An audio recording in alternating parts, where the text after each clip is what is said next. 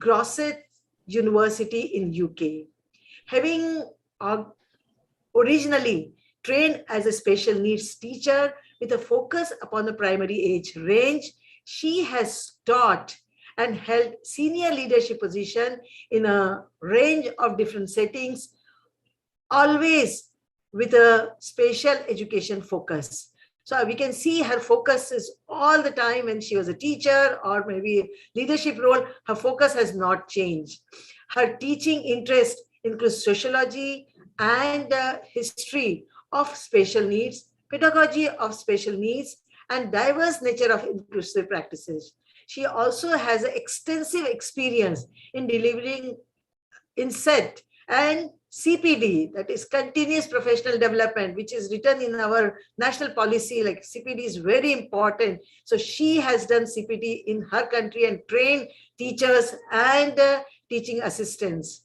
She has delivered training locally, nationally, and internationally. And the best part is, in 2019 international conference, she was here in the special education department. So we can see her love for this department and love for Dr. Bhan. So thank you so much, all the way joining from UK. So now ball is your court. Thank you very much. So now we find out whether my wonderful introduction also matches my technology skills. So let's try and see if I can now share a screen. But first of all, I've also had the pleasure of joining you for some of these previous days. And as always, I've found the conversations, the interaction very meaningful and inspiring. And one of the conversations I had the pleasure of joining was, we talked about this idea of being future warriors.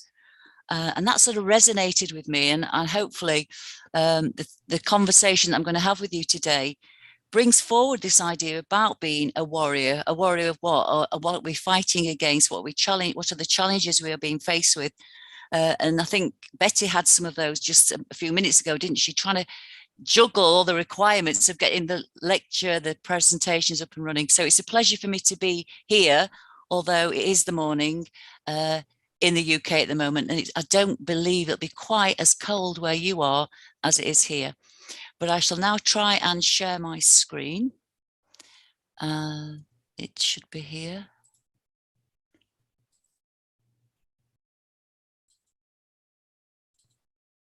Okay, so is that okay? Can everybody see that? Yes, it's clear. Okay, thumbs up. Okay, so when Sujata invited me to come to the conference and offer an idea, there were several research projects I'm currently involved with, which we debated which one would be the most appropriate for this presentation.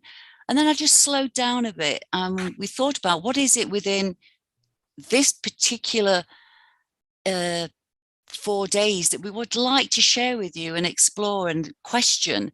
And we keep coming back to the changing circumstances that we're facing globally and locally, of course, in relation to COVID. So what I'm hoping to do with you today is just raise some ideas and thoughts that I have based upon previous research and some of that which I've been undertaking in the last few months around COVID. So I'm going to talk to you around my understanding of what some of the challenges are that we face as teachers, that we face in a leadership role, whatever our role is as educators, and why these challenges then become pressures and become stressors. And what can we do about this? What are the resources that we hold individually? And we're constantly being faced by external expectations and pressures of being something else, being better than, to the point that I think most of us, whether we're current or future warriors, often are faced with this sort of feeling of being, an imposter syndrome, that are we good enough? And I think during COVID, we've been challenged increasingly to prove our worth as educators, to fulfill our obligations to the children that we're working with and to the colleagues that we're supporting or leading. So it's with this intent in mind, I would like to just talk to you and express some ideas and take some questions and a conversation at the end for about the next 30 minutes. If you want me to cut the time down, I'll see how I do to stay on schedule. Okay, so what's the research context really that I'm coming from? Well, as I was introduced, you'd realise that I have many years of working in special education, both in mainstream settings and within discrete special schools. And we know that teaching is rewarding, or we wouldn't stay within it. We get a lot of joy from working with children and finding that little eureka moment when something that we've been going over and over and over again for a number of days or weeks suddenly clicks with those children. And that's what keeps us motivated. It drives us to create change and to enable children to fulfill their full potential. However, in that journey towards that eureka moment, we find that we're faced with a number of different demands that we possibly hadn't encountered, whether that be working with a colleague in the classroom, whether that be working with the parents of the child, whether that's making that balance between what we would like to achieve in the learning journey and that which the school or external environments are asking of us. And within that journey, we are also sort of trying to balance out our own story, our own narrative. And what Voidianov in 2005 talked about, this boundary spanning. We're trying to identify our own role as both a teacher, as a professional friend, and all of these issues can create conflict for us as to knowing which role we should fulfill at certain points of the day, certain points of the week. So in a morning point, we start out, we might be being a parent, then we transition into be a teacher, then we might be transitioning to be a leader, back into being a teacher, back to being a parent, to be dealing with a mobile phone. Our lives are not neatly compartmentalized. They are interrelated. And yet we are expected to maintain a professional voice and presence whenever in the classroom. And that means leaving some of our identity at the classroom door and assuming another identity when we go to be a teacher. And that creates conflict. And the idea is that we can divorce these different identities and the different roles that we have. Yet we know that in reality, it's not as easy as that. We are who we are as a person, and we bring all these different identities into the classroom, which can then be pressurized, can cause conflict in how we move forward. And one of the key things around our role as being a teacher is the values which we hold, and they're based upon our interactions, our own stories. So we're learning to make sense of who we are in the environment where we are working. And that environment, as we know, has been particularly challenged over the last few months, or might be years for your own story. And I just wanted to just pause a moment to realize what we are actually trying to make sense of as we try to make sense, if we can, of COVID and what it means for us. And I've just brought to you three examples of other research which has been undertaken over the last couple of years. And it recognizes this global challenge that we're trying to navigate our way around while we continue to fulfill our expectations of self as being a teacher. And we're recognizing the research from Boise and Okorondo, if I've mispronounced it, please accept my apologies, but the research from South Africa highlights the impact upon children within this particular challenging time, and talks about the challenges around human rights, the rights of the child, the entitlement of the child, and are we in danger of losing sight of these particular goals while we try to make sure that health and other facilities are being maintained. So this educational responsibility for safeguarding our children is something which has been a particular problem, not only in Africa, but globally. And certainly we've experienced it within the UK. I'm just wondering, Turu, would you prefer me to slow down a little? Are you okay? Shall I carry on at the same pace? Yes, Good. it's fine. It's fine. Thank you. So Dr. Sonawat, I interrupted. Is that okay? I shouldn't have. You are the chair. I think a little slow down. Okay. Yeah. I was thinking about the time, and I get a bit carried away with what I want to talk about. There are 97 participants. Slow down.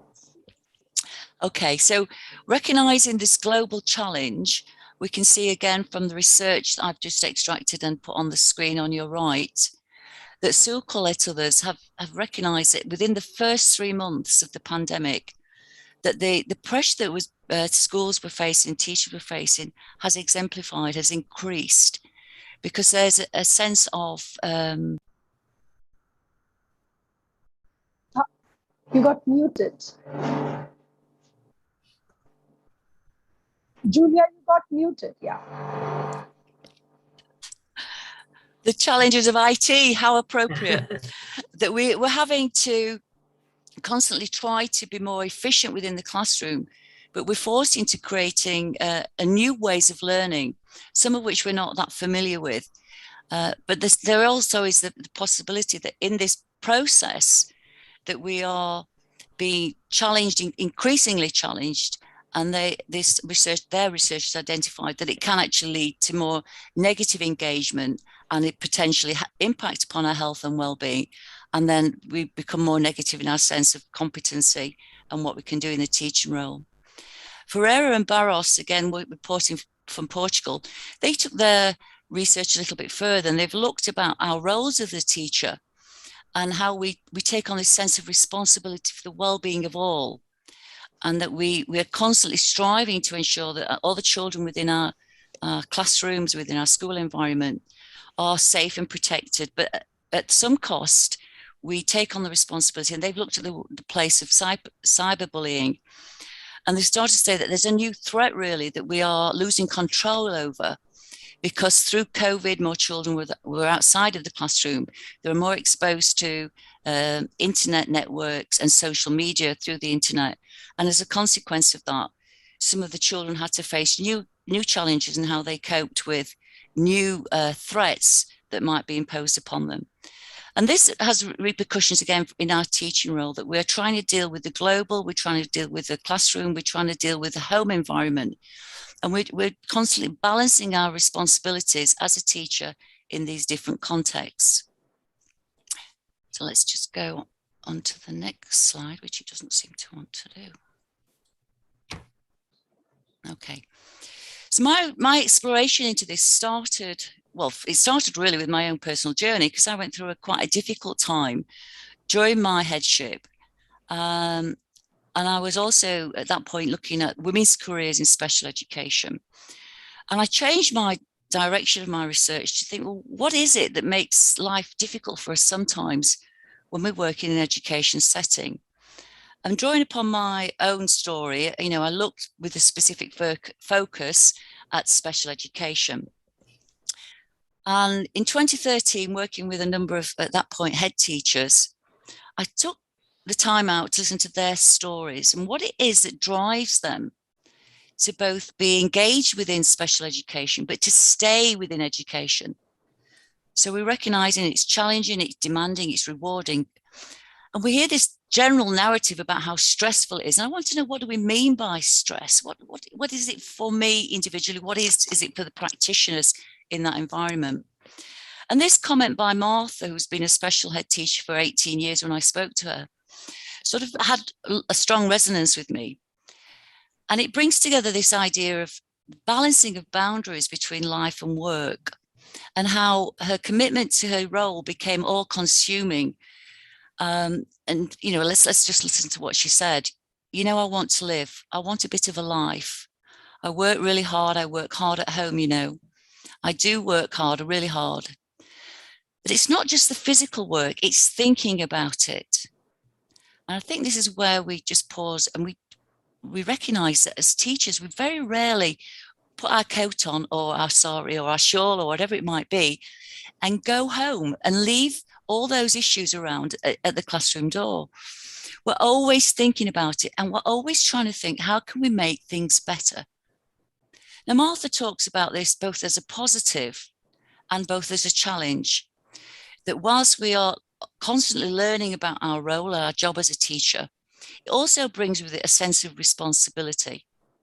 And the idea that we're always having to think about things, trying to improve the expectations that we have of ourselves and those with which we work. And then moving on to some research which I've undertaken in this last year, I've been working with practitioners, and in England we have a role called a special needs coordinator. So every school has an individual person with a responsibility to coordinate the provision for children who are not learning at the same pace as those which we would expect. And a special needs coordinator can be based in a special school or in a primary or secondary education mainstream school. And I wanted to know what their skills base were or are, and how they gain those skills and their confidence to be effective in coordinating provision and practice.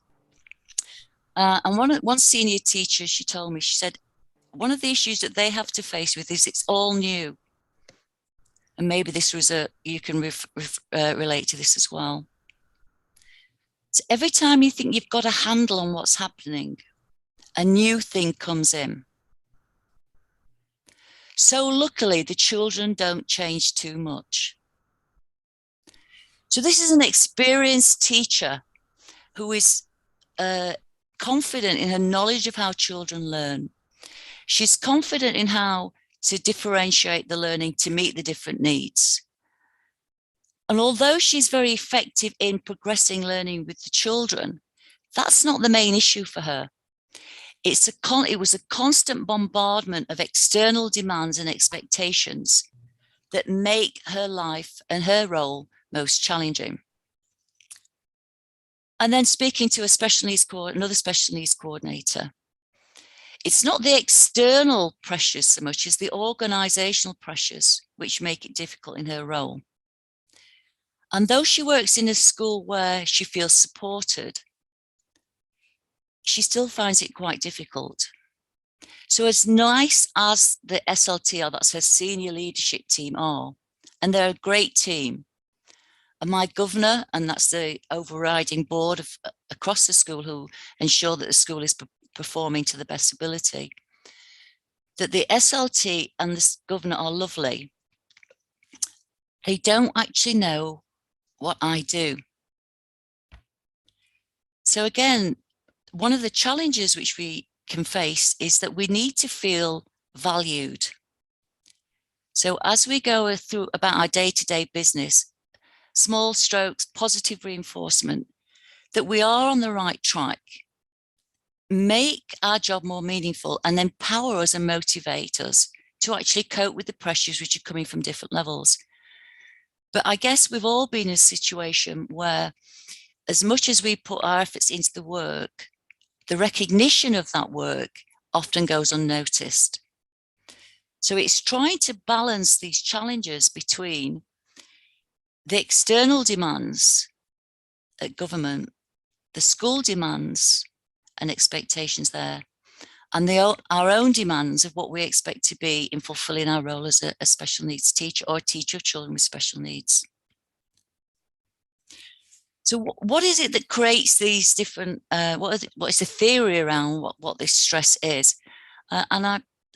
We need to just pause a moment and recognize that stress really is a phrase from it's an engineering term that came from being able to carry a heavy load, being able to carry the demands and the burdens that are put upon us. And we use the word stress, and it's become part of our everyday dialogue and language. And certainly in the last 5 years, maybe it's because I've been researching it, because I've got more curious about it, but it seems to be in everyday language. Children are stressed. Your partner's stressed. My dog is stressed. You know, go to a vet. Oh, it's because you're stressed. And there's a part of this that we need to challenge really about, is it acceptable that we use it with the same shared meaning and that it has the same intention and an impact upon each individual who is going through these processes? So what do we mean by stress? And the original sort of thoughts around stress came from the work of Cannon, and you might be familiar with his work, when he talked about fight or flight, this immediate response, a psychological, a physiological response to dealing with the pressures that we hadn't anticipated. And that's a key word really, the difference between anticipated pressures and those which are unanticipated. And our stress levels, if we want to accept this as a definition, that stress is increased when we have to deal more with the unexpected than we do when we're dealing with the anticipated or expected demands. So we know that teaching is demanding. We can balance those anticipated demands. But if we are faced with situations where something arises which we hadn't anticipated, then potentially what we see as stress, our stress levels rise. So Sale's work then followed on from Cannon, but I'm going to just defer him and talk about Sale in a moment, because there's been a debate between different researchers as to what we mean by stress. And predominantly when we're talking about stress, or we see it talked about in the media, or you do a self-help quiz in a magazine, because if I do this magazine quiz, I'll suddenly be perfect and everything, my world will be all right. But Lazarus and Folkman, they're American psychologists, and they explored this concept of internalized stress from a psychological perspective. And that a stressor is something which is either an internal or external demand, something that we hadn't anticipated, that puts a drain upon the normal coping resources we have available. And that when we go through a process of dealing with an unanticipated stress, we go through a process of appraisal. So our primary default is to call upon those resources, those strategies we've used to cope before. And then we can say, well, yes, this is okay. I can interpret this situation. I understand what's happening here. And I know I've dealt with it before, so I can deal with it now. And these set of strategies which we use, these coping resources, they call them, are based upon our personal narratives, our personal history, what we've dealt with, what life has thrown at us and how we've got over those. And we start to see those attributes as competencies. We can talk about this in terms of emotional literacy, in terms of emotional intelligence. But our coping resources are such that we use these competencies to try to minimize the impact of this new situation that we're encountering. On a secondary appraisal, we might come across a situation that we haven't encountered before. And so we are forced to call upon new resources which we haven't had to deploy. And that is what causes the stress. That we're in an unfamiliar situation and we're having to look for new resources to come up with solutions. And Lazarus and Folkman define these resources for coping in terms of two different frameworks. And I'll talk about these in a moment, and I'll talk about them as slowly, but as clearly, but as timely as I can. They talk about them in terms of emotion or problem-focused coping. Again, I'll come on to those in a moment. If we don't have these resources to hand, then what happens is that we don't remove the situation, the pressure increases, our strategies are diminished, and it has a long-term or greater long-term impact upon our health and mental well-being. So this is how Lazarus and Folkman talk about stress. So in their conversational exploration, sort of around the 1970s through to the early part of this century, there's been a lot of exploration of stress. And Sale, as I said, who was one of the original explorers, protagonists of what stress is, talked about it in terms of as a physiological response, different to and separate to that of being a psychological response. So he talked more about stress as that has been from the flight mode. So we would avoid situations that were going to be confrontational based upon different levels of adrenaline and different psychological heartbeat rates, feeling sick, feeling nervous, anticipation. So we would avoid a situation or deal with the situation by not engaging with it instead of trying to cope with it in that, well, a coping strategy would be to walk away from. And that again is a valid coping strategy. But Sale then started to get in this conversation. This is my imagination going here, but in the debate with Lazarus and Folkman. And what we saw a transition from the idea of stress being something negative. And I think we need to hold on to that. That Sale then sort of transitioned into this idea of not that stress has been something which is debilitating, which can lead us into a sense of self, low worth, etc. But he talks about it as being eustress. And I love this idea that we can have that stress can lead to positive outcomes. So when we're faced with something which we're not familiar with, instead of it being our default to take flight, we learn to use our coping strategies to use that stress to be motivational.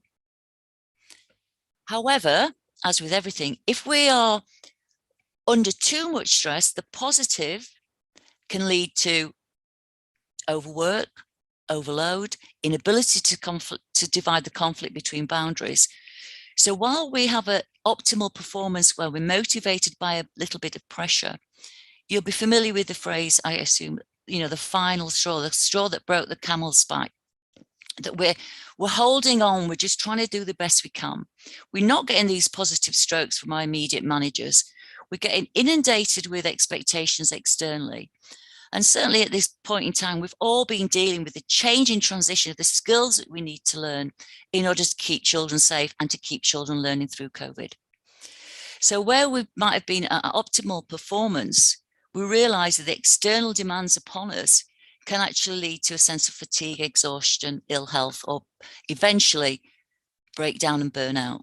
And burnout I explain here as that where we've been through a process of stress and all our coping strategies have been explored.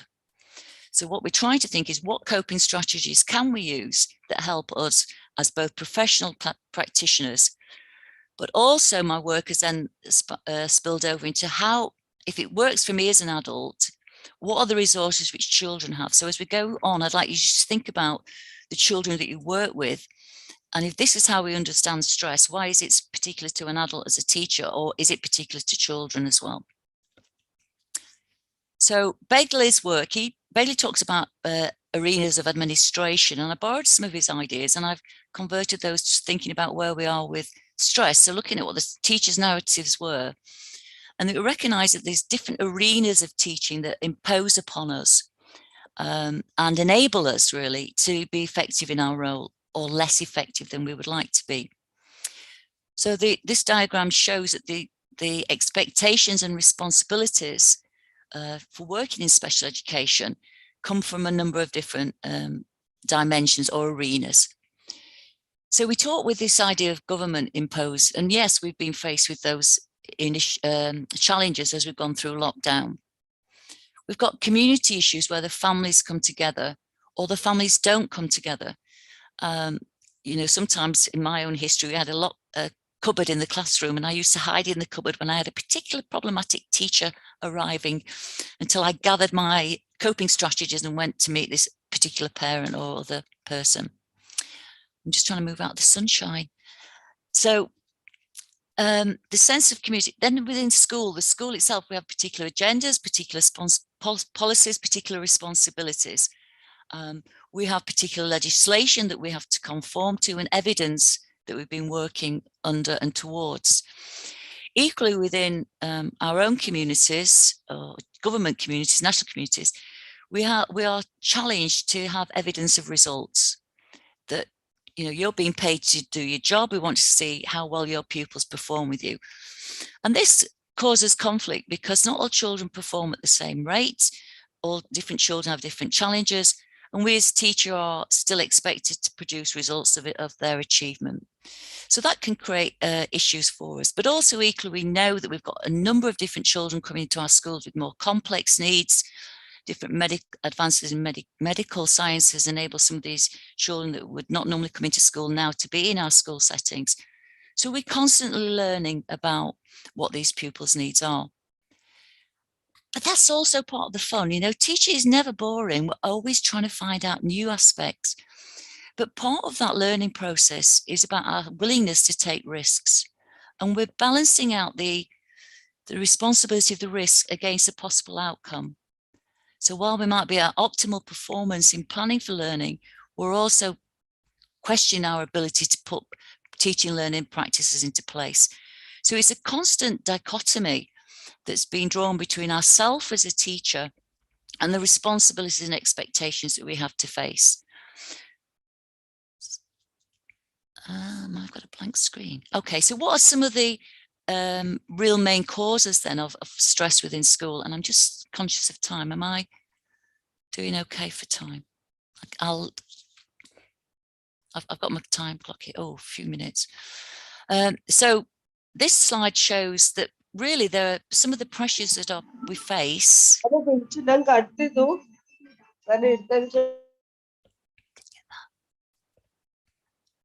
I didn't get that. 5 minutes, 10 minutes? Somebody telling me the time? You have 5 minutes. 5 minutes, 5 minutes, 5 minutes, 5 minutes. Okay, let's move on then. So this slide shows that really what we've found with the causes of pressures can be the same in different jobs. Whether you're working in mainstream, whether you're working as a social care worker, whether you're working as a senior manager of Amazon or whatever it might be. But there are similar causes of pressure across different roles. But it's the corner in the bottom that I'd like you to look at really, because these were pressures which were exclusive really to special education and practitioners who are working with children who are atypical in their development. So it was understanding the complexity of pupils' needs. It was trying to make a challenge between the social construction and the categorization of needs. And then there was this focus upon academic achievement and the curriculum that should be offered. So we recognize that stresses within any education setting can be comparable, but when we're working with children with special education needs, the rewards, but the pressures are slightly different as well. And then I started to look at this, and I've misspelled his name, but how do we cope with these different pressures? So we've taken on the idea of Lazarus and Folkman, and they talked about problem-focused and emotion-focused coping strategies. So again, these are culturally bound. Some teachers would talk to me about the fact that if they could just go and sit in the car and have a good cry, then that made it better to go back into the classroom. So that emotion focus. Some would go in the cupboard and have a good scream and then go back out into the classroom. Some would say that they wanted another person to talk to, but it couldn't be the husband because they didn't understand education and they tried to fix it, but they didn't want to be fixed. They just wanted to be listened to. So the person that we're talking to is also an important part. Our network of support is an important part of our coping, that we have to find the right person at the right time to help us to deal, whether it's a big screaming event, venting, exercise came up as a real positive for coping. But into all of these ideas that the teachers were sharing with me, how they coped, one of the things that was really quite pertinent to me and it brings in another dimension is that it's not about the problem within us. And I think that's where it lies. If we're faced with a challenge, we draw upon our self or sense of failure, this imposter syndrome, that we can't deal with all the different roles we have to ascribe to. And so that wasn't good enough for me. I didn't think that was the right thing. You know, sometimes we're in a situation, I think we have to be responsive to circumstances that are outside our control, outside our own coping strategies. And so I brought together this work of Peeling, it's only got one eye, by the way, and talks about this situation focus. And this situation focused approach is specific and really highlighted as we've gone through COVID, that it's sometimes the issues we're coping with are time specific. It's about the transaction we have within the environment that we are in. And it's about our cognitive appraisal of how I can deal with the situation. But most importantly, it's about the interpersonal skills we have.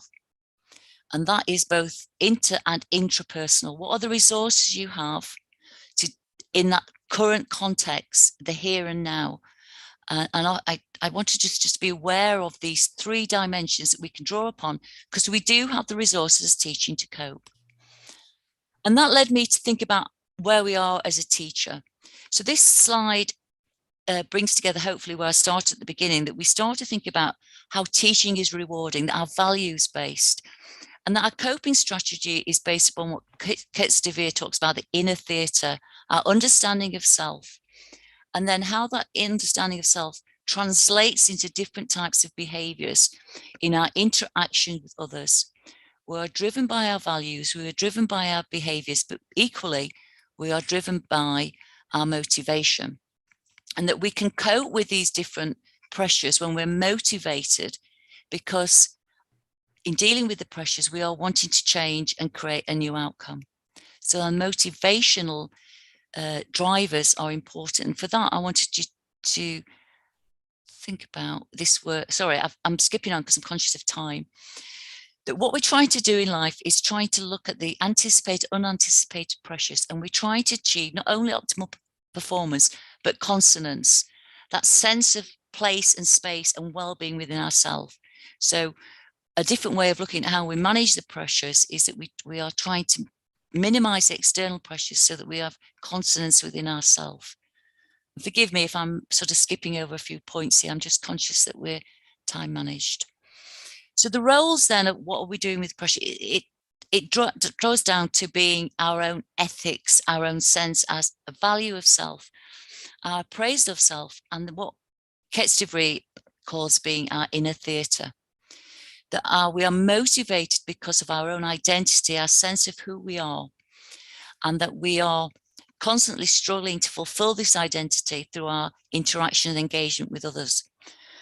When we feel some discord with that, this is what causes the pressure, because our goals for the children that we work with are sometimes interrupted, and that causes the greatest amount of stress. That when we've been motivated in our role to lead children in a particular direction, when situational pressures throw that off balance, that's when we have to draw upon our most coping strategies, because we have to be adaptive, we have to be responsive. And that is sometimes adaptive and responsive to unexpected pressures. And this draws upon the work of Decky and Ryan. And I think I've got a couple more slides and then I'm done.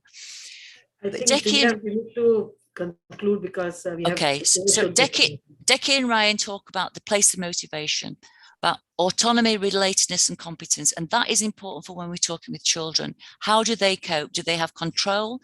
Can they relate to the goals that we're trying to strive for? And are we capable of achieving those? During COVID, I think our sense of autonomy has been completely reversed and our sense of competence has been questioned. One of the latest things then that we were doing over the last summer, I was working with a group of psychologists and teachers, and we've used our ideas about coping and strategy and resilience, and we've developed a toolkit for schools.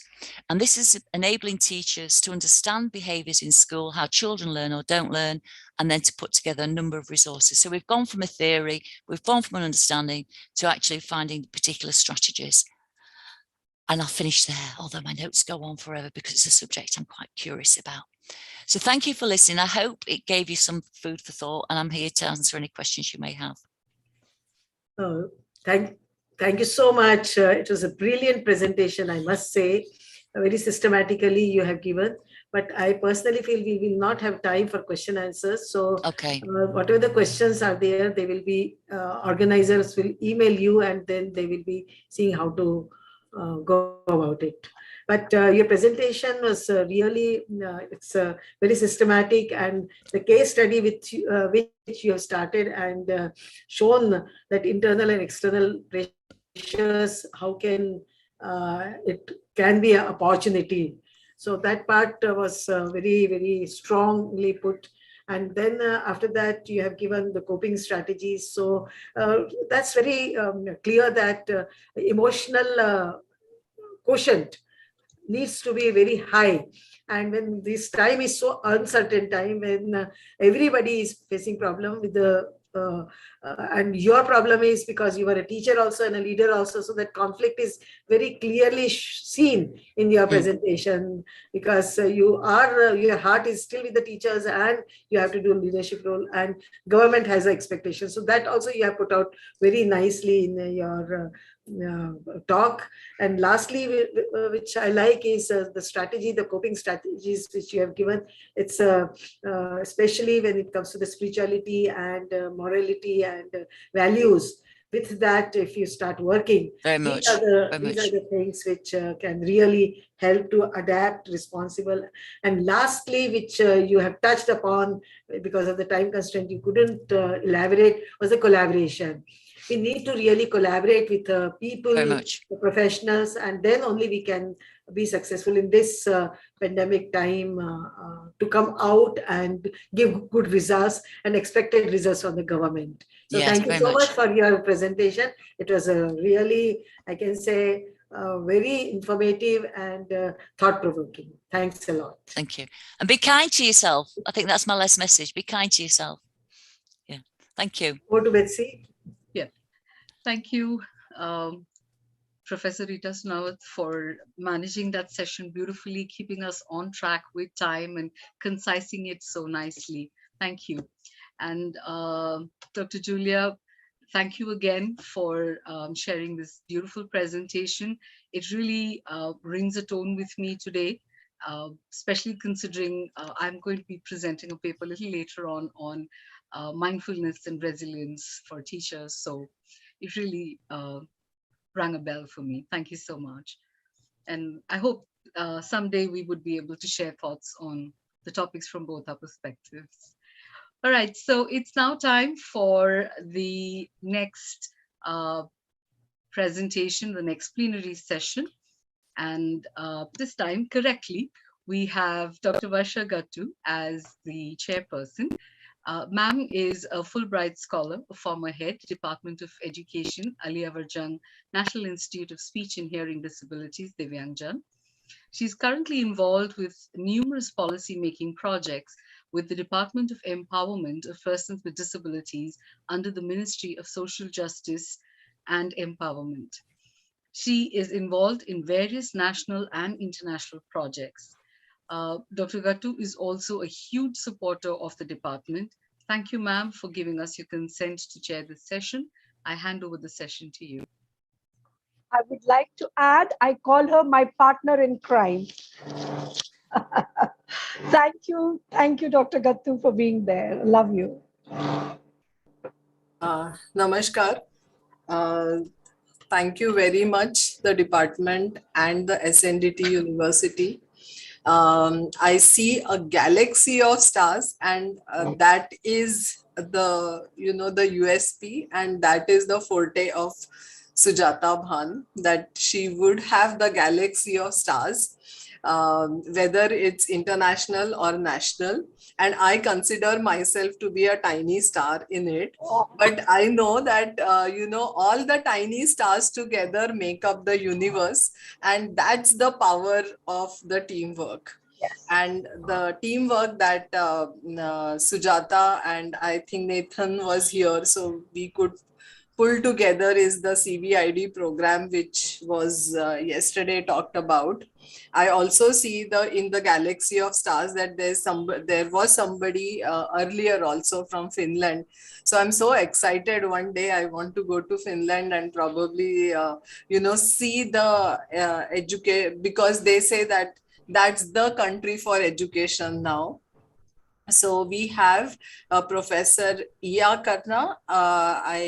Excuse me if I'm not pronouncing it correctly, but I did check it out from the Google how you pronounce it. And Karna, in Indian thing, is the person who is focused in his work. So I say that as this thing for you also, because when I read through your bio sketch provided to me, I see a lot of commonalities probably in our interests. You hold a PhD in special education from. I was checking for the year because I was in Syracuse. So, but the year didn't match. Your proven leadership in inclusive education is something which I'm sure that Sujata would have been passionate about, the practices in inclusive education. IA has 5 major research projects.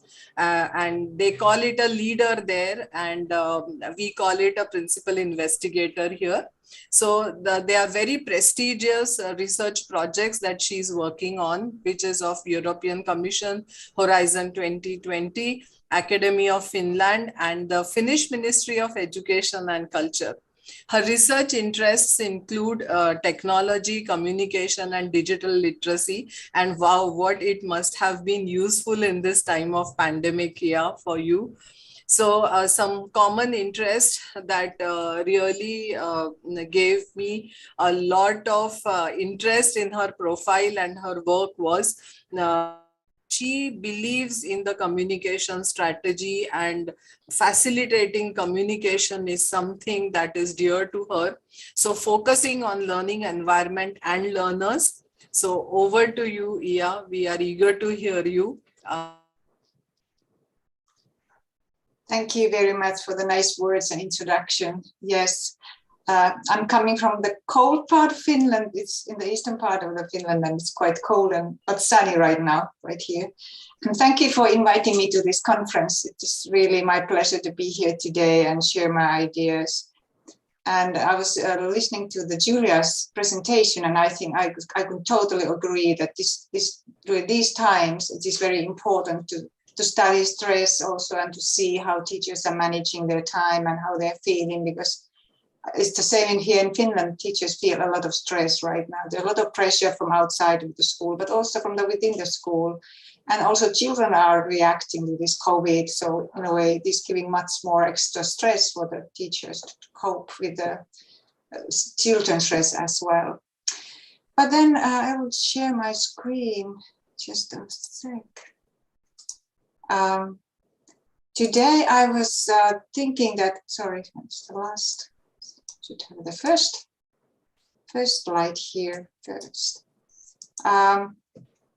I thought that most of you know something about Finnish school system, but you maybe know less about the special education system within our school system, because to me it is the kind of less visible structure that gives the kind of the overall support for the school system. And therefore I wanted to show what kind of things we are doing in order to support all children in our school. And I'm introducing some of the key principles of Finnish educational policy. And then, of course, this three-tiered support system, which is like the basic kind of structure that we use to provide support for all children in our school system. And I talk a little bit about the assessment process in our support system. And then also some information, statistical information about the inclusive education in Finnish and school Finnish and European context. So are we really inclusive or not? I will give an answer to that later during my presentation. And then I have some concluding remarks. So first, some key principles. Well-being, one of the maybe the best, let's say, principles that we have in our system. We think that we invest a lot of money in our citizens and also children's well-being. And we think that education is one of the key actors, or let's say key element in our society that gives also well-being to children, but also to the families if we educate the children well. And of course, we also think that the best way to increase the welfare and the well-being of children is to provide high quality to all children. And in fact, also our constitution says quite clearly that all people should have the equal opportunity to receive education according to their abilities and special needs. And I think this is kind of sentence that sort of summarizes very well what we try to do in Finland, in the Finnish school system. We try to apply this particular principle very much. And then there's another very important principle. This is autonomy, which means that we, of course, have a kind of legislation that is giving the general framework for the school system. But at the same time, municipalities and schools have very much freedom to develop their own local curriculums, which again, it gives a lot of autonomy for the local actors to sort of adjust the curriculum according to the needs of the children, but also according to the circumstances in that area. And maybe this is even more important, is that in our school system, teachers have a pedagogical freedom to organize instruction and support the educational settings. I mean, there's no regulations how to organize the education, how to provide support, no, but very little this kind of very precise instructions. And also, which is made very typical in our system, educational system, is that the evaluation procedures in Finland are much less centralized than in many other countries. We, for example, have no government system to sort of follow up how schools are doing, but they are teachers and municipalities that are sort of doing the self-evaluation constantly. So because we rely on education providers and we rely on teachers, we think that they are the best experts to provide the education, but also to evaluate how they are doing. So therefore, the methods that are used for this kind of quality assurance are quite free for teachers and municipalities. And of course, how frequently it is done also, it is up to the municipalities and schools and teachers. So in that sense, our system is very flexible, and also teachers have a lot of autonomy. And then a very important principle is this prevention and early identification. And our special education system is actually based particularly on this particular principle. And there are things that are sort of guiding this implementation of this principle. The Basic Education Act actually states very clearly that the student has right to receive the adequate support for the learning as soon as the support needs are sort of visible. Also, another important principle related to this prevention and early identification is that we try to provide the support based on the strengths and needs of the children. So earlier, maybe we focused more on needs, but nowadays we are very much focusing on strengths, and we stress this kind of strengths-based education for all children. Also, special attention is put to the accessibility of learning and the prevention of early identification of learning difficulties. So therefore, the support system that I'm going to introduce later is trying to find out those children who need support in a very early age and try to support them throughout the school years. And in our school system, the school begins when children are 7 and it continues now until they are 18. Our legislation just changed last year. Earlier, the compulsory education ended at the age of 16, but now it is until 18. And the provisional support is also very flexible, which also gives a lot of freedom for the teachers and schools to provide the support the way it is good for the children and for the school system in that area. And also the purpose of the support is to prevent the exclusion, so that everyone who is sort of finishing the basic education and the secondary education are able to maybe go to the work life. We are not completely successful in this goal, but we are really working on it very hard. And then this inclusion, what do we mean by that? Actually, it is our official educational policy. It's stated very clearly in the legislation. And we have actually ratified over 40 declarations and conventions regarding inclusive education. So therefore, at least the legislation is based on a lot of these kind of international declarations and conventions. And of course, the most important ones are the Salamanca Statement and also the Convention of the Rights of the Person with Disabilities. That was enacted in 2006, but Finland ratified it 10 years later because we had to do a lot of changes in our legislation so that we can ratify this convention. And also it's stated very clear in a legislation in the Basic Education Act that support is given primarily in the student's own teaching group and in a school which is very nearby, unless the student's interest requires the transfer to another teaching group or school. And this later part, or the last part of the sentence actually is this part that actually is not inclusive. And therefore, we still have special schools, we have special classrooms. And there are still a lot of students studying in those settings that are not fully inclusive. And about the inclusion, the identification of the progress of the students' learning is done constantly and is constantly assessed.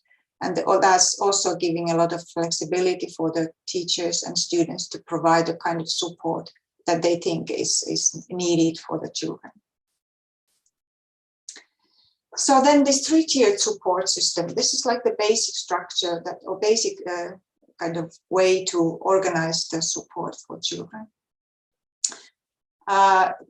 In 2011, we actually changed our legislation. Before that, we have special education and general education, but after that, we just talk about education for all.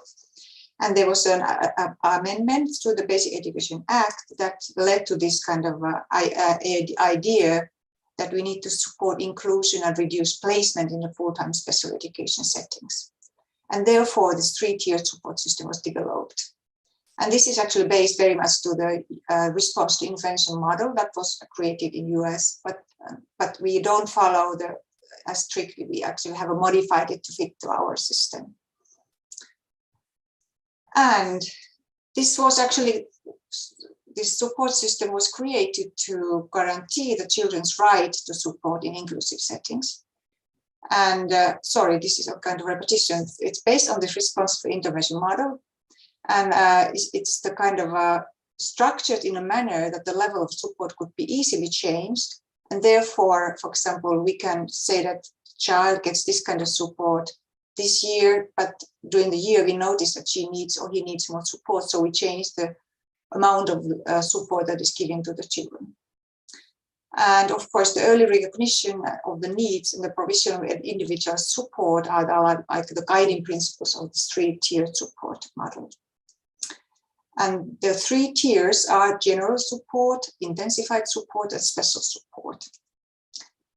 So this is the kind of triangle that sort of shows how the support is increasing if the child's needs are, if we think that child needs this more intensified support. And there's some kind of official procedures in between these different levels of the support system. So I'm going to talk about them a little bit now. First, about this assessment process, how we actually provide this support. The general support is available for all children. And we think that if we are providing good quality basic education, then it is supporting already a lot of students. Identification of the need of the support is done by teachers, part-time special education teachers, and parents. So it's any of these partners can sort of indicate, well, this child needs a little bit more support. And these part-time special education teachers, they are really like the kind of very, very strong element in our support systems, because in every school there's one part-time special education teacher that is sort of helping teachers and students to organize this support. And in fact, this kind of support is given to all children. There's no diagnosis needed, but any child can get support from this part-time special education teacher. And teachers, in collaboration with the part-time special education teacher, usually make the plan how to support with children with special educational needs. So it can be done already in a general support. We don't necessarily need to go to the next level of the support system. So what is this part-time special education? The focus is typically on learning difficulties. So if we see that, for example, the first grader has difficulties to start to learn to read and write, so we provide this part-time special education maybe for the child for a certain period of time. Also nowadays we need more support for those children who have social and emotional problems, and also speech problems. And this is maybe not very typical characteristics in some other school system, that also our teachers are speech teachers. So there's actually teaching, for example, if a child has some articulation problems and so forth. And support is given either individually or in small groups or by using this kind of team teaching model. And nowadays, this team teaching model is getting more and more popular. We think that it's easier for the teachers to go work together and provide the support jointly rather than just take children apart, sort of pull off from the classroom and provide support somewhere in a different place. And the support is given usually once a week or twice a week for a student or a student group, and lasts as long as the student needs, the child needs. Sometimes it's some weeks, sometimes it's years, as long as the child needs this kind of support. And again, this kind of continuous evaluation is done. And then if it's usually in the beginning of the year and at the end of the school year that this kind of more thorough evaluation is done, whether this general support is enough for the child or if there's need for more extensive support. There are some standardized national screening tests that are used, but we don't have this kind of standardized national test at all in general in our school system. But for screening these difficulties that the child might have, then we have some screening tests that the part-time special education teachers can use.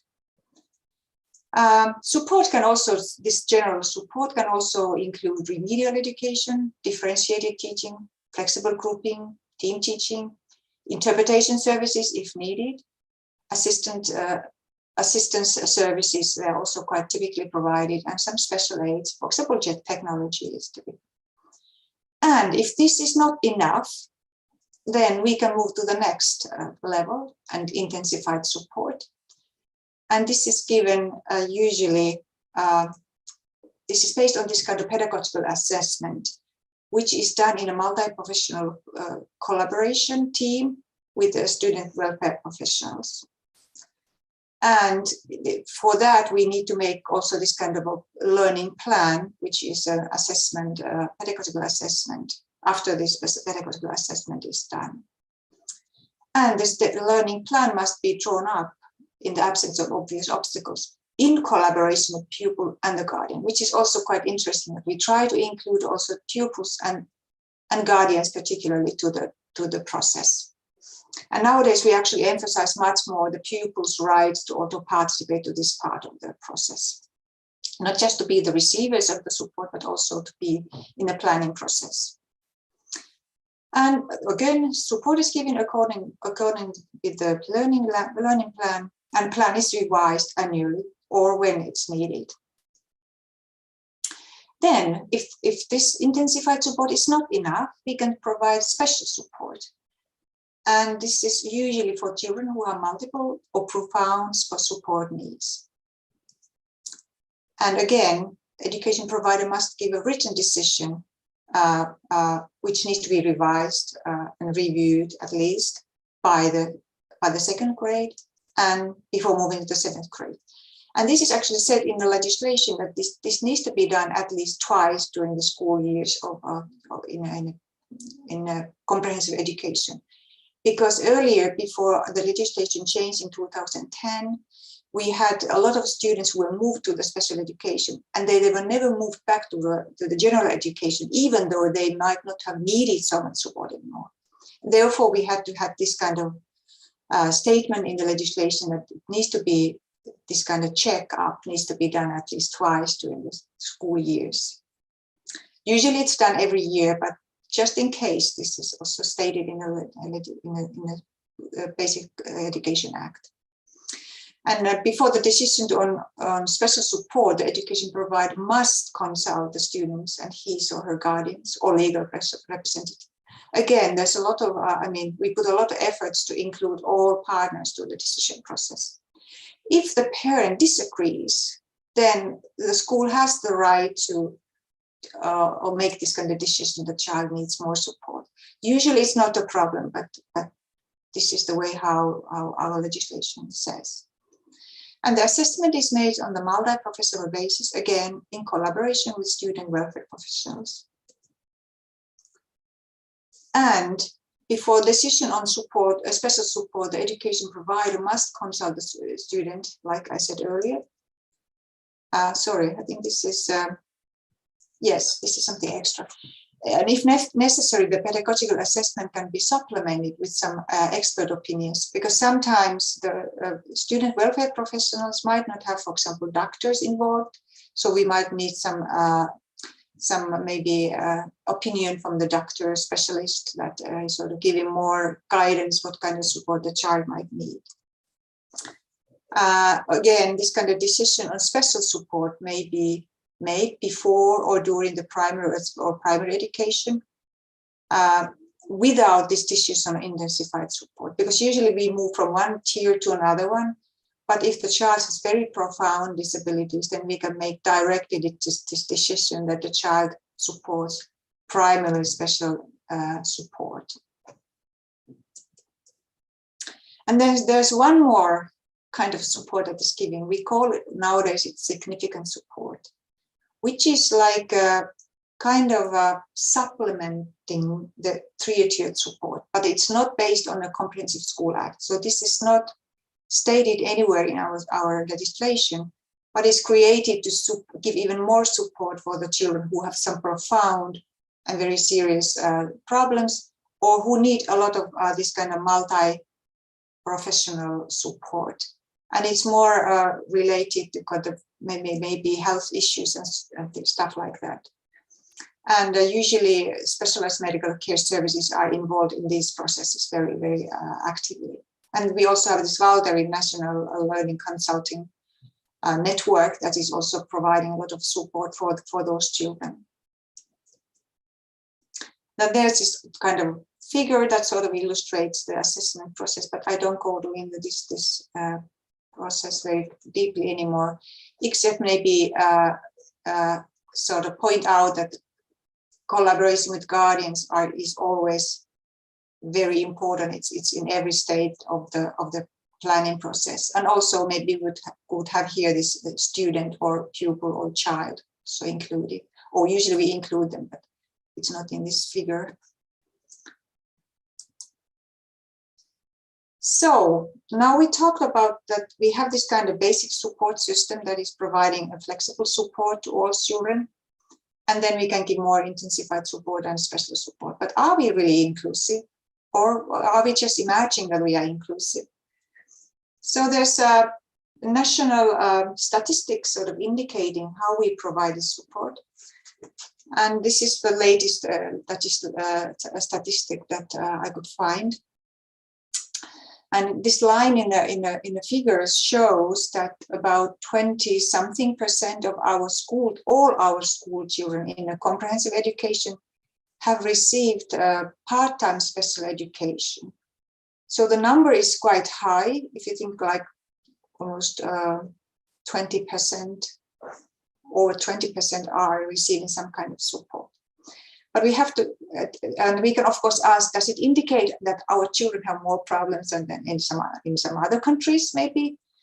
Well, I would say no. It actually just indicates that because we have this kind of quite nicely structured part-time special education support system, all part-time special education teachers are working in every school, it means that children really get easily support, and therefore so the number of children is quite high. And most of them don't have any special diagnosis. They just maybe need some occasional support for their learning. And I feel that this is one of maybe the key messages that I would like to say, that if this kind of very flexible support is available in a school system, many of the children are able to really study just with the general support, because there is this extra support from the part-time special education teacher that might be just enough for the child. So we don't need to have more extensive and sort of heavily structured system to support the children. However, if we look at this figure, we see it kind of differently now. These blue bars indicate here the number of children who have been in the special education before 2010, and those who have been now receiving special support after 2010. And we see that the number of children in special schools and special classrooms increased until 2010. And that was one of the reasons why this new act, why the act was changed. And then we saw that actually that the number of children in special schools or special classes reduced a little bit. But now we are back almost to the same amount of children that we had in 2010. This orange bar indicates that this is the number of children receiving intensified support. And you see there's a dramatic increase. Every year there will be more and more students receiving this intensified support. Again, we can ask why this is happening. And we can maybe say that because we have this support system which allows teachers and schools to make these kind of decisions and maybe plan carefully what kind of support the child is needing. Therefore, maybe the number of children seems to be increasing. This is going to be very interesting to follow up in the future. How is it increasing still in the coming years, or are we sort of receiving the kind of amount of support that is optimum for in our school system. Nevertheless, again, because the system is flexible, we can say that maybe some of these children who are receiving intensified support right now can have maybe less needs in the future, and maybe they need less support sometimes later on. So if we think about the number of children in fully inclusive settings, and this is based on this idea that the child with special needs is included to the regular or general education or mainstream education classroom at least 80% of the school of the time when he's or she's in school. And we see that about 30% of the students are fully in general education group. But then we see that about 30% of them are either in special schools, 6.5%, or in special classrooms, which means that they're integrated into regular schools or general schools, mainstream schools, but they are still studying mainly in the special classrooms. And about a third of the children are studying partly in general education groups and partly in special education groups. So we can see that we are not really inclusive yet, or our school system is not fully inclusive yet, but we are working towards that. And if we continue to see how the situation is in Europe, and this is about a figure indicating how many children with official decision on special needs, sorry, push back here, who are actually official decision with SEN, who are in inclusive classrooms, we see that here the percentage is it's about a bit higher, because this is based on European way how they collect the information there. This European Agency for Special and Inclusive Education. So Finland is not, compared to some other countries, not doing so well yet.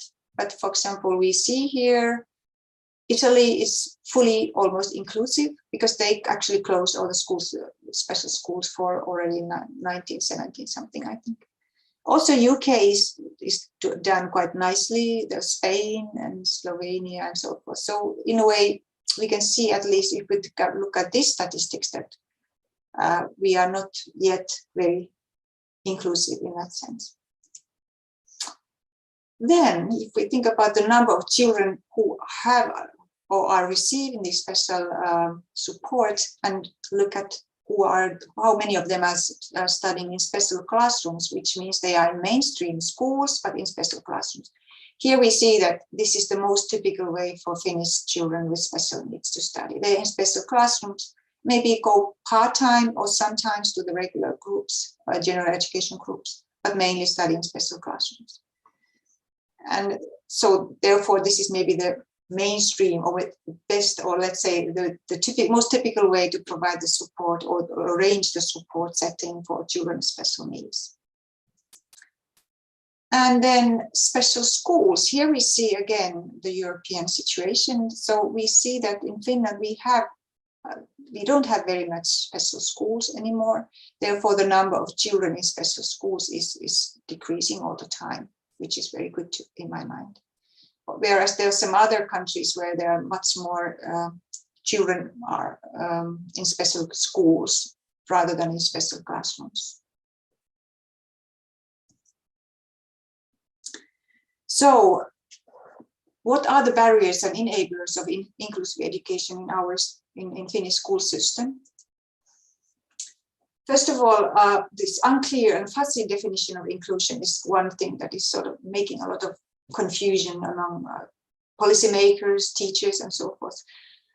We have noticed that people mean very different things when they talk about inclusion or inclusive education, and that is making things very difficult to discuss and also to make decisions.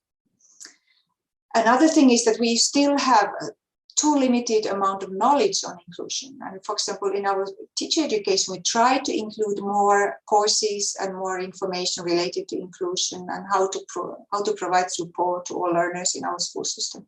Nevertheless, our teacher education, for example, is still lacking a lot of this kind of content that should be there. Also, we have attitudes, beliefs that children with special needs belong to special schools, and that is something that is even sometimes done in social media, and very clear that some of the promoters of special segregated special education are very active there and try to show that special schools are the best ones for children with special needs. So we still need to do a lot of work to change teachers' attitudes, but also the general attitude in our society. Of course, teachers are feeling and schools are feeling that there's a lack of financial and human resources, that because we have all children now included in regular schools, or if we will have all children included into general education, we need more financial and human resources.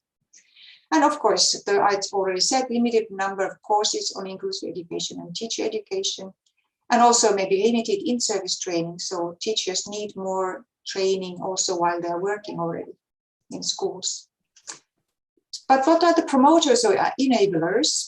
We have a very stable and well-functioning society, which is of course providing the basic structure.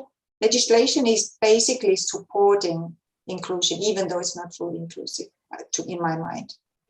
We have a very well-functioning school system and very well-educated teachers. You maybe know that all our teachers have a master's degree education.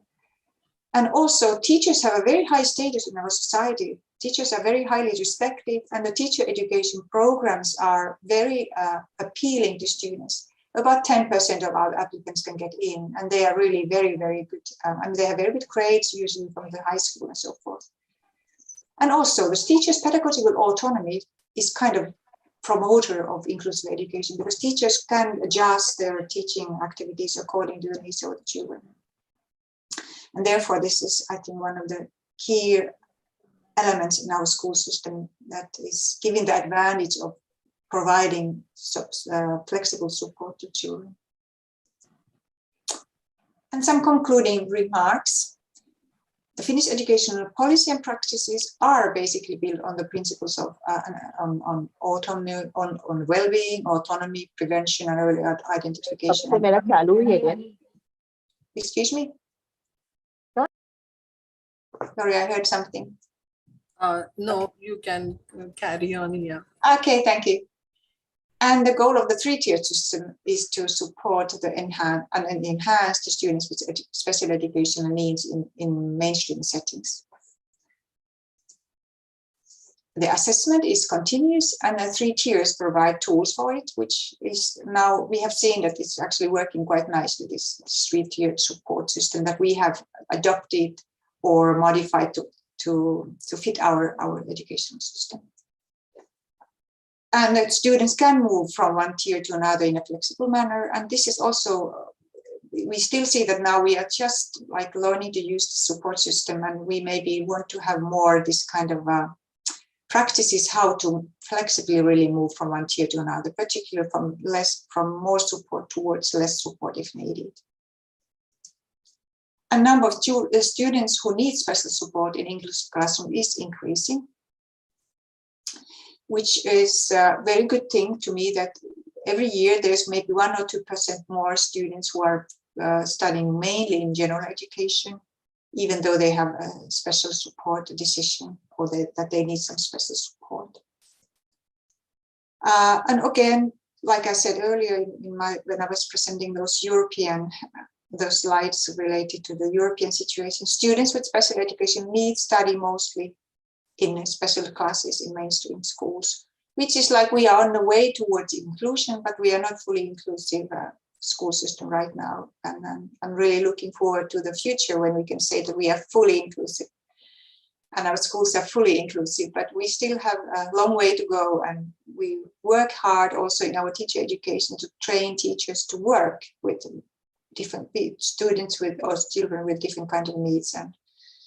But teachers need much more encouragement and much more kind of in-service training and feeling that they are capable of doing it.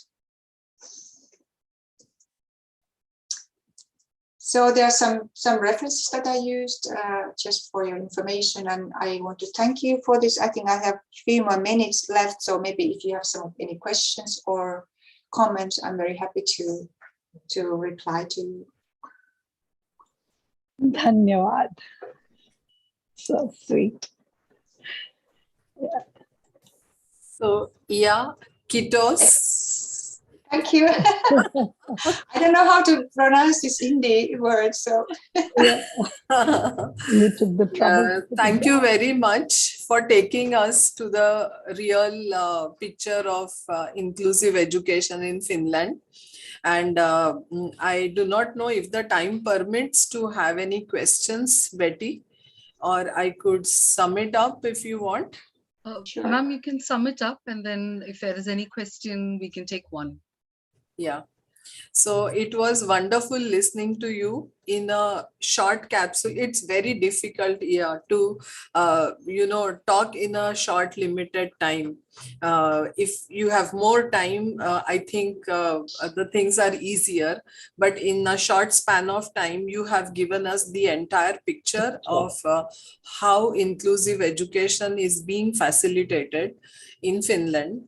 And especially I'm impressed by the three-tiered system that you have given in your government, the policy which the Basic Education Act, which is revised.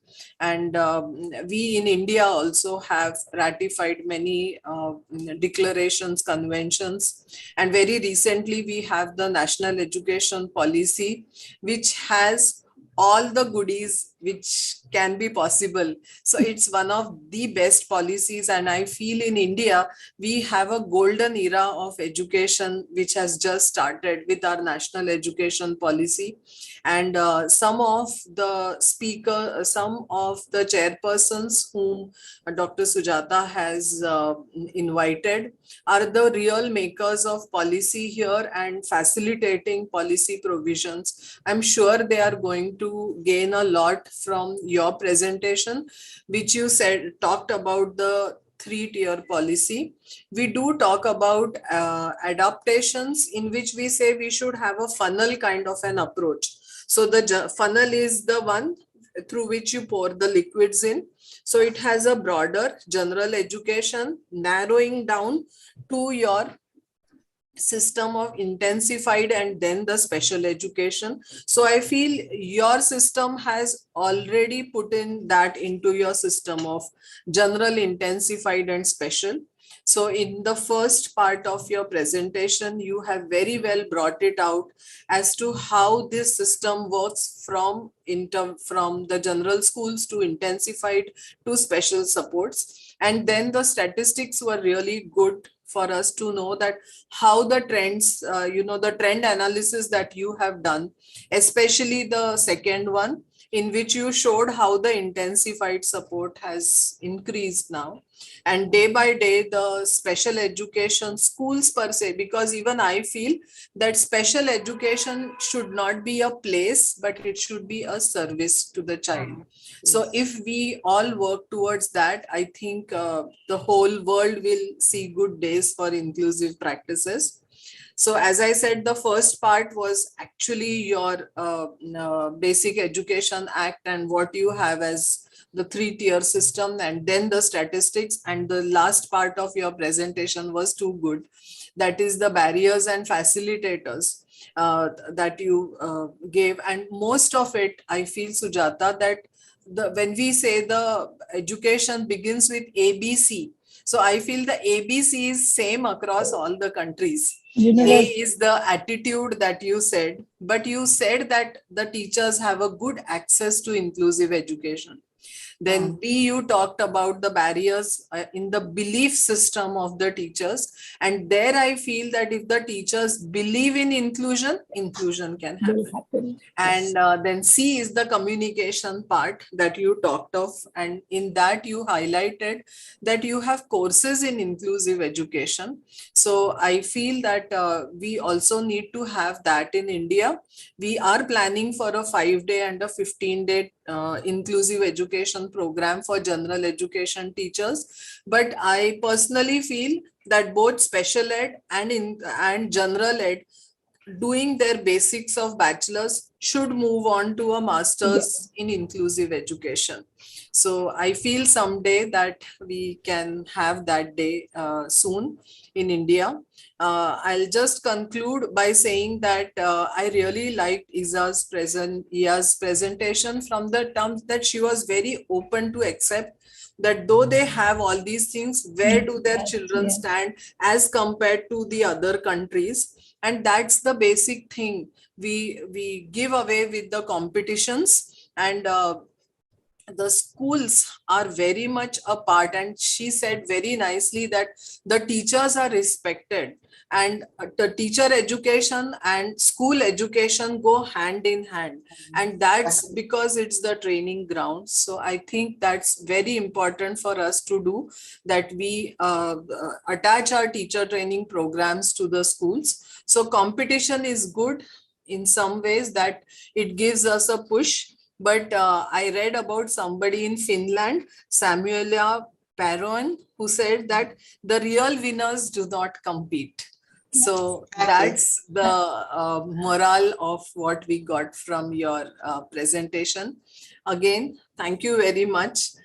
Thank you for being a part of this program. And thank you, Sujata ji, and your team for having me here for this session. Thank you very much. Thank you. Dr. Gattu ma'am, there's one question in the chat if we want to take it very quickly. Yes, there was. Shall I read it out, ma'am? I can give an answer if there's time. There was one question about IEP. IEP. Yes, we actually have this National Agency for Educational Services is providing kind of guideline or framework, what kind of things should be included in IEP. But I didn't go into that. I have another presentation about the kind of content of all these documents that we need to do. But yes, we have kind of framework for the documents, but we can still do them. We can sort of adjust the documents and include things that we think are needed there. So again, we don't have a national guidance, direct guidance, what we need to do, but we can have some framework or guidelines.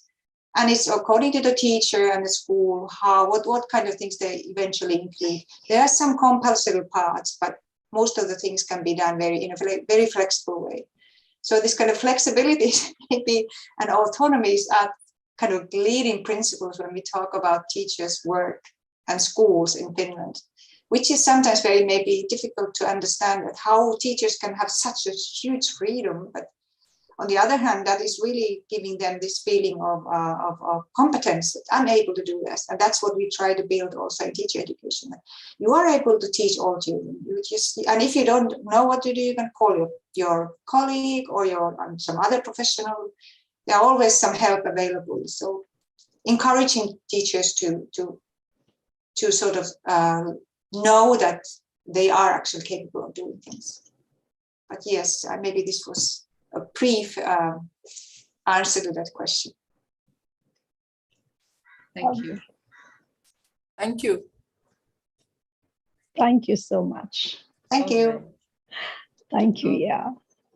Thank you, Professor Gattu, for chairing the session so wonderfully and summing up everything. Like Dr. Mann correctly said, they were the comments of a visionary, and clearly this is what we are looking for and need in the future. Thank you, Dr. Karna, for that very thought-provoking presentation, Tak in Quito. And we'll now switch on our cameras for our customary group photograph. We missed it in the previous session. So I request Professor Rita Sunawat and Dr. Julia Lindley Baker to please switch on their cameras so we make sure that we have a photograph with you too.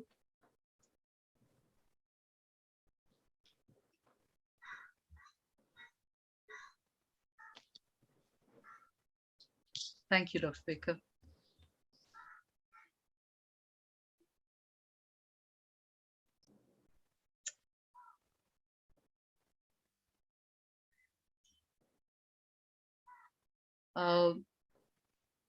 Dr. Varsha, your video is switched off.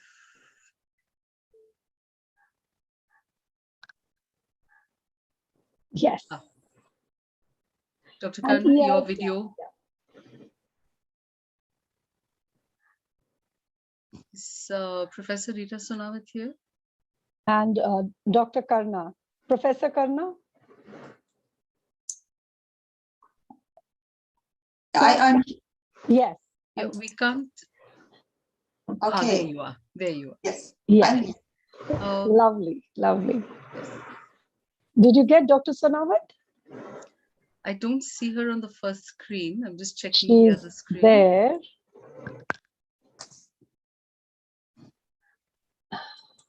Professor Sonawat, ma'am, if you could just say a word and we'll get you on the first screen. Okay, I'm very much there. Oh, lovely. She's been there. She's been there. Thank you so much. So I think we got double dose of Finland, and it has made everything very clear about Clear. Finland. Yes, Now it's only absolutely. short of our going there. Yes, Dr. Sonawat? Yes, absolutely, absolutely. You're all welcome to Finland. Visit anytime. Yes, We just got visitors from Turkey. We are developing their support system based on our system. So that was much, yeah. So we are welcome. We are welcome all. So we visitors. just pray there are no more mutations, no more crons after this. Yes, Yes. praying for good times to come. Thank you so Thank much. you. Thank you so much. A wonderful presentation. Thank you, everyone. Wonderful. The pics are taken. All right. Thank Thank you, Thank everyone. you, Thank you. Yuki. Okay. Thanks. Okay, so now we we head into our final plenary session for this conference. And it's my pleasure to announce the chairperson for today's final session as Dr. Shamla Talvi. Is ma'am here? Yes, very much. Okay, hi. Hi.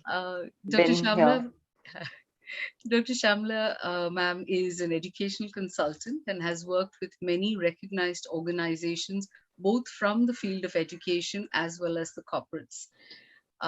Corporates that are connected to the field of education. She has worked with UNICEF and the National Council of Educational Research and Training, NCRT. She is also involved in many policy-making projects at national and international levels. Our very own alumna, we're very, very happy to have you back here with us in the family fold, ma'am. Welcome, and the stage is all yours. Thank you so much, Betty, for, as usual, saying such wonderful things about me. Thank you so much. In fact, good afternoon, a very good afternoon to each and everyone who's here. As Dr. Bhan has been hearing, and I think I need to say it too, the past 3 days have been amazing. And they have showcased such wonderful work. Congratulations, Professor Bhan, and your team, of course, for having organized such. Dr. Dalvi, I think you're hiding yourself. There is something. Am I? Yeah. Can you see me now? No. No, Sit upright and hold your hand, I think, on the side. Okay, can you see me now? Yes, now much better. Now Better? much. Yeah, Yes. because I can't see myself, so I don't know. I can only see Yuki on the screen. So okay. I don't know. Okay, never mind. Anyway, so yeah, thanks so much for having me. And though I think this is the last plenary session, I'm still looking forward as the other participants to hearing a wonderful session.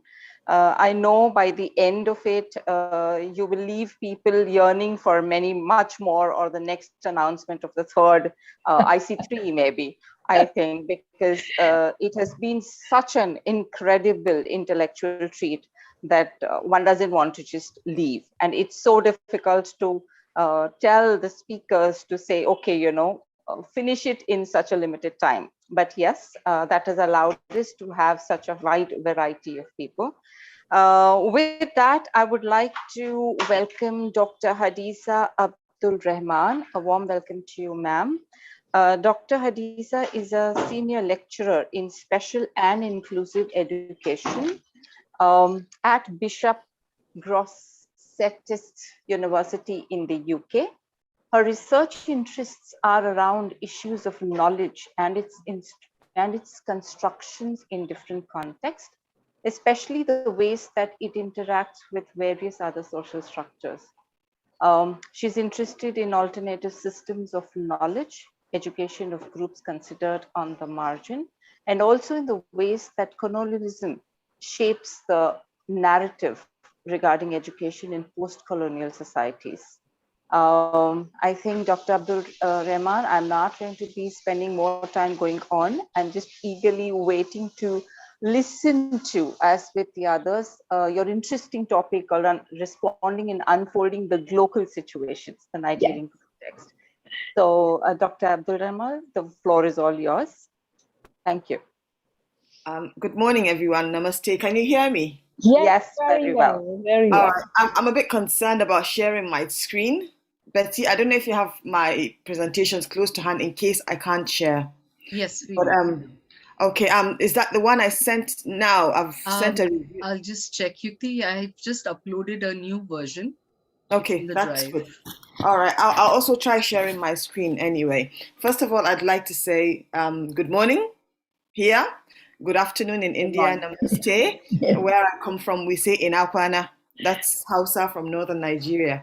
I'm going to start with a caveat. I've been down with a viral illness for 3 weeks. I've just got my voice back. Oh. If for any reason I put off the microphone, it's because I'm coughing violently. Hopefully my voice will. So yes. You're sounding excellent. Thank you so much. Thank you so much, Professor Ban, for having me. Thank you so much, SNDT India. One day I hope to be able to come to India and take all of this, and it's been an amazing conference. Yes. And I'm going to try sharing my screen in the hope that it works. And no, it's not working. So I'm going to have to rely on Betty to help me, Sure, ma'am. please. We're ready for you. All right. Great. So my presentation, if we just move to the next slide. So my presentation is titled Responding, I think I might need to go back. Sorry. Responding in unfolding local situations, the Nigerian context. When I got the brief, I'm like, oh dear. How am I going to try and fit in the Nigerian context in 40 minutes? Nigeria it's a tough call. Nigeria is a really, really complex context. So it's a challenge. And I'm going to start with a caveat. Even though I'm talking about Nigeria, I'm wary of essentializing it and reducing it to sound bites. If you're from the global south, you know that things are not as easy to encapsulate. It's more complex than that. And I was looking at it and I'm thinking, this is so negative in many ways, so many issues. I was listening to Professor Khan and I'm like, well, Nigeria is certainly no Finland. But then there are amazing things still happening. So while you're listening to what may feel like issues upon issues upon issues, I want you to bear in mind that it's just one facet of the Nigerian education system, that there are amazing things happening everywhere else. So don't walk away thinking, oh, this is very depressing, if that's how it comes across. Thank you. Can I move on to the next slide, please? Yes. So I thought I should start. I tend to start my presentation with a little bit about myself, some of the things I do, why I do what I do, and my research and advocacy. And the reason I do that is to kind of encapsulate what I call my philosophy, my Ubuntu philosophy. Ubuntu is African for a philosophy of relationality, what the things that connect us. So while I'm here as Hadiza from the UK and from Nigeria, we're really part of a global system. We're now connected. I'm connected with Professor Ban. I'm connected with my colleagues all over the world. So my interest is inclusive education. But what I like to think is, when we think inclusive education, we think people with disability, we think people with challenges. I'm very interested in that. My other focus is the education of marginal groups, students or people considered on the margins, those who don't fit your stereotypical students. And I also look at inclusive education, looking at wider power structures. What allows our society to be fashioned in the way that it is? That's one of the things that I try to do. My everyday job, I'm a senior lecturer at the special educational needs department of Bishop Brewster's. So Dr. Julia Lindley Baker is my able manager, and we have a lovely team going on. My other job is that I do research and advocacy around a special system of education in northern Nigeria. It's a classical system of education that is about 1,000 years old. but which has fallen out of favor because a lot of the students in the school are not considered to be in a school. Their schooling is not recognized. And this pushes up Nigeria's out of school figures to about 10 million. You can imagine 10 million children being out of school. A lot of them are the Almajiri of northern Nigeria. So I researched the Almajiri of northern Nigeria, who in many ways end up being street children and are seen as a problem. And in my other day job, I advocate for this group. I am a loudspeaker because their voices don't tend to be listened to. If I can move on to the next slide, please. This is a picture. If you want to check out some of the issues, you maybe see them like this, with bows and hands maybe begging on the streets. But they are more than this. They want to be seen as scholars. Sadly, their education system is not recognized. I say this in every presentation I go to because these are the boys, the demographic, which allows me to have the voice that I do today and talk about the issues I talk about. So I try to carry their stories along with me all the time. If I can move along, please. What are my aims for today? And I forgot to start my time. So maybe hopefully someone tells me when I have 10 minutes more. My aims for today is I'm going to just try and introduce you to the context of Nigeria's post-colonial education system. I like to say post-colonial because I feel like it's really important to still recognize this. Our education system is still very much influenced by our British origins. I also would like to explore some of the educational challenges in Nigeria today, and then I'd like to situate this within a global context. And I say global while asking, what do we know about global? I was thinking of a title. I'm like, I got the brief, and I'm supposed to talk about COVID. I'm supposed to talk about challenges. I'm supposed to talk about resilience. But yet I know that our problem in Nigeria is very specific. Is very peculiar. So while everything else is happening around the world, we still have a particular set of challenges. And hence the word global. Global just means our needs and unique qualities in a local context, but then juxtaposing it against global concerns. So while we're worried about the pandemic and COVID and everything else, that is in the background, but in Nigeria, we have other sets of challenges, and hence my global approach. And then I'm going to try and share with you some local innovations in light of these challenges. How have people reacted to what is happening? And then if we have time, I'm hoping for some kind of meaningful engagement. But I think this engagement has already happened in the past 2-3 days that we've been here already. Yes. If I can move on, please. Can we move to the next slide? Yeah. This is Nigeria. It's in West Africa, and it's part of a long history of West African scholarly traditions. Even long before the British came, we had a long history of schooling in the whole of West Africa. So we mustn't devoid that from the context. If I can move on, please. So this is what situates Nigeria within West Africa, this map. And then this is when you zero in on Nigeria. Abuja is the capital, my hometown, and I wish you could see my screen. It's just a few hundred kilometers from Abuja. If I can move on, please. So like I mentioned, Nigeria is a former British colony. Between 1900 and 1960, we gained our independence in 1960, and we became a republic in 1963. What makes Nigeria interesting is that we have about 200 million people.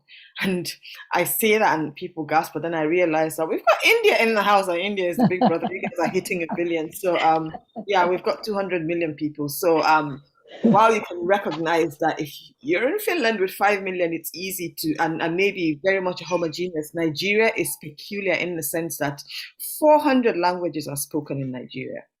So you can imagine what that would mean for an education system. So what that means is that we learn in English. English is our lingua franca. And our education system is still very much modeled on this British system. In fact, in Nigeria, you have so many private schools who tell you that they're international schools and they use the British curriculum. That's still a thing. I always get so cross because my nieces and nephews go to this school. And I'll tell you what they do. They teach using the British curriculum. And then when they're teaching about Nigeria, they teach it as a subject. They call it Nigerian studies. And that just does my head in. So they actually teach Nigeria as a subject. There are various attempts at education reform over the past 60 years. I say attempt because we bring in education policy after education policy, and yet we have a fifth of the out-of-school children in the world. Out of school, quote unquote. There's a north-south divide in educational access and uptake. Like I said, Nigeria is there's so many languages, so many different regional varieties. In the northern Nigeria, we have a lot of the Islamic influence, hence the Almajiranchi school, because Islam came from the north, through the desert, through Sudan. And then in the south, we have a lot of the English schooling, because obviously the colonialists came through the sea, and the seas in the south of Nigeria. So I think that would give you an idea of what I'm talking about. And northern Nigerians for a long time were very suspicious of Western English schooling because it came through proselytizing mission schools. So they used to worry that if they sent their children to Western schools, they may come back with values and a religion that they did not recognize or identify with. So hence the reluctance still to send their children to school. If we can move on, please. Oh gosh, how do I talk about Nigerian education system in 40 minutes? I honestly can't. And so what I am giving you is just a flavor. I think what I'm hoping is that you walk away from this presentation saying, I think I have a bit of an idea. Just a bit of an idea. If you really want to find out more, there are lots of papers and references that I can share. But Nigeria is a federal system. It's got 36 states, and then we've got the federal capital. And then within the states, we have about 744 local governments. So you can imagine 36 different governors, 36 states having different focus. And then we have a Ministry of Education, a federal Ministry of Education, but that's largely responsible for the tertiary education, so the university education. So in many ways, primary and secondary schools are still the domain of states and local governments. So like I said, there are different focus. There's a different focus in each area. And what that means is that there's a variety of quality across Nigeria, depending on where you go. The country is multilingual, over 250 different ethnic groups, over 400 languages spoken, but there are three major languages: the Yoruba, the Igbo, and the Hausa. And what you call the Hausa. So when I said Inakwana to you earlier in my presentation, which is good morning, that's Hausa I am speaking. But what I need you to recognize is, even though I fall under the umbrella of Hausa, and my mother's family is originally Hausa, I also speak another language, which is Nupe. And if I wanted to say good morning in Nupe, I would say Kube Lajin. So that's the nature of Nigeria. And I don't know how it is for India, but each Nigerian that you may come across could easily speak 3 to 4 languages. And it's just part of our language repertoire. Yeah. The original universal basic primary education policy says every child is guaranteed 9 years of free basic education.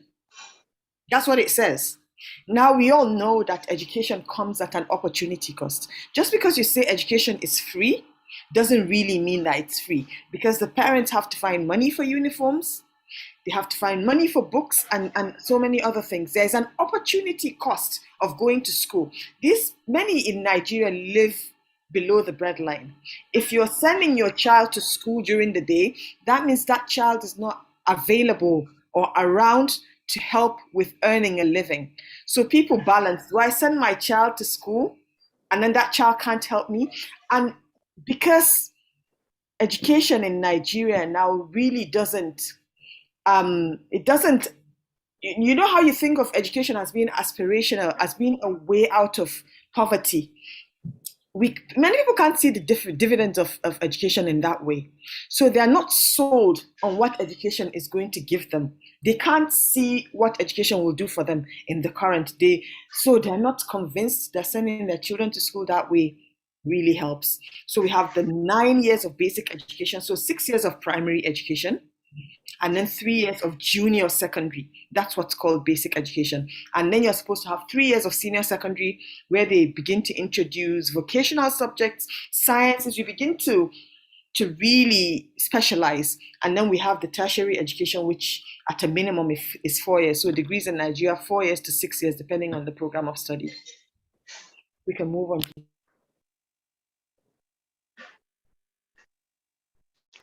Can we move on? We need to move. Yeah, we need to move. Yes, please. Yeah. And then we come to, for lack of a better word or better sentence, what I have titled the basket of challenges. Because I was like, if I had a basket, if I was a market woman, this would be really heavy. And I was like, okay, I'm supposed to be looking at COVID, but I can't even look at COVID without contextualizing Nigeria's educational challenges. I need to mention what is happening in the present. So while we are discussing COVID, honestly, my sense of frustration or my source of frustration and predicament when I think about education in Nigeria and the challenges that it's facing now, almost an existential threat to the education system in Nigeria, is the spate of kidnappings. So Nigeria's education system currently is in deep crisis on multiple fronts. First of all, you have access to education. Some places do not have good schools, poor infrastructure, quality of education, poor teacher training.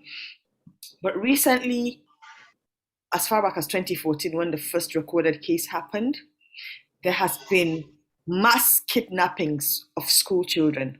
And I think that is arguably the gravest existential threat to the education system. Mass kidnappings of school children. I don't know if you know about the Chibok girls. It was all over the news. It had a hashtag, Bring Back Our Girls, BBOG. And this was when 276 schoolgirls were kidnapped in their hostels on April 15th, 2014. And a lot of them are still not back. Some are back, but about 100 are still not back. Many have not been found. But and then in that same year, because I feel like at least the girls got some attention, in that same year, within that same state, Boko Haram, which is a terrorist organization that has been operating in Nigeria, Chad, Cameroon, Niger, in the Sahel, Boko Haram also went into a boys' hostel, and this comes with a trigger warning, slaughtered 56 boys in their hostel. So you can imagine. Yes, that's. I'm talking. I want to talk about COVID. I want to get to COVID, but I want to also much more what we're dealing with, and since then. Just when we thought it was better, 2020, 2021, in fact, from 2019 to 2021, it's just become something else. There's one crisis or the other. In my state, about 3-4 months ago, 4 to 6 children were stolen from their school, and they're still missing 3 months on. So this is what we're dealing with. If you're asking people to send their children to school, what school? You can't even guarantee their security. So forgive them if they say, nah, I'm okay. I'd rather keep my children safe than for them to go and learn anything. So then everything else becomes just theoretical. It doesn't matter when it comes to your life. You just want to keep your children safe. Absolutely. So Nigeria's education system, this is just giving you what I consider to be the most existential threat even before COVID. Nigeria's education system is what you'd call complex system nested within an even bigger complexity. I can't even begin to touch on everything. This is just, like I say, a snapshot. If we can move on, please. I don't know that we have time to play the videos. I wish we did, but I don't think we do. And I don't know if it will work. How am I doing for time, Betty? Another 10 minutes. Oh gosh, so no time to play the videos. I'm happy to share my slides, and you can access the videos, because I think I've got 3 videos there. That's why I'm not going to bother to play them. So this particular video shows you a Nigerian school and the number of students in it and the particular peculiarity they face. And this is in Lagos. So Lagos is in the south and is considered very cosmopolitan. but it's like there are 5 million people in Lagos. And so you can imagine Lagos State's challenge in trying to provide education to everyone.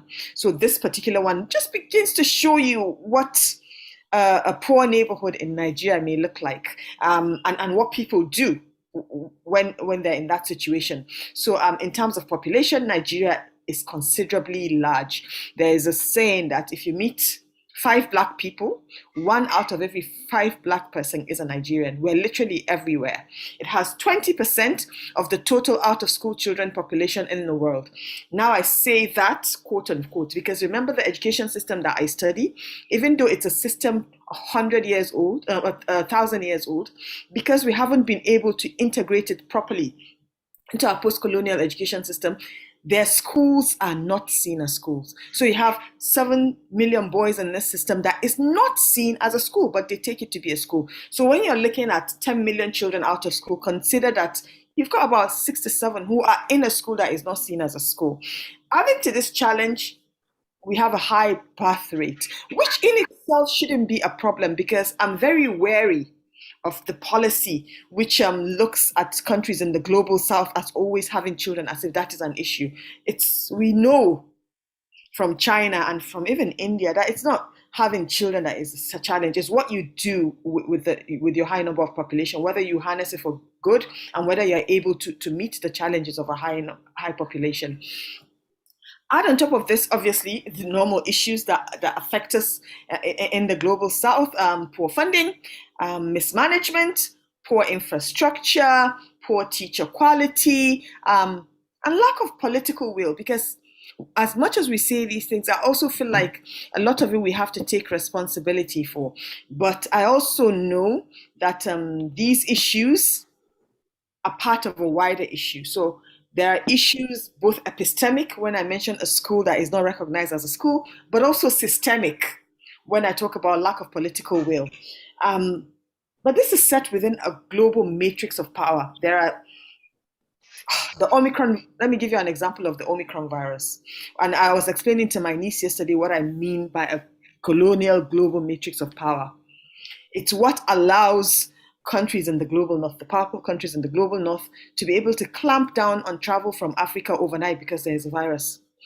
The fact that we are still subject to harsh conditions and sanctions that we can do nothing about on the whims of powerful countries means that in many ways we're running with shackles on our feet. Things can still hold us back. If I'm beginning to veer to the political, it's because I believe the political is personal, and I'm speaking as a subject from the global south who gets very aggrieved at the set of challenges that we constantly face.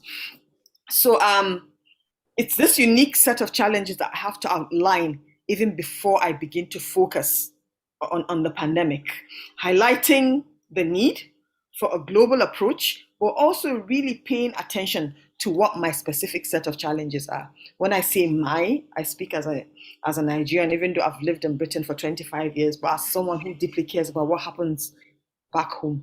Can we move along, please? So in case you're new to the term, it's a management term that has been in operation for a while, and I think the source is from Japan, and I'm happy to provide references. But what it really means is having a global approach while presenting global knowledge, but really setting it within a local context. So really encapsulating that whole think globally, but act locally. So what are we doing? I'm thinking globally. We're speaking before a global audience, but I'm also thinking locally. So globalization is really about universal yet particular tendencies in contemporary social, political, economic, and education systems. And then in the next slide, if we can move on, I have a case of Northern Nigeria, and I include Northern Nigeria because I'm from Nigeria, but I'm from Northern Nigeria. You know how I talk about Nigeria being very specific and regional. When you're talking about education issues in Nigeria, Northern Nigeria is in another category entirely. Okay. In fact, amongst Nigerians, we know ourselves. They see a Northern Nigerian somewhere in the UK or somewhere in the world like me, and they're like, wow. And they show surprise that you can even speak good English. But that's because we have an alternative system of education in place and stereotypes exist. 30% of children here do not have access to basic education. People say it's because of lack of adequate parental support, but I think there are other reasons. Like I mentioned, schools suffer insufficient funds, especially girls have even greater difficulties and lower levels of enrollment.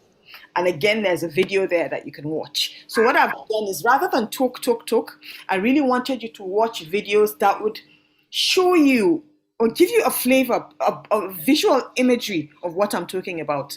Like I said, maybe Betty can share the slides. I'm happy for you to share the slides with a caveat. Please, as you watch, try not to stereotype Nigeria. Try not to essentialize us. We're more than our problems. We're more than our challenges. We all know that the best of every country are its people. So please try not to essentialize us. Thank you. Next slide, please. Maybe we can watch one video. Yeah, one, exactly. I think I was just saying that, at least one video. If we're going to watch one, yeah, maybe watch the first one. All right. Yeah. We would love to watch one. I can hear a bird squawking. Yeah. You know, with so much of passion that you're bringing in, it's an essential thing to watch the video. Yes. It would be lovely. I've got 3 videos there, and I just thought it would just bring it home. I don't know if Betty's trying to find a video. Betty, are you Betty Yukti? Yes. Yeah, okay, yes. There. Really helps you work more efficiently, which makes accomplishing your work goals easier. Ikota Primary is a popular school run by Lagos State Government, but it's facing major challenges in providing a decent education for the children here. There are 116 students to every 1 teacher, nearly 4 times the state's target ratio of 30 students per teacher. And there are other problems. We have acute shortage of toilets. And then our main gate needs repair. Nigeria's federal government has allocated over $2 billion to basic education in the last 4 years, with some of the money coming from international donors. According to the federal government, millions of dollars set aside for education are not being used by state governments. It also says some state governments are employing large numbers of unqualified teachers, they don't have enough school examiners, and are not inspecting schools properly. This is leading to poor educational standards in state schools. That's why Evelyn Etta decided to send her children to private school. They are more focused, because the owner of the school is there, and then it's actually interactive. The parents get to have their input. We have different types of homes. There's been an increase in private schools like Green Springs, where the facilities are much better.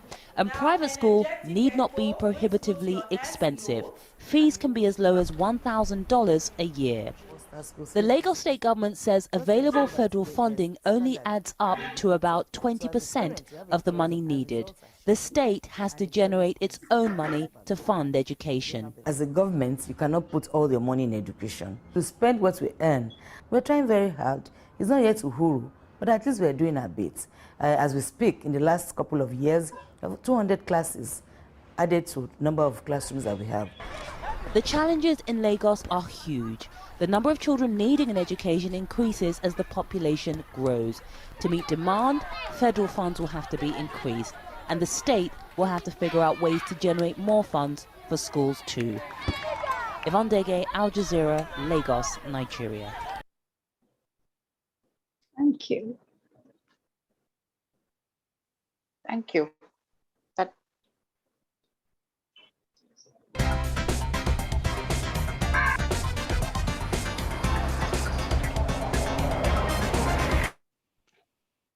If we can go back to the slides, please. Thank you. Yes.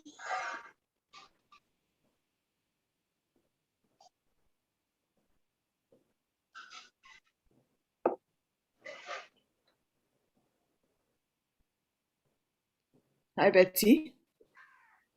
Yukti, are you going back to the slides? Yes. Or Yukti. Sorry, Yeah. Yukti. No, that's okay. That's okay. No, not at all. Yeah. So, and then I come on to educating in a pandemic. without a doubt, we know that schools have been amongst the worst institutional casualties of complex disasters. They've always been in times of war, in times of conflict. They've always been amongst the worst. I'm currently also taking part in a conference on educating in emergencies. I belong to a collective on educating in emergencies. And I feel like in Nigeria, we're always in one sort of emergency or the other. And what that means is that you get an influx of donor agencies, but we know what aid money does. Aid money comes with certain conditions, which don't always meet your needs. So Nigeria always feels like it's in some sort of complex emergency. Even before COVID, we had Boko Haram insurgencies and so many other things. But Boko Haram presents a unique set of challenges for Nigeria's already fragile education system. Remember our large out-of-school population. What this pandemic means is that some children will never come back to education again. Some may have been married off. Yes. Died. Some may have had die. So many things would have happened. There was what COVID did was to lay bare so many vulnerabilities as a society, and this is even the best of societies. I live in the UK. I've lived in the UK for over 2 decades. Even the best of societies struggle, and COVID showed that the digital poverty and digital divide was made clear. Currently in the news in the UK, and I struggle to watch it. A little boy was killed, his father and stepmother during the pandemic. The abuse was consistently going on. He was missed. At the same time, in Nigeria, an 11-year-old was killed in his boarding house through bullying. So we know that in every context, there are all these issues. So Nigeria is still taking time to recover from the devastating effects of prolonged school closures. This is because so much was lost. And we have national education exams. We have it's my time running out. I'll try. No. Yeah, just 2 minutes. How many minutes do I have? 2 minutes if we can wind up. Okay. So we have national education exams, but states have been closed, so schools have been closed, so they are not even meeting these challenges. If we can move on, please.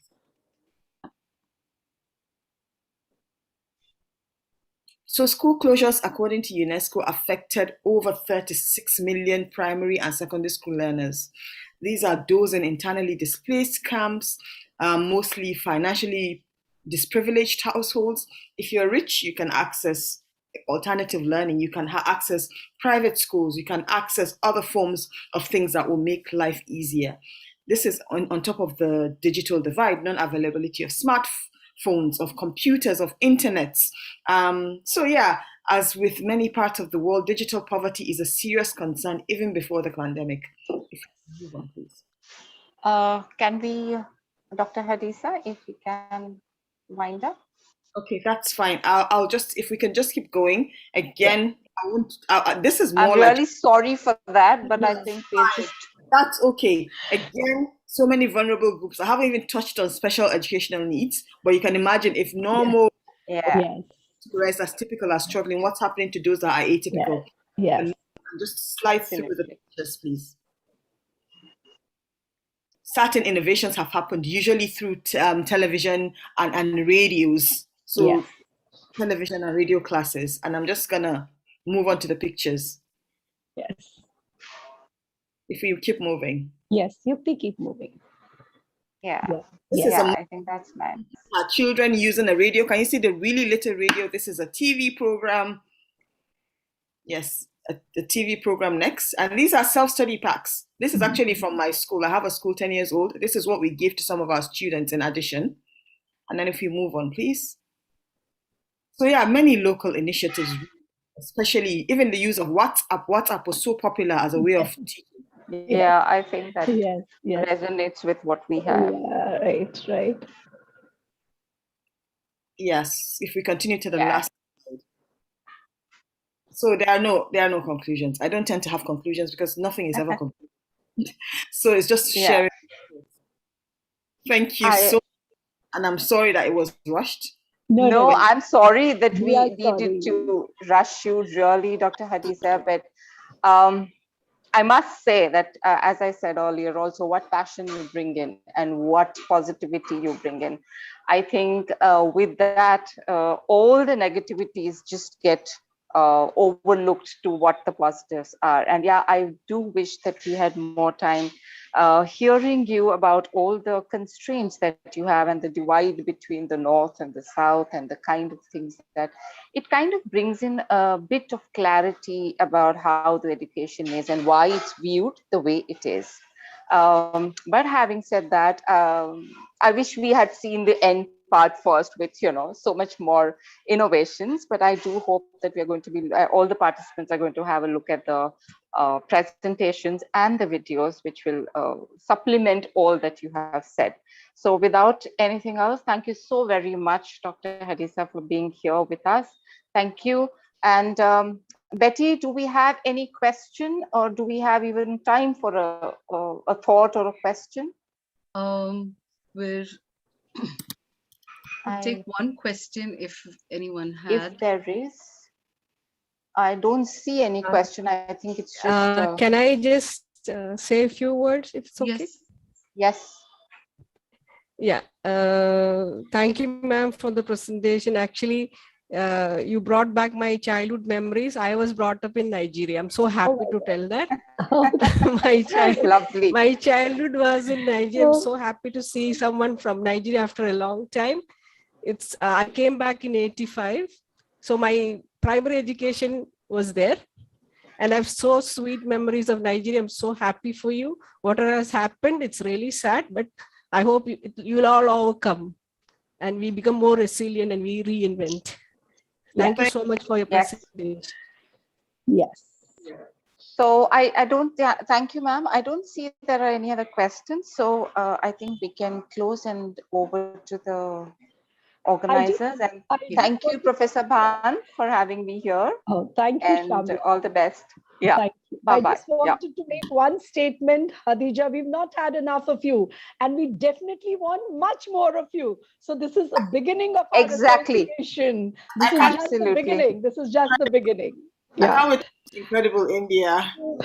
Loved your presentation. We have to meet soon. Yes. We do look forward to you coming over. Yes, yes. Thank you so very much. Thank you so very much for that passionate and resonating presentation. Really. Thank you. Thank you. Yeah. Over Thank you. Thank you, Dr. Shamla, ma'am, for the bringing together and summing up of the entire presentation.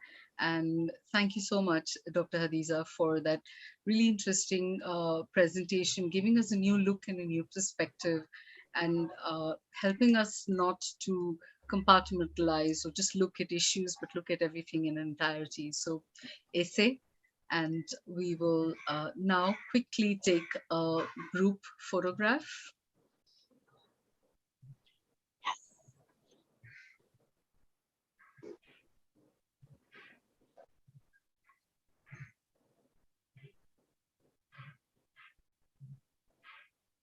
As soon as the photograph is taken, we'll go in for a 5-minute bio break. After that, we will get ready for the invited paper presentations. As soon as we're back from the bio break, the instructions for that also will be shared. Just to give you a heads up, we will be moving into breakout rooms. So please be ready. Yeah, pictures are taken. Perfect. Thank you. So I think 3 minutes should be enough, Betty, because they'll take time to get into the breakup room. So I think 3 minutes. Okay, 3 minutes. Yeah.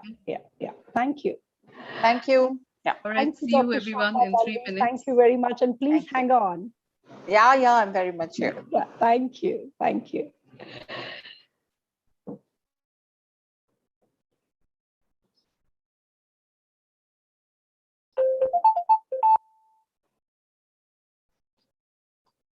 Yes. Sujata.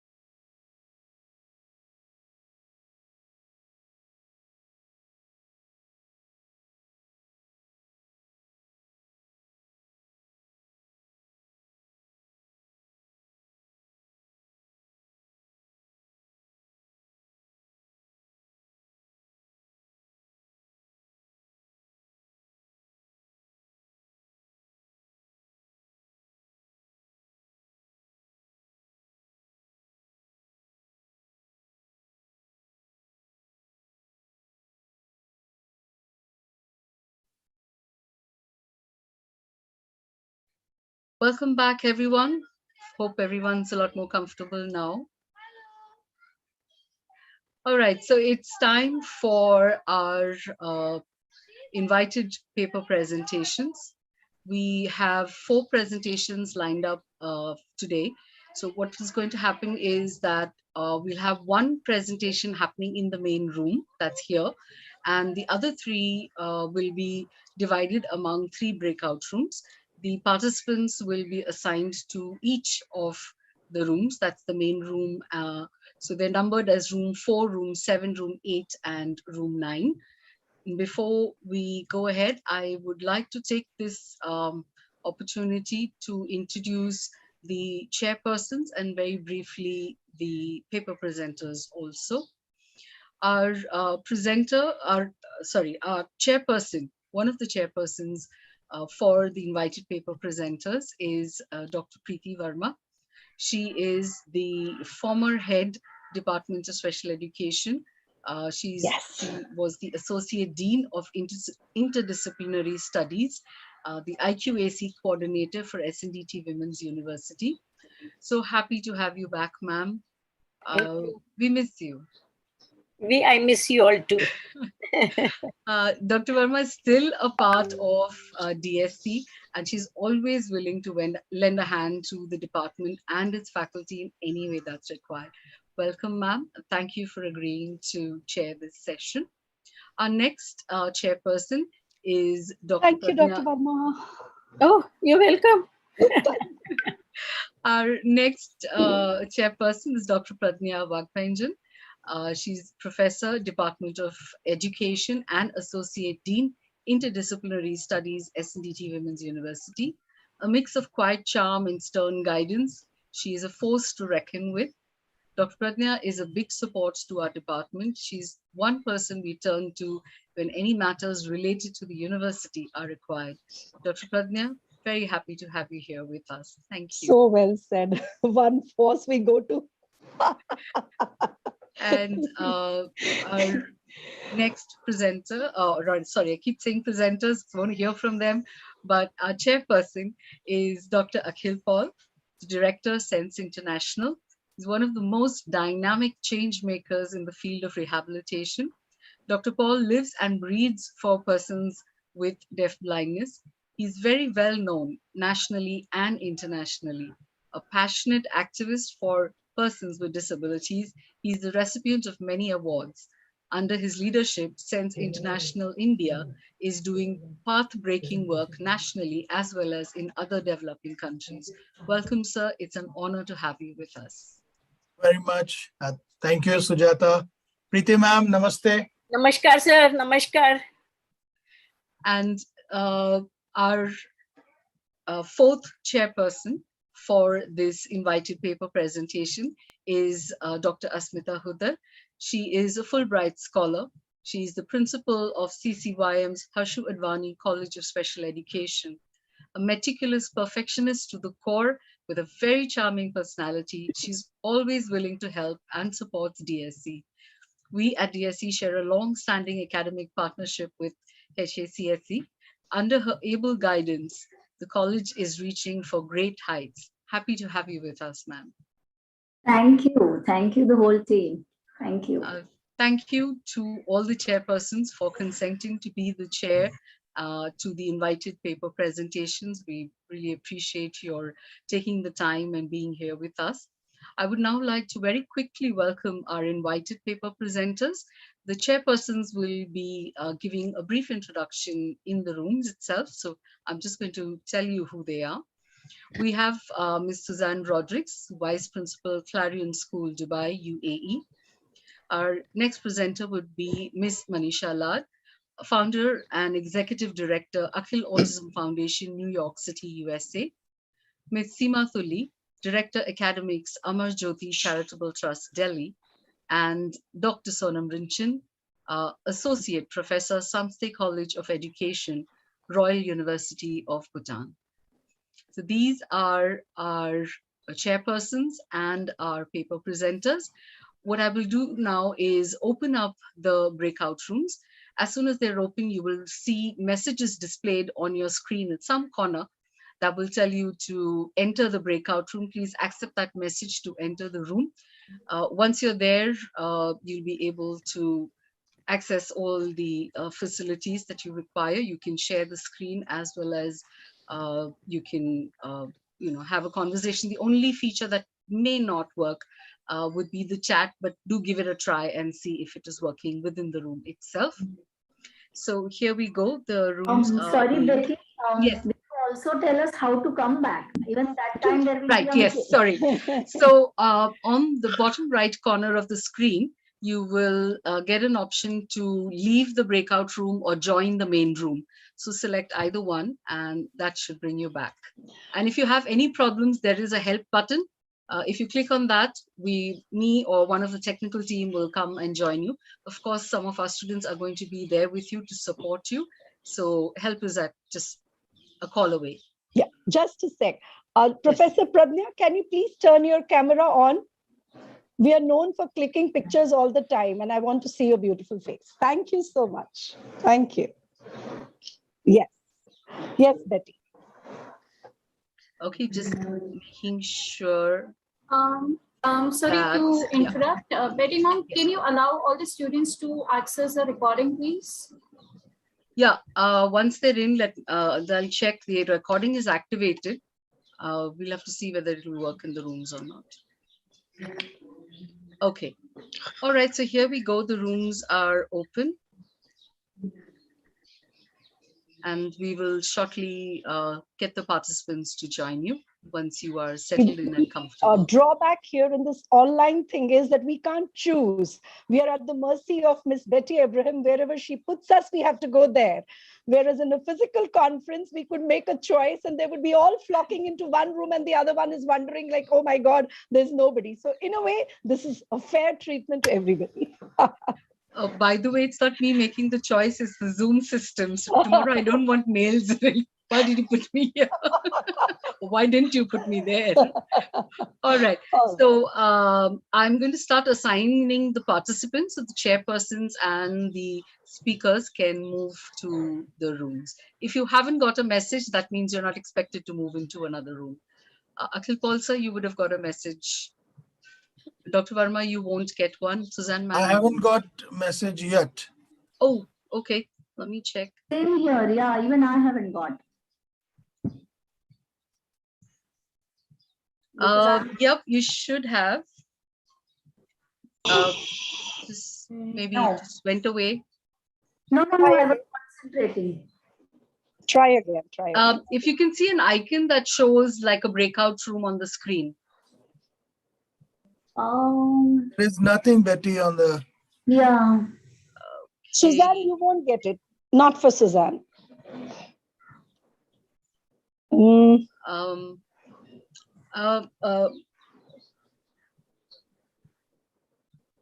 Asmita ma'am, if you could send me a screenshot of your screen, I can figure out what's happening.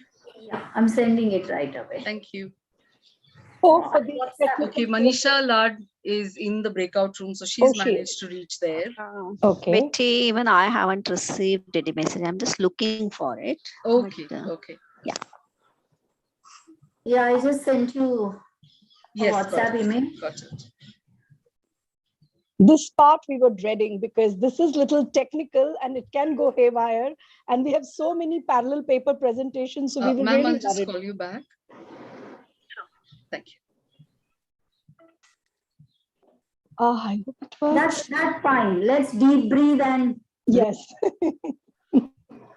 Can't help it. So yeah. Hi, Sampada, did you get your breakout room, Sampada? Hi, Akhil. No, I haven't received mine. Dr. Sonam is in the breakout room. Okay. Manisha Lad is in the breakout now room. I got it. Oh, you got it now? Wonderful. Yeah, I got it. I'm going to room 4. Okay. Pragnya, Dr. Pradnya, did you get yours? No, not yet. Asmita ma'am? I think Asmita's gone. I can't see her. Yeah. Sending it to Pradnya ma'am. Yes, Asmita ma'am is in her room. Great. Send it to Pradnya ma'am also. I got it. Got it now. Wonderful. Got it. I haven't received it yet. Oh my God, who's that? Sampada. Oh, Sampada. Ma'am, we haven't assigned you a room yet. Oh, so you're in the main room, Sampada. Welcome. Okay. Okay, so I'm going to start moving the participants very quickly. So can we start the session till then, Betty?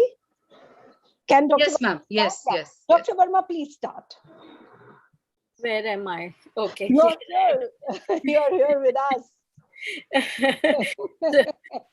Good afternoon to all the experts from different parts of the world. Invited chairpersons. Good afternoon. Yeah, good afternoon, Dr. Gattu. And hi, Susan. Hi, Susan. And chairpersons, guests, my very own family at DSC, and the participants. Congratulations, Dr. Bhan and your team, and Dr. Himanshu Das and his team for curating the best experts across the world. And the past 3 days have really been really enriching and amazing. In fact, I was so relaxed that I never came on the camera at any day. So, but like, took in all what was there. So each presentation, I would say, has been outstanding. And we as chairpersons would also love to have a copy of the presentation so that we can refer to it later. And during the pandemic, all of us are finding ourselves more isolated than at any other times. And probably the situation with students is far worse. So it is important that we provide opportunities to learn and also to know people, to know issues around the world. And I think this conference on global challenges in education, resilience and reinvention is just apt. So today's presentation on peace education. So like, with Suzanne, we know every time there would be something new. And that it made me intrigued and think about how it can be used in a classroom situation, especially more during the pandemic times when, like, the teaching peace education is so vital. So let us hear from the expert and who has always been innovative and has introduced us to recent trends in school education. Always, Suzanne. We look forward to your sessions. So I have the pleasure, I saw Suzanne's brief introduction, and I thought to myself, this is a typical DSC trait where, where we are so hesitant to talk about ourselves. So Mrs. Suzanne Rodrigues is the principal of Clarion School, Dubai, UAE, vice president of Clarion School, Dubai, UAE. I would want you to be the president. Okay. So one day. Of course, yes. So she's a special education. She's data-driven, curriculum designer, and an international speaker. I have heard her on many forums, and we have shared the same stage, and it has always been a pleasure listening to her.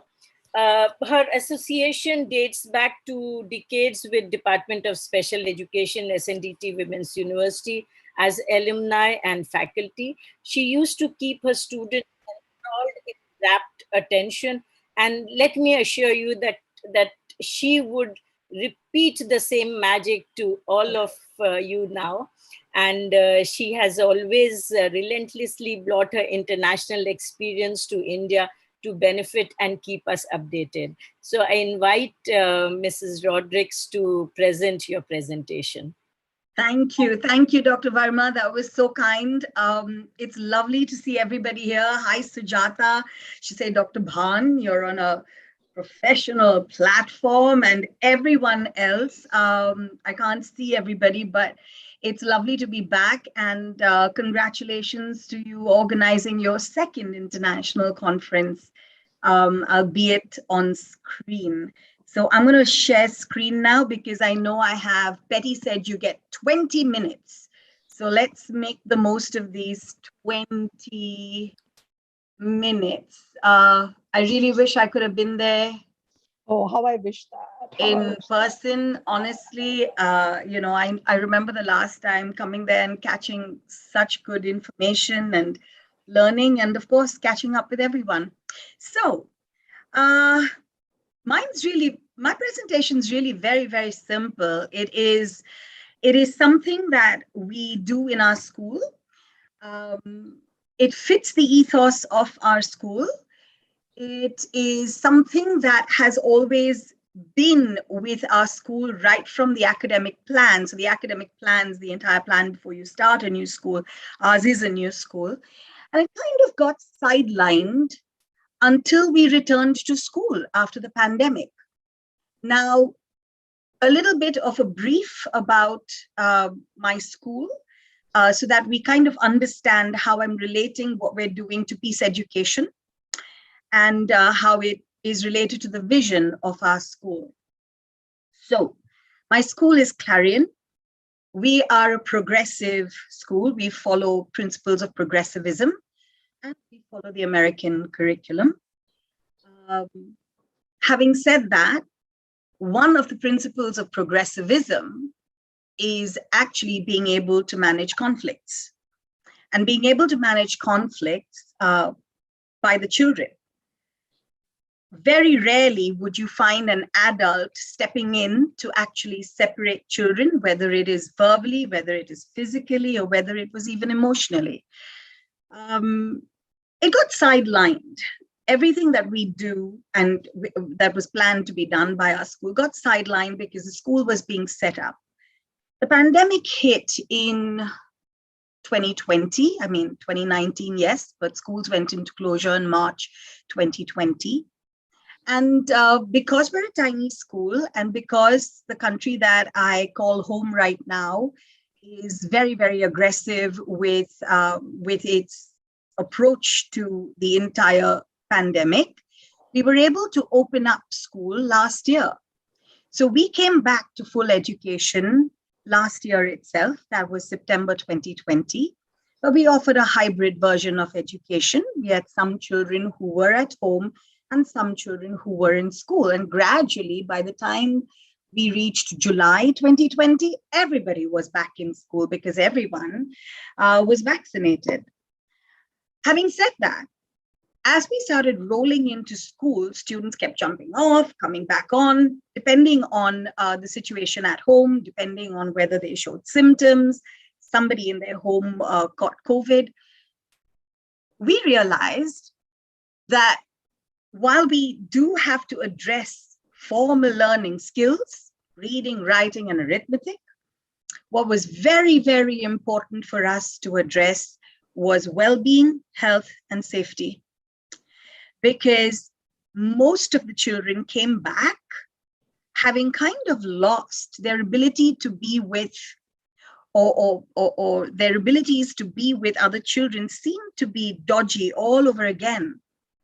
Children who were alone at home, who were single children, seemed to have more of a problem and an issue of being back in class than children who were with other family members. But nevertheless, coming back to school had its own issues. How do we understand peace education at Clarion? Okay, so we are an elementary school. So a lot of the pictures that you're going to see right now are from the early years up to grade 6, because we're young. We haven't yet opened up middle school, although we intend to do that. We're a school that is multicultural, multinational, and it really involves students getting used to each other, getting used to being with diversities. We're a fully inclusive school, so we offer admission to everyone who comes to our school. We find ways to make it work. Do we have a strategic plan in place for how we're going to open up and get even better with our inclusion practices? Yes. Peace education for us is about sharing values. It's about building the right attitudes and definitely about those skills which allow us to resolve conflicts. We do not believe in extrinsic agencies for allowing us to reach resolutions. everything that we do is focused towards building intrinsically a student's desire to be able to be better than himself or herself than where he was the day before.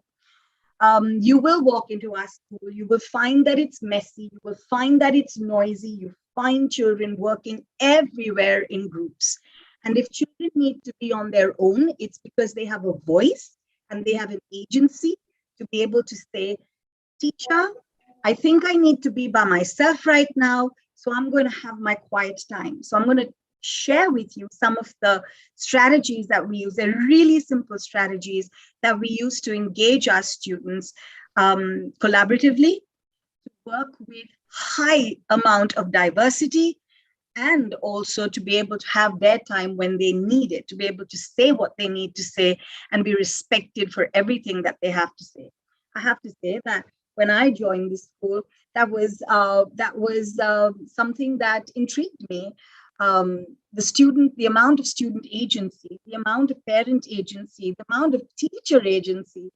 I think in my years of work, what I'm learning most over here is being able to respect people for what they bring to the table, every one of our stakeholders, what they bring to the table, and trying to see how best we can get the voice of everyone and the choice for everyone engaged in our curriculum.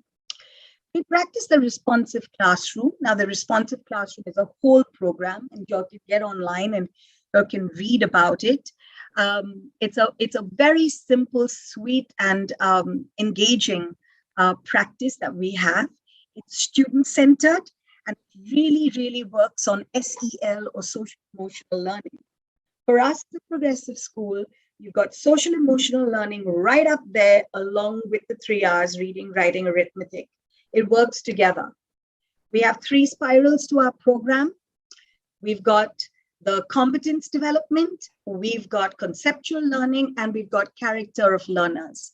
And all these 3 come together in our program to be able to deal with competence development for the purpose of managing oneself and others, and for the purpose of character of learning. We have responsive classrooms. So we get trained in it, and then we use evidence-based practices to be able to say, this is something that we do that is showing impact. Dr. Verma, thank you so much for saying that I was data-driven. Can you imagine me data-driven, the person who ran away from numbers? But it is true.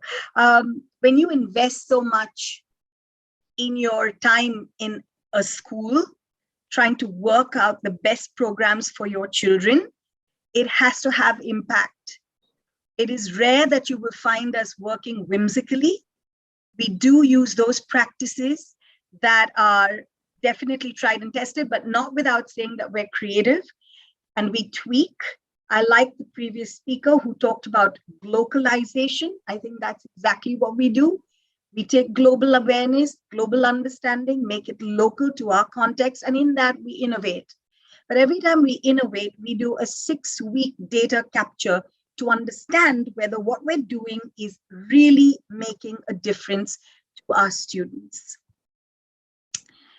The core belief of responsive classrooms, and you'll see all the pictures are my kids using everything that we're talking about. The core belief is that students will intrinsically learn emotional competencies and intrinsically learn parallelly how to adapt those emotional competencies to academic competencies, which allow more pervasive behaviors in the right way. These are some of the 6 principles of the responsive classroom, and you can go through it. You're going to get this presentation and you'll be able to see what we do, and you'll be able to understand how each one of the practices that we have hinge on these 6 principles. So I'm not really going to take you through all of them. They're really very simple to understand, but I'd like you to look at 5 and 6. We are a multicultural school. We are very diverse. We have students across the board with different abilities, students across the school coming with dual nationalities. Sometimes we have interesting factors with our nationalities because some of the nationalities allow you to choose certain subjects and some don't. So you've got to work with that too, legally. We share cultures from across the world. And partnering with parents and partnering with families is very, very important for us. In fact, that was one thing that I had to get used to too. Another thing that I had to get used to, as soon as I walked into the school 2 years ago, we had this big cafe, and I looked at it and I was like, wow, this is like sitting at Starbucks. Sujata, when you visit, you love it. It's got coffee on tap, all kinds of coffee. And I said, who's this for? And the management said, hey, this is for our parents. And I was like, excuse me, you have parents in the school? And they said, yes, they come in with their laptops, they sit and do their work here, pretty much like a cafe coffee day. It's what I used to do back home, right? Prepare my presentations overnight at Cafe Coffee Day. Well, that's what our parents do. They actually sit in school. And what we've got our parents do while they sit in school is do the work for the school. So I guess it's also about harnessing as many resources as you can. So our parent partnership is strong. It's very strong. And therefore, having parents involved in all our curriculum programs is wonderful, because when you get your parents involved with your curriculum programs, with your practices, you've got more than 50% of your work done. So what does responsive classrooms actually do when it comes to conflict resolution? One, it's about how we treat each other. And I'll share with you some of the languages that we use, some of the language systems that we use. It's not so much what we're learning, it is how we deal with people. My teachers and all of us in schools, we don't use the word children unless we're talking about them somewhere else. But in class, we say friends. And when we say friends, it's really building up the democratic aspect of who we are. We're all partners in our classroom. Social skills. Our kids sit with friends. They get a chance to choose who their partners are. They get a chance to work anywhere in the school. You have adult supervision, but our children are also much more independent because they're allowed to gain independence in a safe environment earlier. And emphasizing of skills through the academics is very important. So when we have our character of learners, no longer is it considered for us to be a hidden curriculum, part of the hidden curriculum. It's very much what we track data-wise also, along with reading and writing. Conflicts are going to arise. We are a young school. We've got ages 3 to around 11. And the 11-year-olds are showing far more need for conflict resolution than our 3-year-olds right now. But it does start. It starts with papers and pencils, and it starts with space, and it starts with who sits where and who said what. We take the first 6 weeks of school to just set up what we call shared agreements. 6 weeks. We do not race into our curriculum. We do believe in 2 principles. One, we've got to fight to keep what is worth teaching, and we've got to fight to keep what is worth learning. And in that, we select what we want from our curriculum so that our students gain holistically. Very simple steps: calming down techniques, explanation using the language of the responsive classroom, resolution and discussions happen even at age 3, and some sort of acknowledgement. No stickers, no stars, no sweets, no token. Well, we do have high fives, thumbs ups, a smile, a raise of the eyebrows, and sometimes we just go, well done, good job over there, but let's look at what we can do better. The I statement is a very, very important part of responsive classrooms. It's about recognizing your emotions.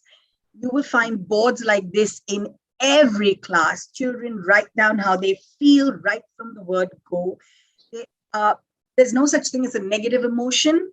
We call it big emotions. So we go looking around schools and looking around our classrooms, and there will be teachers who talk to us when we walk into the classrooms as senior leaders, and they'll say, well, so-and-so is having rather big emotions today. And that's what we talk about, because they're big emotions. They're taking over the child, and he's got to now learn how to come back and how to recenter. And these are some of our formulae that we use. When you do whatever you do, I feel whatever I feel. because da da da da da. So what I would like for you to do is tat tat tat. It's interesting. I have the most old students in our school, which are your 11-year-olds going to 12, actually coming down and having conversations with Jim, who's my principal, myself, and a whole bunch of our colleagues, saying exactly the same thing. They've been in our school now for the last 5 years, and they actually talk to us and say that, Miss Suzanne, when you do this, this is how I feel, or when Miss So-and-so does this, this is how I feel, because this is what's happening in class, and maybe what I would like you to do is this, that, and the other. So we find negotiation, discussions happening at really, really high levels, way down at the age of 3, 4, 5, 6. Students get into discussions, they get into negotiations, and teachers initially will be involved with the negotiations, with the discussions, but as students begin to get better at it, they may not even need the teacher anymore. And the teacher has every right to ask the student and should be asking the student whether she should be there. She will have one eye on them, but she doesn't necessarily have to be part of that conflict resolution. And you'll find that our students are able to use all kinds of language for how they feel, including when they say, I feel funny. And then you go, can you explain what I feel funny means? What is feeling funny? And they might talk to you about what they mean by feeling funny, because they're still developing language. We come from, our students come from non-native speakers of English backgrounds. So learning the English language is also part of the responsive classrooms. The morning meetings is something that if you ever visit our school, I'd love to be able to, share with you. Just swing by. It's a beautiful little 10 minutes or 20 minutes that we have where students get a chance to come to the board. They write out what they're going to do for the day. They talk about their shared agreements. They revisit, they remind, they reflect on their shared agreements. And then they discuss if they have a big question, and the big burning questions or the BBQs at the morning meetings are about feelings and are about resolutions and how they're going to push their work forward by maintaining their character of learners. Teacher language, I'll focus a little bit more on teacher language. We know teacher language is most powerful, isn't it? We know it. And it's not just verbal, it's also physical, it's body language, it's your finger, it's your eyes, it's your smile. And what responsive classrooms is pushing us to do is to just be authentic, just be genuine. Don't sugarcoat any pill. Children are resilient and they will be able to take it if we are able to do it democratically and respectfully. So this is, these are our 3 categories of language. We have the reinforcing language, we have the reminding language, and we have the redirecting language. So the reinforcing language is, these are some of your sentence stems that we get trained to use. What made you decide to do that? I noticed. We always say, I noticed Jimmy and Jane are sitting really well. Thank you, friends, for sitting very well. And that reinforces what we want and gets other students to do what Jimmy and Jane are doing. What helped you do that? Let's talk about it. How does that feel? So, when you do the KWL, and I know we all know about the KWL. So the KWL is there, but we have the H because now that's the one, right? So it's KWL and H. And we focus on the H. The H is, how did you learn? How do you feel learning it? What happens to you when you get upset? What happened to you when you were a little stressed about learning that? Who did you ask for help? Did you receive the help? What are you going to do if you still haven't learned it? That's the kind of conversations we have. The reminding language. What do you think you need to be doing right now? Let's say they're going down for break. Oh yeah, we don't have bells in school. We don't ring a bell. Time management is part of responsive classrooms. You just learn to time manage. We don't get children, we don't say attention, come listen. We ring chimes. or we ring a little bell, a tiny little sweet tinkly bell, and we have certain attention grabbers. The redirecting language is to get students to do what they believe they should be doing, not necessarily what you want them to do, but what is the right thing to do at that point in time. The thing about the redirecting language is that it's straight, it's focused, it's to the point. We lessen the number of words for the redirecting language. We want to bring students back to focus as quickly as possible with as much of clarity as possible. You get these from this website called Kindercraze. You can get onto it, but they are good visuals for the kind of responsive classroom practices that we have. And there's so many out there. I just thought that y'all could use some of these and see if you can access them. Some of them are from Chris Biffle's work. And of course, you have a lot of the teacher. However, if we get into class, we find students doing that, find teachers saying that too much, we know it's not working. That's what we mean by data. And then we get into redirecting language as soon as possible. Logical consequences is what happens if your shared agreements are broken. And the shared agreements are signed at, I think it's here, yeah. So let's talk about this. The shared agreements are signed by everybody. So you can see that they've got their palm prints up there. They write out their shared agreements. They have a little sort of a voting about what shared agreements the class should have. They might have personal agreements, and that comes up in their own reflective journal. But as a class, democratically, everybody's got to agree to the same shared agreements. If these agreements get broken, that's when you get into logical consequences. And these are our top 4 logical consequences. You break it, you fix it. The punishment or the logical consequence should fit the crime or should fit what's happened. There's a loss of a privilege, and then there is take a break or find your self-control. So you walk down the hallway, you will find students as young as 4 years old sitting out there with a book, and you look at them and you say, do you need to be out here, sitting out here with your book by yourself? And if the student says, yes, I do, I need to center myself. I need to come back. I need to just think about what I've done. That's what's happening when he or she is taking a break. Right. These are a sample of our morning meetings. So you've got your students by the end of the year, they write their own morning meetings. They give positive messages to their friends. Different students are assigned this for different days.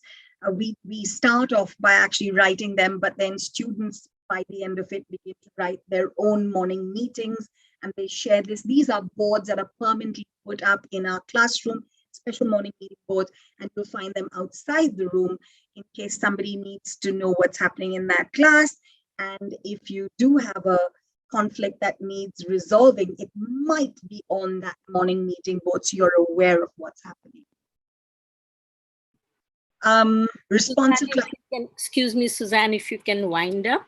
Oh, perfect. Perfect. Reflection journals, a big part of responsive classrooms. You can see that we've designed it to suit our classes. However, we have feelings throughout the day, everywhere. It's incidentally learned, not so much as part of that aspect. Our resources are also talking about equality and diversity. And we have resources like this in every classroom across the entire school. Community building, our entire curriculum has changed to allow the pandemic to have a sense of coming back, to have a sense of belongingness. So we've got units of inquiry, and that's what you see up there. We talk about communities, and all our subjects run through these themes. We're not there yet, but we'll get there. I think practice makes perfect. I think reminding ourselves and redirecting ourselves all the time allows us to stick to our journey of building this culture of acceptance And with that, peace. Thank you.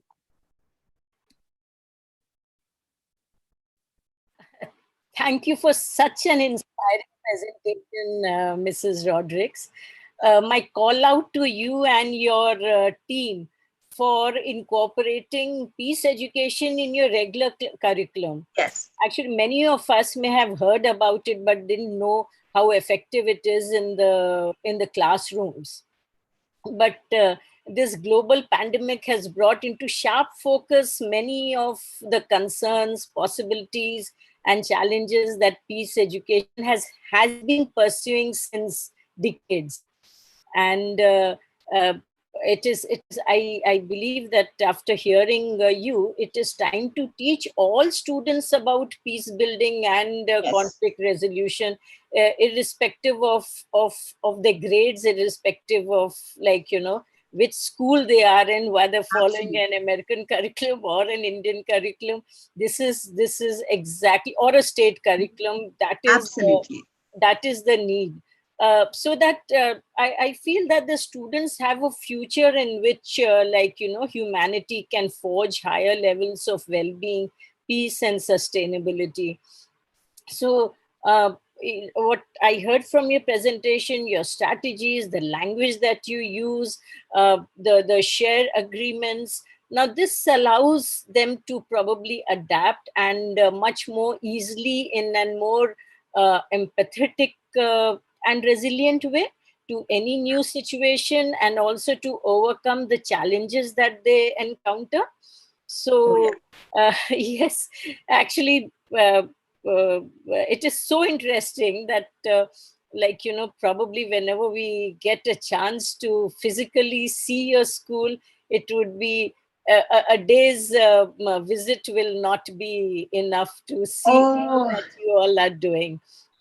So I had Ritika, Ritika's yes, from Trinayani. She visited last couple of weeks ago actually, and she got a chance to see what I was talking about. So in fact, she's walked away with one of the journals because she said, I really like it. And so there was a sharing of gifts. But I welcome every one of you to our school anytime. So your efforts are so inspiring that if all schools implement this, we will probably go beyond the walls of our classroom, physical or virtual, empower our students to be positive, and positive in their homes, also schools and around the world. So thank you so much for this awesome presentation. And thank you, Dr. Bhan, for having me here. Thank you so much. Thank you. Thank you. Nice seeing you again. Same here. We're going to wait to get back into the main room now. I'm looking for that icon. No, I think the paper presentations would You are in the main room. We have come here now. Yeah. Okay. You all have finished. We haven't had our presentations.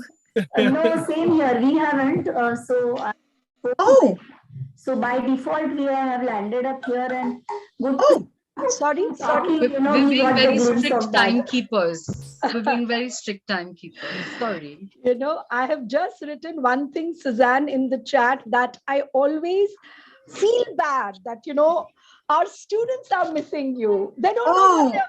They don't know what they're missing. Earlier, when the pandemic wasn't there, you would still come at least once a year, conduct a workshop. So they would get a feel of your this exuberance and, the passion that you bring in. So I just hope and pray that the pandemic ends and you come back and don't vanish into another country or another back to India and to Bombay and to our department and conduct your workshops. So Wanderlust, Sujata, Wanderlust is hitting me, it's hitting me.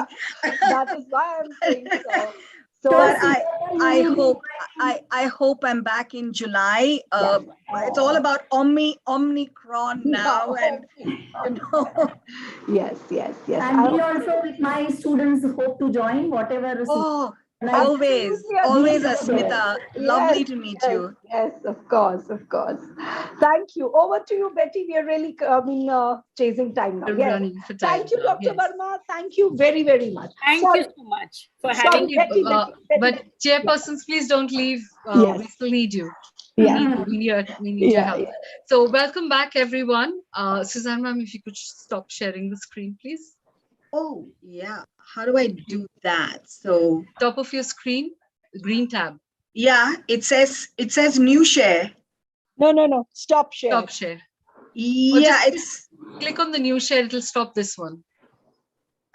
Yeah, got it. Okay, cool. Thanks. Yes. So, well, we have a few more parallel rooms than we did the last time because than the previous session, because we had only 4 invited paper presenters, and that is done with. So now we have our parallel session of paper presenters, those who are here locally.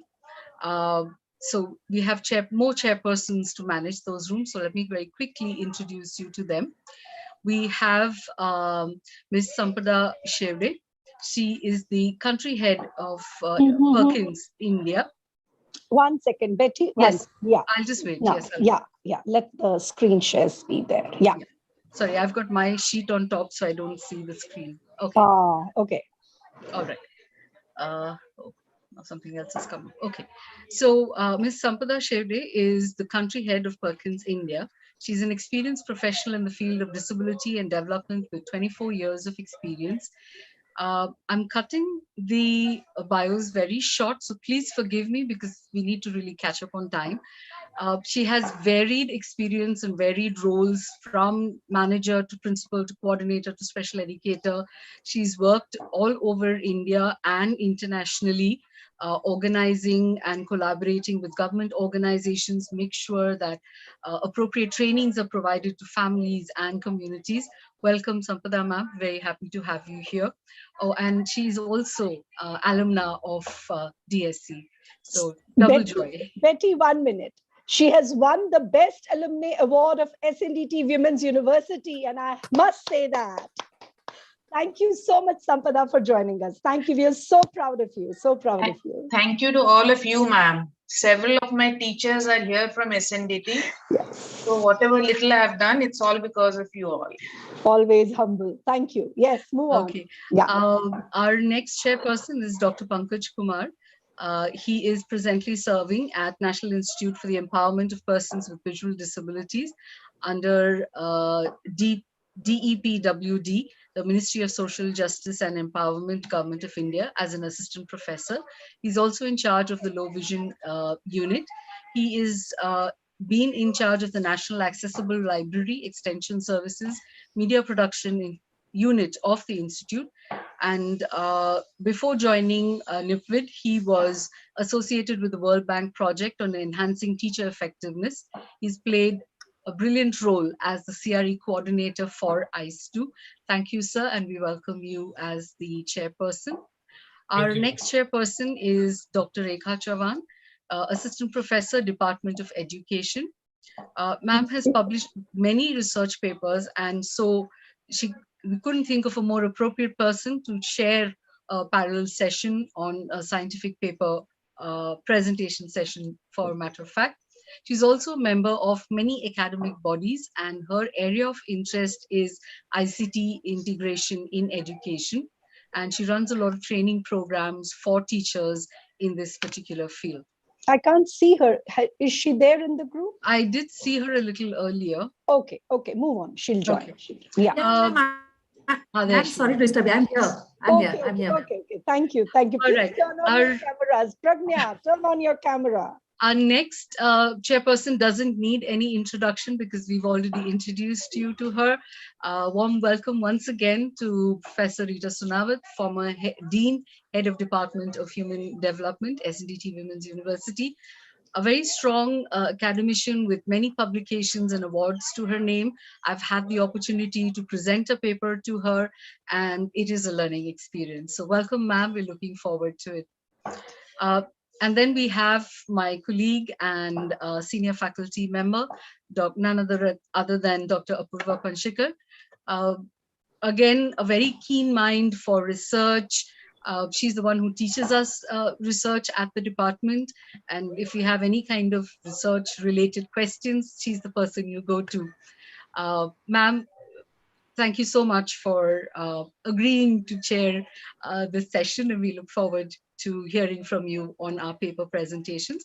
And of course, last but not the least, we have our very own Professor Sujata Bhan, who is also going to chair a session. Thank you, ma'am. And so that's it. So it's now time to set up the breakout rooms. Yes. This And please time, mind the time. Please mind the Yes. time. Yeah, please tell so about this the time. time, we will have 10 breakout rooms, and each breakout room will be assigned to the chairperson. So look out for the, I'm sort of trying to do two things at a time. So just look out for the chairperson's name, and then those who are presenting to the specific chairperson, you know who they are. Please choose that room exactly. And whoever else wants to watch the presentation, you all can move around between the different rooms or just stick to one room. Okay. All right. So very quickly, Betty, ma'am, I could, yes, sir. Betty, one quick question. Yes, sir. How many approximate participants will be there in each room? Because we don't wait for longer then. Just the actual paper presenters are, I think, 2 per room. Yes, yeah, and participants. The participants, sir, you can just start, they will join, because there are 100 of them. It'll take me some time to sort everybody out. So you can start off with the presentations. Yeah. Please. All right, thank you. We won't wait for anyone. So Yeah. Yukti ma'am, I could use your help. If you could just call out the names for each room, I will put them down, and please excuse me if there are any spelling mistakes, or if I only put your first name, chairpersons. I am apologizing in advance. Okay, so should I go with room number 1? Yes, please. Yeah, so chairperson, Dr. Bhan. Okay, I'm just putting it as Dr. Bhan. I hope that is enough. Yeah. Just tell me where to go. Ma'am, again, just a message will come on your screen. You need to just select that. All right. Got it. I haven't got this sheet though, in which I have to mark. All right, so It's there in the mail. Okay, second room, please. Okay, Dr. Pankaj, sir. Dr. Pankaj. Done. Next room, please. Room number 3, Dr. Panchika.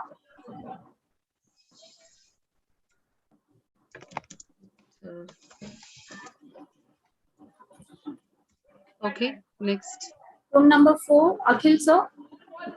Perfect, ma'am. Uma ma'am, good evening. Good evening, sir. Okay. Next one. Room number 5, Dr. Rekha, ma'am. Oh, 1 second. Wait.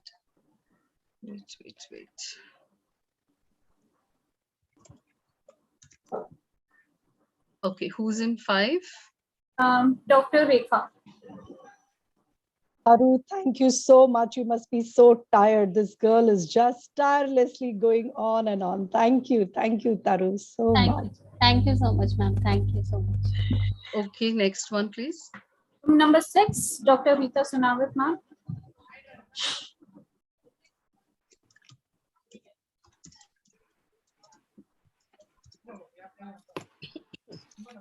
Yes.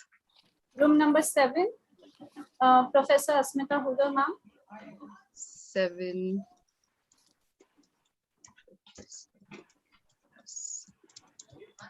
Yes. Room number 8, we are going to have in the main room. Okay. Room number 9. So there's no room number 9 actually. Okay. Yeah. So room Pratnya, 9. ma'am. Dr. Pratnya, ma'am.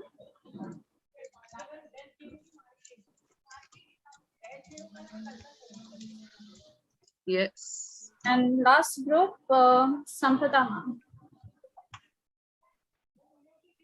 Yukti, where am I? Ma'am, room number 10. Sampada, ma'am, room number 10. No, this is Dr. Verma. Sorry, Verma, Ma'am, you're in the main room main itself. room.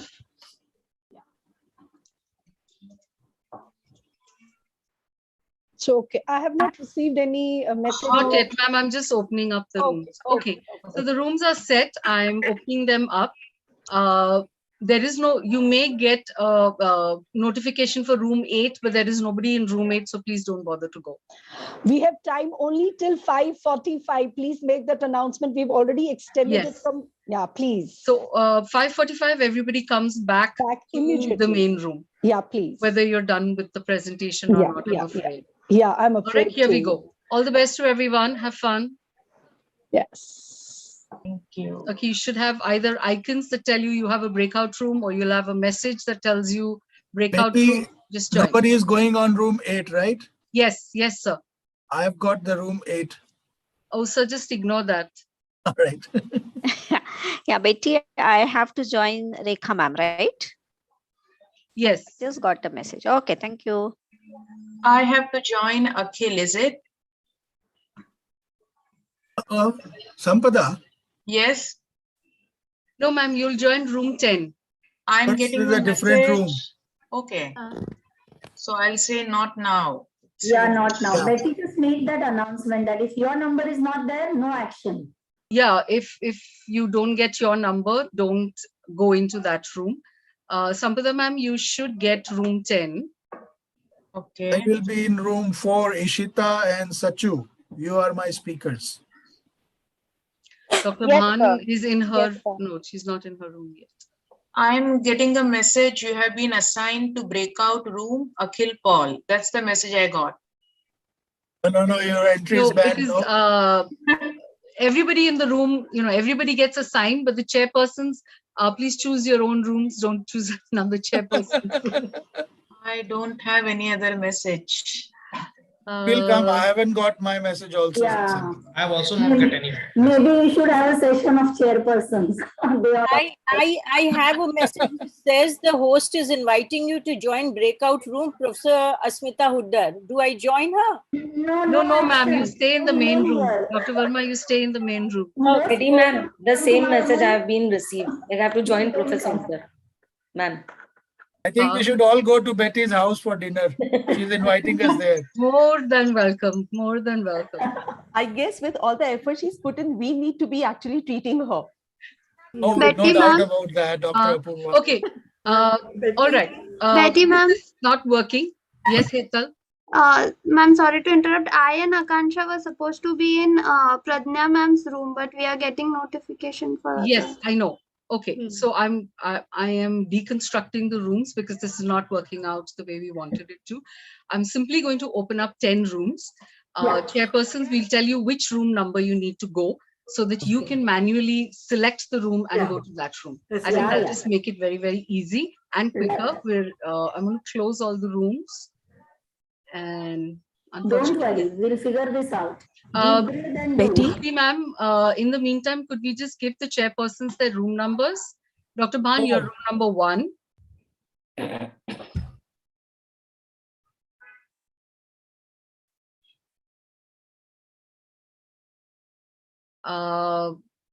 Dr. Pankaj Kumar, room number 2. Dr. Apurva Panchikar, 3. Akhil, 4. Yes. Dr. Rekha Chauhan, 5. Thank you. Dr. Rita Sonawat, 6. Yes. Thank you. Dr. Asmita Huddar, 7. Yes. Professor P.T. Verma, 8. Yes. Dr. Pradna, 9. Yes. And Sampada, 10. Yes. Wow. Thank you. Now, Thank you can so you also much. guide how to enter the rooms? I think there will be an icon showing where the records icon is at the moment, breakout rooms. You click and choose your number. I have to move to room number 7 and I haven't got that icon at all. Okay, you It will. has not been activated yet. Yes. Hold on. Ma'am, Betty ma'am, right. I have to be assigned to room number 10. Yes. I don't know. I was with the Sujata Bhan ma'am. Now I'm again in room number. I'm in the main room. I think so again. Yes, you are in the main room. Participants, your attention. Yes. I've closed all the breakout rooms. What we've done is I've activated manual selection. We've opened 10 rooms. We will open 10 rooms, and you've just heard which chairperson is in which room. According to that list, please select the room that you will go into. Okay. Any questions from the participants? Betty, ma'am, Thank you, ma'am. Good evening, ma'am. Betty, ma'am, Yes. actually, I was in Dr. Apurva's this room. I don't know. Again, I think with touch screen disaster, I am back to the main screen. No, that's now okay. there is We no- closed the rooms, Dr. Sharanjit. We closed the rooms, so don't worry about okay, ma'am. There is no icon on my mobile now. it. You will get one just now. Okay, ma'am. Thank you. Just Thank now. you. Just now. Yeah, Betty ma'am, even I'm finding it difficult to go to the correct room. Always I'm taken to room number 8. No, But no. I'm Now you supposed can to- select, ma'am. You'll get a list of rooms. Now you'll be able to select which room you want to go to. You want me to go through room numbers again for the chairpersons? Number 1, Professor Sujata Bhan. Number 2, Dr. Pankaj Kumar. Number 3, Dr. Apurva. I am in one room. Yes, yes. You're being naughty there, so be there. Number 4, Akhil. Number 5, Dr. Rekha Chavan. Number 6, Dr. Rita. Number 7, Dr. Asmita. 8, Professor Preeti Verma. 9, Dr. Pragya. And 10, Sampada. Dr. Verma, thank you, sir, once again. Dr. Verma, you can continue to stay here in the main room if you want and not move to room 8. Okay. Room 8 can be the main room itself. And where am I supposed to go? I do not know. I'm sorry, I'm not able to see. Pushpanjali Gupta, Yes. who's your chairperson? Apurva ma'am. Apurva ma'am is in room 3. Yes, but how do I go there? You will get a list. There will be a small icon for a breakout room, or you will have a pop-up message somewhere on your screen that gives you an option to select which room you want to go to. Am I in the right place? No, ma'am, you're in the wrong place. Let me assign You you to haven't- the. yeah, because I let me entered move the you room to. that I got. Yeah, please. Yeah, I will just move you to room 1. Yeah, please. Quickly, we are running short of time. I'm Anji, getting ma'am. calls Anji, from RCI. So please. Anji, ma'am. Room 1, भेजा ma'am आपको. Pushpanjali, I'm going to Yes, try and put you to room 3. Hold on. I had already opened my slide actually. I was about to present. That's okay. Okay. All the best. Thank you. All right. Anyone else who needs to be assigned to any room, please let me know. Yeah, I'm Rita Sonawat. I'm waiting for room number 6 because Room I'm number not getting. 6. Ha, Rita ma'am. I am waiting for 7. Okay, one second. Let me just find. Asmita ma'am, you need to go to 7. So I'm Correct. assigning you to 7. Bye. I'm joining. Rita Is ma'am, Mr. 6. Hemendra Singh there? Where did it go? Mr. Hemendra Singh is there? I don't see him. And Ashita? Ma'am, Ashita and Priya, we are here. Ashita, you are there. So if the allocations have been done, then can you do your presentation? Yes, ma'am, you can start, ma'am. I will. Betty, this is Sarika. I'm a participant. I get to pick my own room, is it? Yes, Sarika, for this session, you get to pick your own room. Perfect. Thank you so much. Ashita, you there? I don't see her name, dear. Ashita and Priya Yadav. Ma'am, I can see her. She's in the last row, adjacent to Sangeeta, ma'am. Why don't you give her a call? Priya? Can you please switch on your camera? One second. Ma'am, shall I share my screen? Yes, please. Yeah.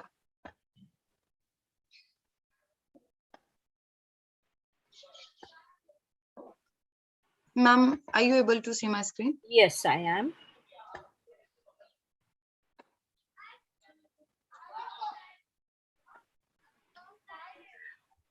All the best, Priya and Ashita. I'm moving out to the other breakout rooms. Thank you, ma'am. Thank you so much. Shall we go on? Yes. So there is Ishita, there's Priya and Ashita, right? It's Ashita Panwar and Priya. We are presenting one paper. Okay, all the best. Ishita ma'am is our guide. Okay. Yes, ma'am. Understood. So on July 2015, our Honorable Prime Minister, Shri Narendra Modi, launched Digital India, the government flagship program to Can I interrupt you, please? Yes, ma'am. Yes, we just have 6 minutes to present.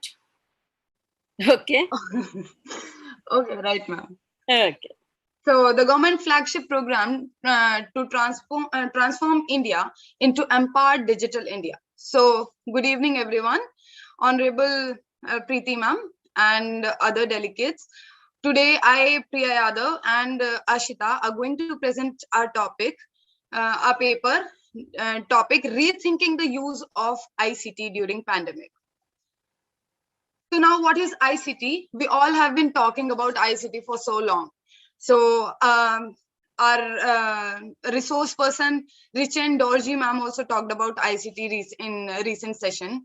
And so what do you mean by ICT? ICT is a diverse set of technological tools and resources used to transmit, store, create, share and exchange information. These technological tools and resources include computers, internet, live broadcasting, recorded broadcasting technologies, and telephony. So I would like to draw your attention towards what was ICT before pandemic. What was the perspective of people before pandemic related to ICT? So before pandemic, there was limited use of ICT, as teachers and everyone else thought that just using PowerPoint presentation or using smartboard was the use of ICT. ICT was also used to deliver the content to the students in the presence of teacher, also to access the content on whatever topic we need. So that was the use of ICT before pandemic, but situation changed. COVID-19. So this is a deadliest situation which arrived and hit the world. So situation was, there was lockdown all over the world. Social distancing should be, the need of our was maintaining social distancing. School got shut down, markets got shut down, everything. Compulsion of putting mask was there, sanitizing. So at this point of time, it was very difficult for us to carry out our physical education system. So what were the challenges? Challenges of the teaching education system was there was a paradigm shift from traditional method to the online method. There was lack of resources in our country, lack of technical infrastructure, curriculum. The previous curriculum cannot be taken carried forward as there was a change. As there was a change in online teaching method, inadequate ICT skills and knowledge for both teachers and students. Now the teachers and students were not at all skilled for using ICT skills, accommodation of huge class.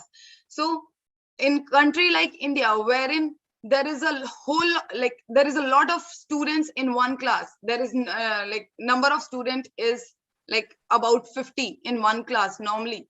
So accommodating such a huge number in one class was a challenge. Quality education and evaluation. So providing quality education, keeping in mind every student should be taken care of, was the biggest challenge, and evaluation was also a major challenge that we faced. That students are sitting at their home, how to evaluate them in groups, how to evaluate individually, because they have access to knowledge. So it was a challenge for us. So as we believe in where there is a will, there is a way. So we tried to overcome hurdle. Instead of focusing on this problem, we focused on solution. So with a lot of motivation and willpower, we focused on promotion of blended learning. There were many programs which came up to skill the teachers, to skill ICT with the teachers. Then adapted a new curriculum was suggested. There was change in teaching strategies, use of different platform to carry out digital learning. So like Zoom, Microsoft Teams, Google Meet, everything was used to carry out distance learning, use of different techniques for different purposes. Now, for evaluation, there are many platforms. Different platforms are used for different things to make the learning easy and interesting for the student. Realization of creating and curating content. Now, ICT was just not limited to searching information. It was now extended to creating the content and curating the content, how to make content interesting for the students. Then reformed concept of ICT. Now the concept of ICT has changed.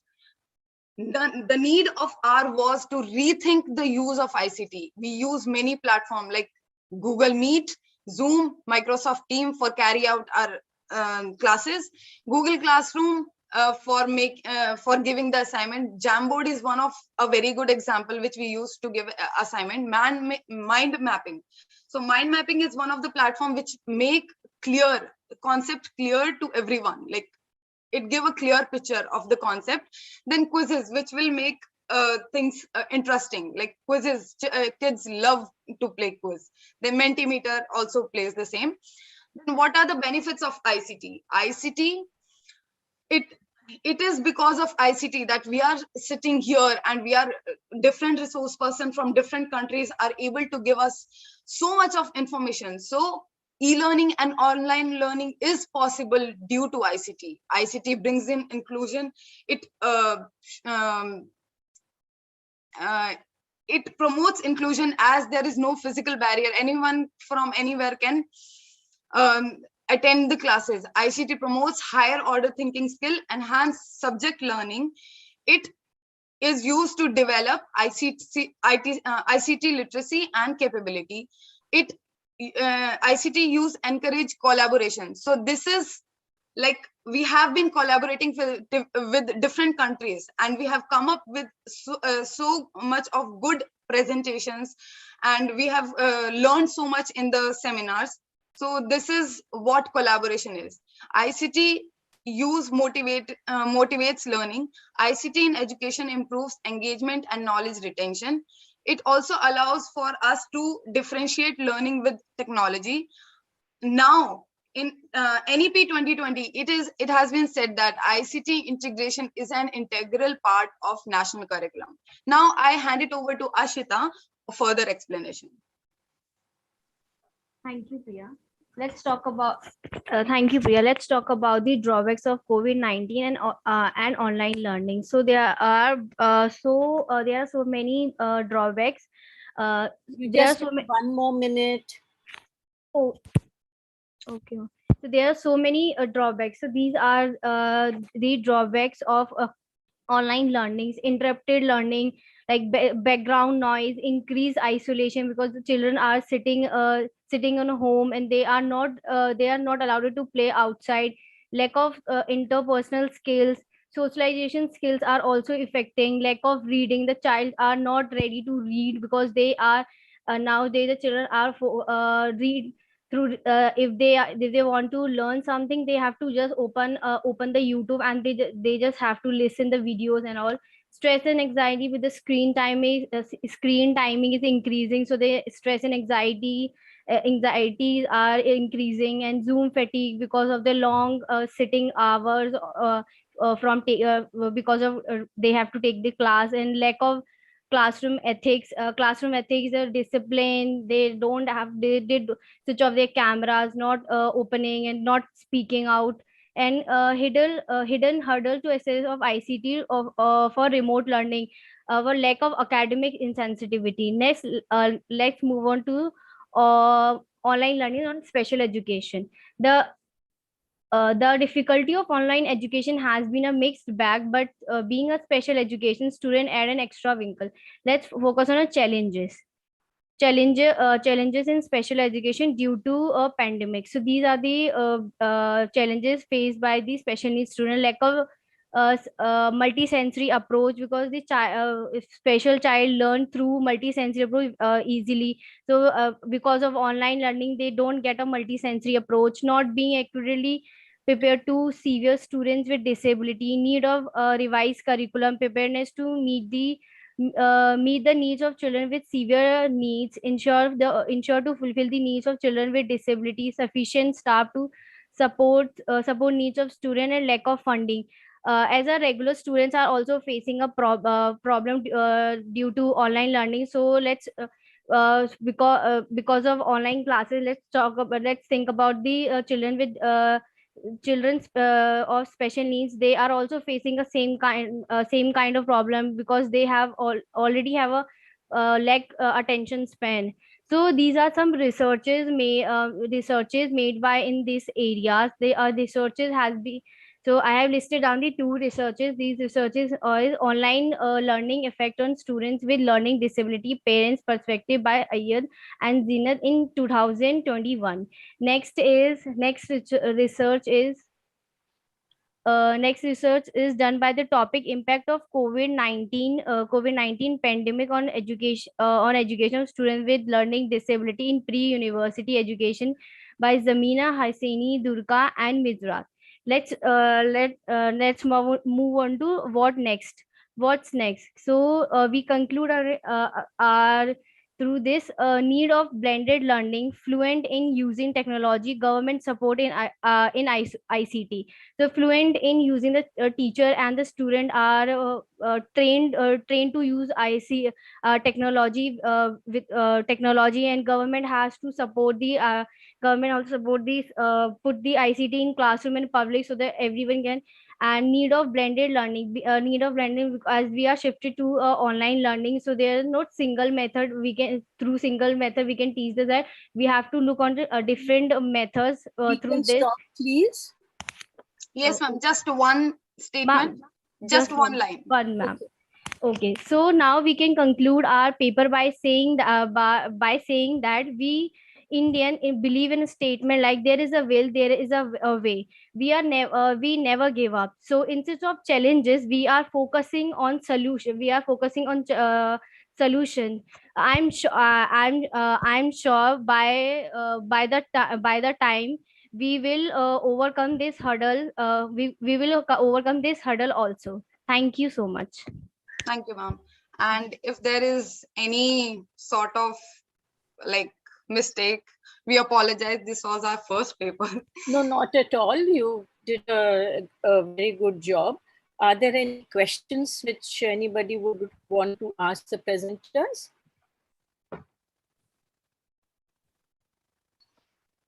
No. There is one more participant. Yes, ma'am. Oh, you have one more paper. Oh my Yes, God, I'm already back in the room. We have no time. There is that. I don't think so. That gentleman is there. Because we have people waiting now. The chief guest and all are waiting. So I don't know how come. Oof. Okay, fine. We're done then. Is there anybody else? No. Oh, thank you. Thank you so much. All right. Then we get back to the main room. Are we all back in the main room? I guess we are. So we have to wait for others. So if there is anybody, then we can, till everybody gets back, we anyway can't do anything. No, the only way is to close the rooms and they will be back. They must be midway somewhere. Let me just call Betty and ask her what's happening. Oh, but she must be also presenting. They're all presenting right now. So I think I just have to be calm. Just hang on. In the meanwhile, just depends. Yes, she's there.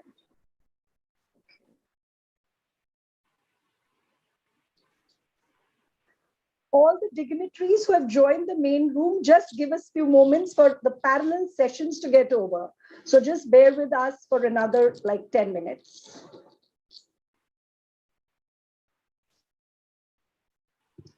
Ashita and Priya, your comments were still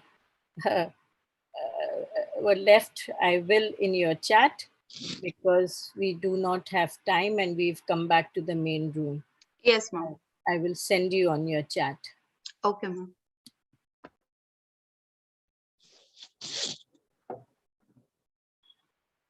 Sorry, I have dialed the wrong number. I'm very sorry.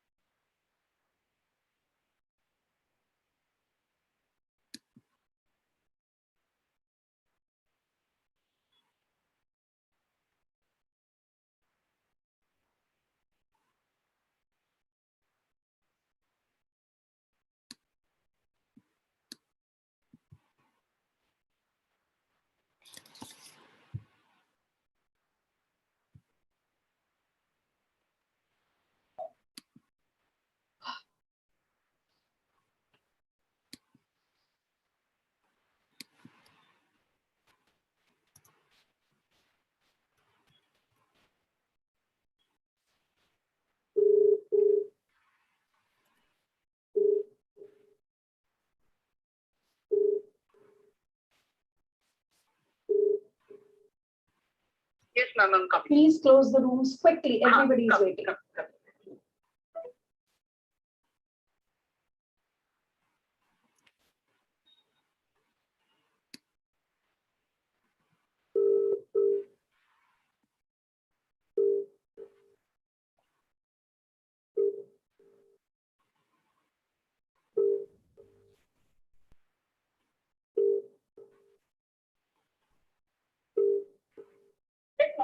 Tell him to join now in 2 minutes. In 2 minutes. Okay, thank you.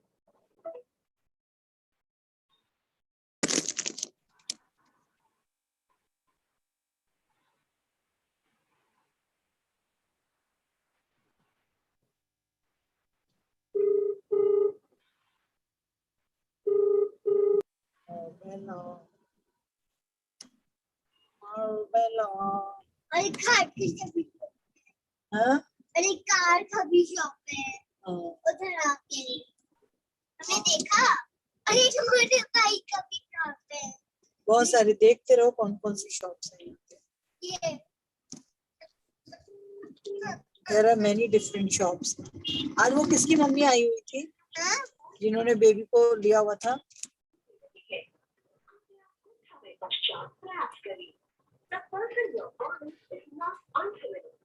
For how long were you enjoying that conversation?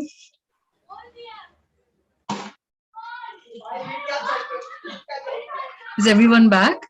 Sir has already joined. Uma ma'am is. Yes, Subodh sir is also here. Good evening. Our parallel sessions are going on, and Uma Chilli ma'am is in one of the rooms, so they'll be here in another 2 minutes. Just give us 2 minutes. Subodh sir, good evening. Yes. Namaskar. Varsha Gattu. Good evening. How are you, ma'am?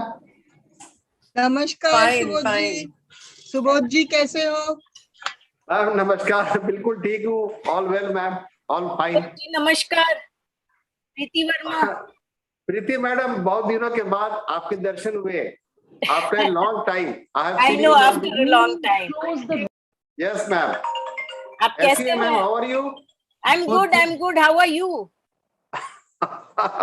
आज it is no change getting older and older now I'm still looking very fine and fit.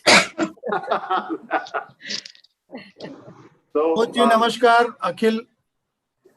Akhil sir, namaskar sir. Good to see you after a long time, Subodh bhai. Of course, actually, we have been seeing each other through VC only, sir. Yeah. And sorry, Sachu, we had to cut down. We came back here. Sorry, I know it is very disheartening for the paper presenters because they have really put in a lot of effort in their research work and in preparation for this presentation. Yeah. But just, I had only 1 minute, Dr. Ban. I just started. Don't worry. We know the amount of work that you have put in, so don't worry about that. And also, it just so happens, when you have a conference like this, of this big, whatever. So it just happens that at the end of it, we don't have much time. And I'm just waiting for Uma ma'am. Is she already there? Dr. Uma Tulli, our chief. Yes, she was with us. She's right there. Okay, welcome, ma'am. Betty, please take Yes, over. I'm here, ma'am. Wonderful. Namaskar. Betty, please take over. Welcome back after those exciting parallel sessions. It was wonderful to see all the participation and great presentations made by the paper presenters. Special thanks to our invited paper presenters as well as the chairpersons. Let's begin the valedictory session with a brief welcome address from Dr. and Professor Sujatha Bhan. A very warm welcome to everybody. It's an honor to welcome you all on behalf of the Department of Special Education, SNDT Women's University, Juhu campus, and National Institute for the Empowerment of Persons with Visual Disabilities to this valedictory ceremony of our second international conference in education, ICE2, on the theme Global Challenges in Education, Resilience and Reinvention, given the CRE status by our regulatory body, Rehabilitation Council of India, a statutory body under Government of India. And we have this conference from 1st to 4th of December. So we are on the 4th day. I take this opportunity to welcome our honorable chief guest, Padma Shri Dr. Uma Tulli, director, founder of the prestigious Amar Jyoti School in Delhi. She very graciously accepted our invitation. She is one of the most senior professionals in the country who has dedicated her life towards improving the life condition of persons with disabilities by being a part of policy making, by walking the talk, and practicing inclusion and creating inclusive culture. I have always admired you, ma'am, for your poise, eloquence, and such dignified persona, and yet very humble and approachable. And she continues to inspire me and many fellow professionals. We are indeed grateful that you accepted our invitation. Looking forward to your presidential remarks, ma'am. I'm also very happy to welcome our special guest of honor, none other than Member Secretary, Rehabilitation Council of India, Dr. Subodh Kumar. I know you are extremely busy right now, but just by my humble request, you have agreed to be with us for a little time. I'm really, really grateful to you for that. I would not be exaggerating if I may say that RCI has been pulsating with energy, and significant milestone changes have taken place under his leadership. His democratic leadership, integrity, and down-to-earth nature makes him one of the most popular member secretaries of RCI.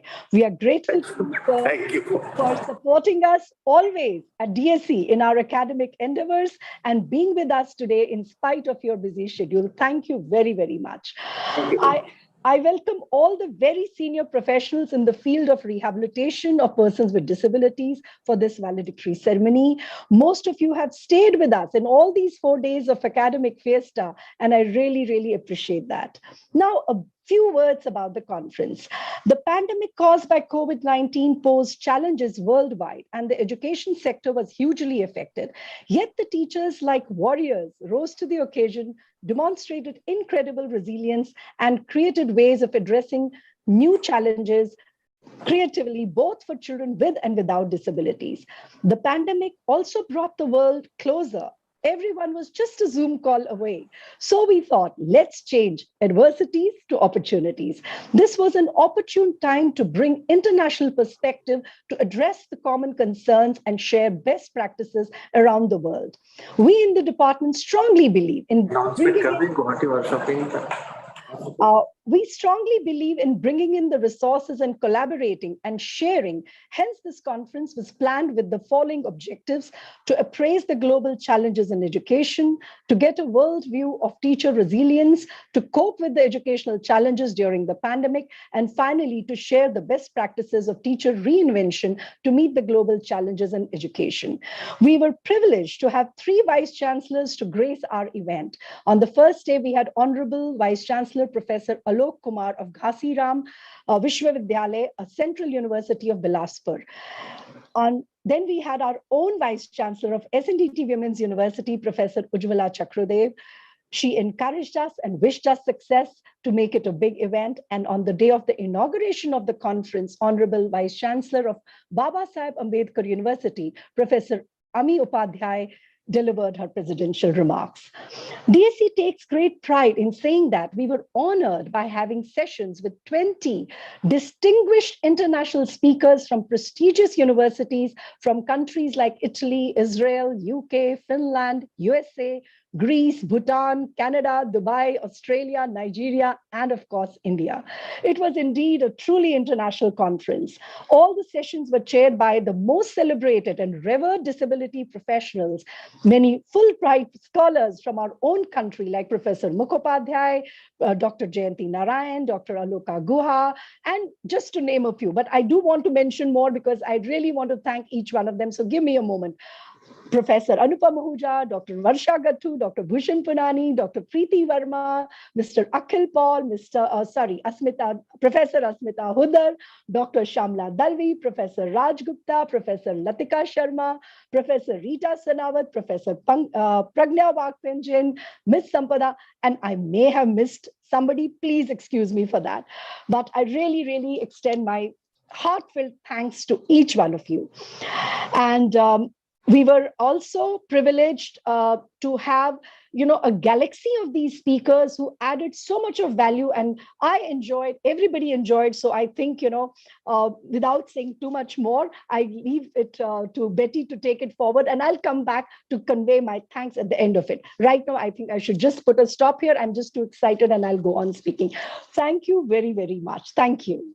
Over to you, Betty.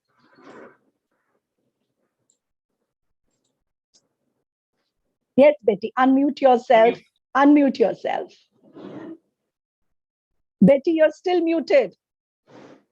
Okay, somebody tried to unmute me while I was doing the same thing.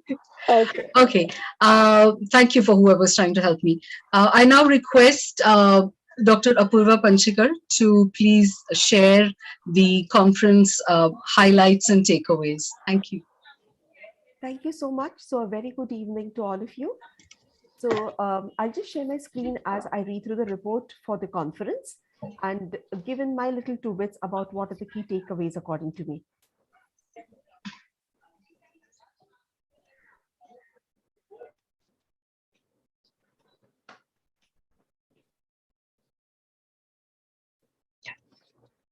So I'm very happy to present the report for this 4-day conference on global challenges in education, resilience and reinvention, organized by Department of Special Education in collaboration with the National Institute for the Empowerment of Persons with Visual Disabilities. This lovely 4-day conference, it started on December 1st, and today is the last day, that is December the 4th. On the 1st of December, we had the pre-conference workshops by 2 very, very important by 3 important people. However, that they started with the inaugural function, and we had the privilege of having Honorable Vice Chancellor, Professor Alok Kumar Chakrawal, who is the Vice Chancellor of Guru Ghasidas Vishwavidyalaya at Bilaspur in India. In his inaugural and chief guest speech, he highlighted the importance of National Education Policy 2020, adding that it is the talk of the world today. He also elaborated on NEP 2020 for opening up prospects for reinventing the system of education by opening doors for transformative pedagogies and educational system building, well-grounded graduates possessing the 21st century skills to build who can contribute to economic and social independence.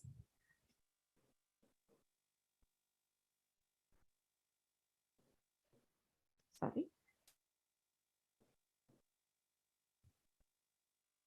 Then we had our very first workshop by Dr. Eleonora Palmeri and Professor Piero Crispiani.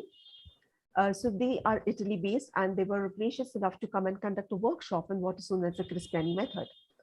So it was presented by Dr. Eleonora, and she highlighted the significance of this method in terms of activating neural connections and improving interhemispheric coordination in the brain. They conducted practical sessions and demonstrated a variety of methods which can be used in the classroom for improving execution of slow and fast motor sequence activities, impacting perceptual, cognitive, and sensory motor areas, all functional areas, and promoting mental and motor reactions.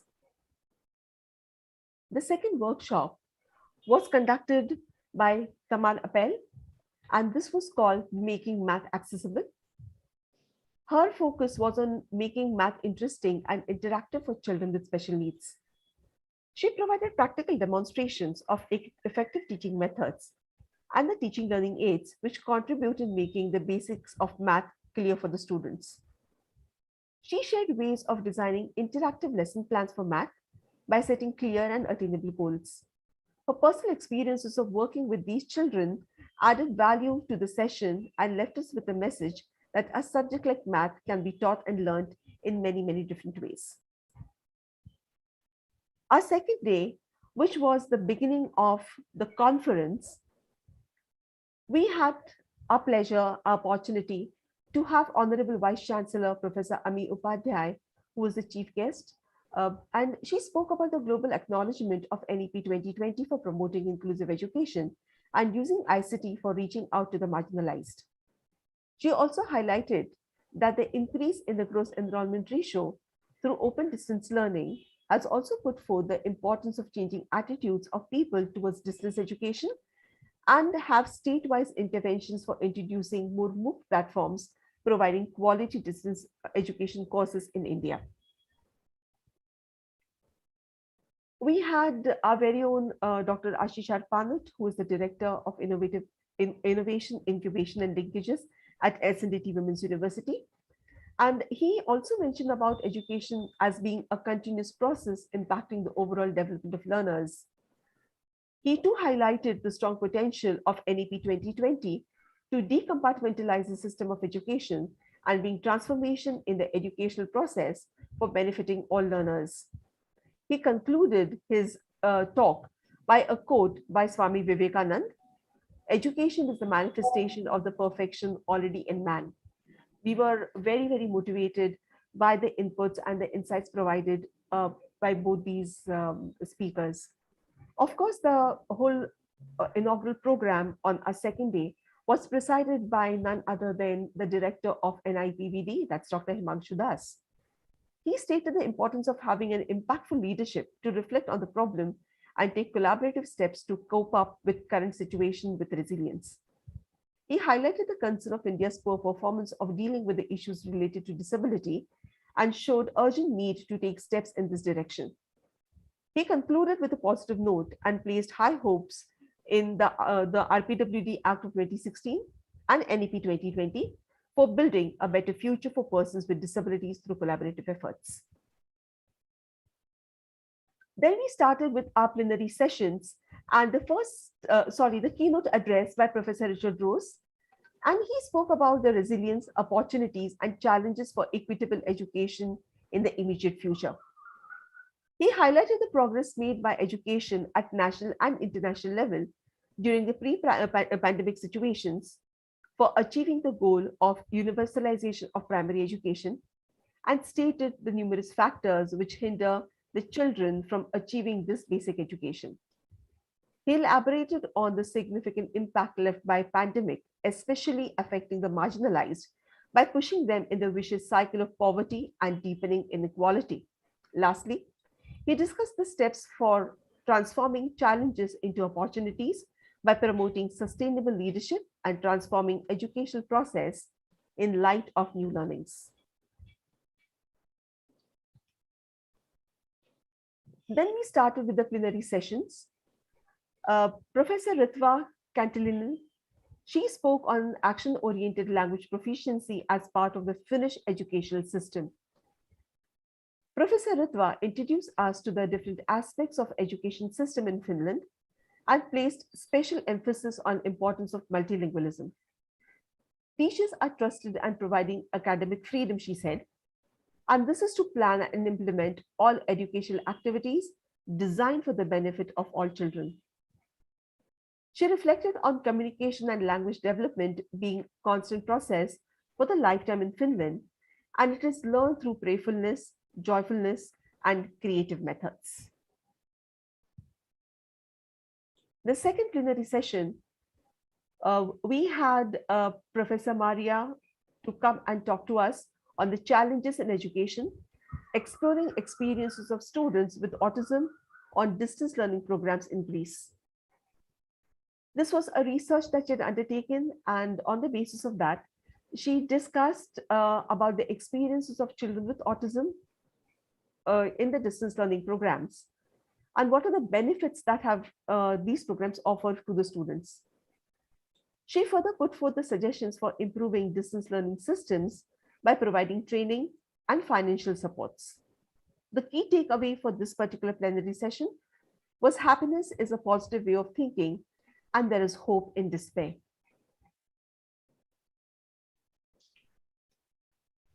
The next plenary session, we had Professor Rinchen Dorji from Bhutan, and he spoke about how Bhutan is embracing the education through COVID pandemic outbreak. He provided us an insight about the key challenges faced by them for reaching out to all children, but especially those living in the rural areas of Bhutan. He also discussed about the measures taken during the pandemic to restructure education, the educational system through technology-driven initiatives for providing education to children and training the teachers. He further discussed about tele-education projects undertaken by the teachers for reaching out to the children in the rural and distant areas. And he concluded by placing high hope in the transformative education process for achieving the goals of education in Bhutan.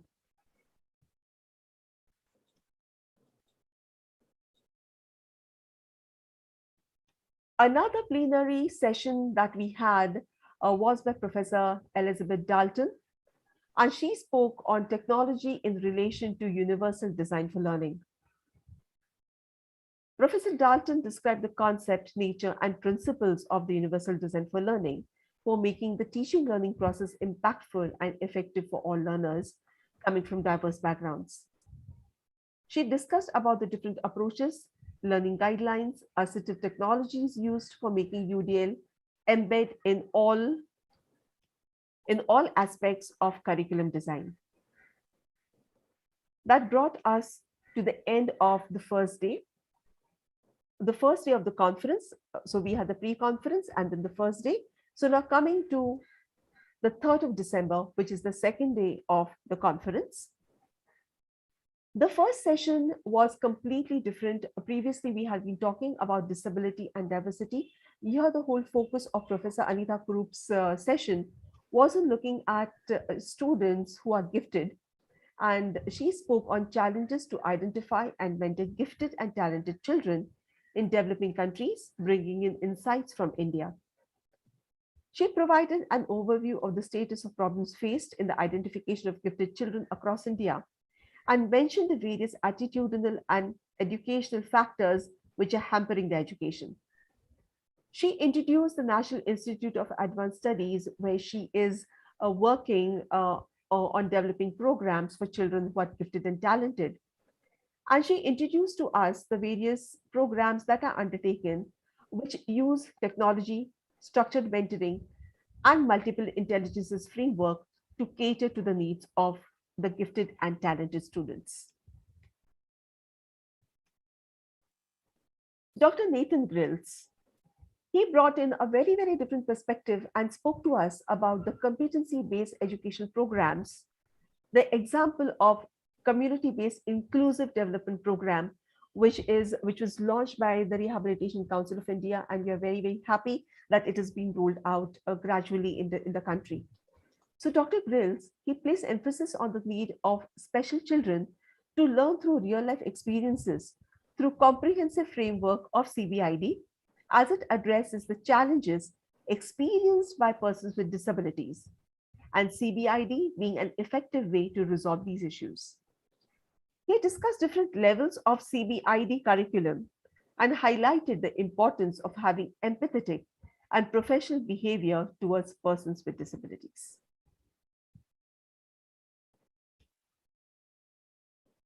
Dr. Susie Gronseth and Dr. Leslie Kowat, they gave a very, very specific view to us about the community-driven educator professional development for online and HighFlex college instruction. They shared about the HighFlex classroom program introduced by Houston University and elaborated on the scope of the content covered in the guide to best practices for HighFlex and professional development program implementation by them. The key takeaway from their session, it was that it is very important to consider teachers' learning style while planning the professional development programs. I think many a time we forget about the teachers and we only talk about the students, but a very important aspect is to also keep in mind what the teachers' learning styles are and develop the professional development programs accordingly. The resilience of teachers, a session which was taken by Ms. Deborah Gleason. She explained the Perkins International Model, where their motto is to place every child at the center. The focus is on creating a supportive community to enable children to learn and thrive, equip adults to teach, and make education accessible. She also discussed the challenges faced during the pandemic and the opportunities it brought to innovate and practice different facets of resilience, like learning together, adapting, innovating, so on and so forth. The last session yesterday was by Professor Ratna Ghosh, and she spoke on the social justice and education equity with special reference to India. Professor Ghosh stated that the pandemic has underscored the fact that we are connected. She further explained the concept of equality, equity, and diversity, and highlighted the important role of teachers for creating an equitable society for all. Further, she further stated that through embedded values and principles of inclusive education and social justice in the fabric of education system, social exclusion can be dealt with and equity can be created. The last day today, lot of insightful sessions we had today as well. The first session, Dr. Julia Lindley Baker, her topic was facing challenges, finding solutions. Using a lot of research-based evidence, she discussed the impact of global challenges by putting forth, which is being put forth by the pandemic, and which has impacted all the stakeholders, especially the children. She shared the nature, types, and models of stress. She also discussed about the nature of pressures in arena of teaching and presented various problem-focused, situation-focused, and emotion-focused coping mechanisms for dealing with the same. Dr. E. Akarna, she spoke on inclusion of children with special educational needs in Finnish comprehensive schools, providing an overview on the different aspects of the Finnish education system, where special emphasis is placed on well-being and autonomy, prevention and early identification and inclusion. She highlighted the importance of consultation and mentioned that trust, academic freedom, and respect the teachers have in Finland are the very, very strong pillars of the education system there. She focused on special education using a child-centered three-tiered system that ensures inclusion. Dr. Ia ended the session by expressing how she looks forward to a fully inclusive society and how teachers require encouragement and support in this whole process. Dr. Hadiza brought in the perspective from Nigeria by talking about responding in unfolding global situations. She started by introducing the context of Nigeria in the post-colonial education landscape and highlighted the complex educational system of Nigeria, which is nested in complexities. She spoke about the challenges faced by students from terrorist organizations, which threatens their education. And she also focused the whole thoughts on global thinking and act. She showed us videos to support her arguments and the challenges faced by students on a daily basis. She shared how digital poverty makes education difficult during the pandemic. Of course, she concluded her sessions with some happy pictures of students learning through various inventions and local initiatives. We then had 4 speakers who were invited to talk about their context, and we had speakers from UAE, USA, India, as well as Bhutan. So Mrs. Susan Rodrigues, she spoke on peace education. Ms. Manisha Lad, she's reflected on digital tools to create breakthrough for individuals with communication challenges, inclusive education from policy to practice, insight shared by Ms. Seema Tuli from India, and co-generative dialogue, a pedagogical tool to transform classroom practices by Sonam Rinchan from Bhutan. The sessions by the eminent resource persons were highly enriching, informative, full of knowledge, and offered many key learnings for all of us to take away. So we are extremely grateful to all of you for sharing your insights. And of course, we had also 20 paper presentations, which were happening as parallel sessions. My apologies to many of the paper presenters who could not present their papers completely because of lack of time, but they were very important key takeaways. If I have to talk about what the key takeaways for us are, I think that the conference has touched upon very, very dated topics, right from skill-based training to inclusive education, to teacher resilience. Even when it comes to inclusive education, the focus has not been only on persons with disabilities, but on diversities, be it social and educational diversities, be it diversities which are which are related because of language, or which could be diversities also because students who are gifted and talented. There were certain solution-oriented sessions focusing on the use of universal design for learning, the role of ICT, assistive technology, online learning, as well as curriculum-based inclusive developments.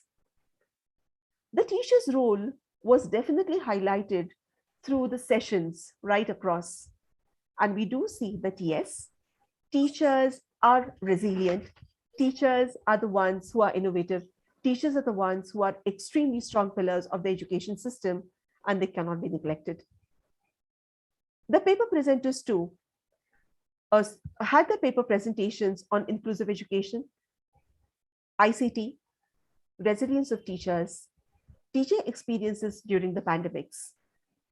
Some papers were conceptual papers, some papers were research-based papers. They all have brought in very, very different perspectives and widened our horizons for understanding the global challenges in education, reinvention, resilience. I end the report here by a quote by Winston Churchill. I think it very appropriately talks about everything that this conference has been about. Churchill says, "Success is not final. Failure is not fatal. It is the courage to continue that counts."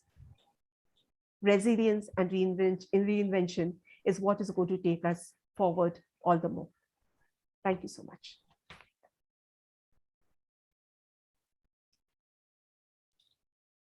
Over to you, Betty. Betty, unmute yourself. Yes. Okay. Thank you, Panchikar ma'am. And I now invite Dr. Pankaj Kumar to please give his report in the capacity as CRE coordinator. Thank you, ma'am. Respected patrons of this program, Professor Ujjwala Chakradevi ma'am, Dr. Himanshu Das sir, Honorable Chief Guest Padam Shri Umatuli ma'am, and Guest of Honor Subodh Kumar sir, all distinguished guests and friends, and most especially the convener of this program, not convener of this program, the center of gravity, the focal point of lens of this program, as far as this program is concerned, Madam Professor Sujata Bhan ma'am. Really, very much. However, I was a part of this organizing team of this program, but I am totally amazed by seeing a great pool, or I can say the galaxy of eminent personality in the field of special education, and seeing all at the same platform. And I'm very fortunate to be part of this as a CRE coordinator. I have given the responsibility to take the CRE related concerns. How we know that there is a global understanding, about the disability has been changed after the introduction of ICF. Now, this is disability is a part of a form of natural diversity in the all human being. And this conference ignited so many our rehabilitation professionals towards various emerging issues on education of disadvantaged group. This advantage group is being termed as SEDZs, that is the socio-economic disadvantage group of the NEP. And the main thing in the NEP is the section 6.19, which says about that only intervention and measures which has been termed earlier that some like the teaching pedagogies are not enough. So what we need to do, what we also required is bringing out a change in school culture. And how we can create the school culture in terms of introducing the empathy, tolerance, resilience, rights, gender equality, non-violence, global citizens, inclusion and equity in our curriculum. And this kind of conference is potentially able to make a global perspective and academic innovation. as part of this, this is a CRE program. This program followed all guidelines as given by the Rehabilitation Council of India. We have introduced, well-informed all the CRE participants. We framed a WhatsApp group to support them. We do have a very facilitating registration process, and then after we provided the assessment process, and we have conducted total 6 assessment in this program. And that assessment, in addition to this 6 assessment program, we also conducted a feedback session and feedback form. And we are very happy to share that we have a very good feedback from all the CRE participants of this program. And we are much hopeful that this collaboration from the SNDT and the NIPVD will go ahead, and we will organize so many programs in future. And thank you for the opportunity to, I'm feeling privileged to be part of this program. Thank you so much, ma'am. Thank you. Thank you, Pankaj. Thank you so much. Thank you, Pankaj sir. It's always a pleasure to hear from the participants. I invite Professor Renu Malviya, Department of Education, Lady Irwin College, University of Delhi, to please say a few words. Just a few words. We are running short of time, Betty, please. Yes, ma'am. Yeah. Renu, are you here? Dr. Renu? Yes, yes, yes. Ma'am, you are on mute. Unmuted. Yes. It was a way I could enter this conference, be part of these international things. And, I would like to say that, of course, I entered the conference because I need my CRE points. But SNDT for our college has always been an institution where we want to know more about it and learn more and to collaborate with SNDT. And so last year I had felt that when ICE was there, that it was beyond, it has sort of offshooted beyond the benchmarks. But this year I feel that DSC and SNDTWE has really, they don't believe in climbing steps one by one. They just move up a flight, they jump up a flight of steps. Professor Sujata Bhan, it's amazing leadership and amazing coordination and hard work of you and your team. And believe you me, that it is just not visible that you have limited hands to form this magnificent team. And so I learned a lot from this conference, and I take back to my classroom and my grassroots work and researchers the international perspective. And thank you. Someone who was in the same room where I was exclaimed, and said, "This is the real international conference." It was really, I literally had to go to the atlas and look up how many countries have been covered in this particular conference. Real state-of-art experience, and so many time zones that you must be experiencing.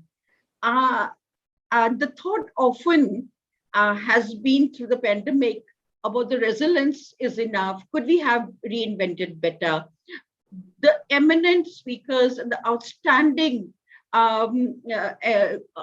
participation and professionals that we hear, we learned so much about how much of development of skills and coordination and teamwork that is required. Each speaker was able to explain articulately and present such complex dimensions in such simplified form. I'm taking away so many notes, which I am going to cheat and use in my classrooms. Thank you for helping us learn so much, also to authenticate what we are doing and to increase the level of goals that we, the CRE participants, plan to achieve in the coming year. I am a CRE participant. I say the coming year because the way this conference is going, I wouldn't be surprised that in the future, there might be speakers from Mars and Venus. So thank you, Dr. Himanshu. Thank you, everyone. Thank you, Dr. Subodh Kumar. Thank you, NIV. Thank you, RCI. Thank you, SNDT. Thank you. Bye. Thank you. Thank you, Renu, for such lovely words. Yes, Betty. Thank you, Renu, for that wonderful sharing. It's always a pleasure to hear from you. I now request my colleague, Ms. Yukti Gupta, to please introduce our guest of honor, Member Secretary, Dr. Subodh Kumar, sir.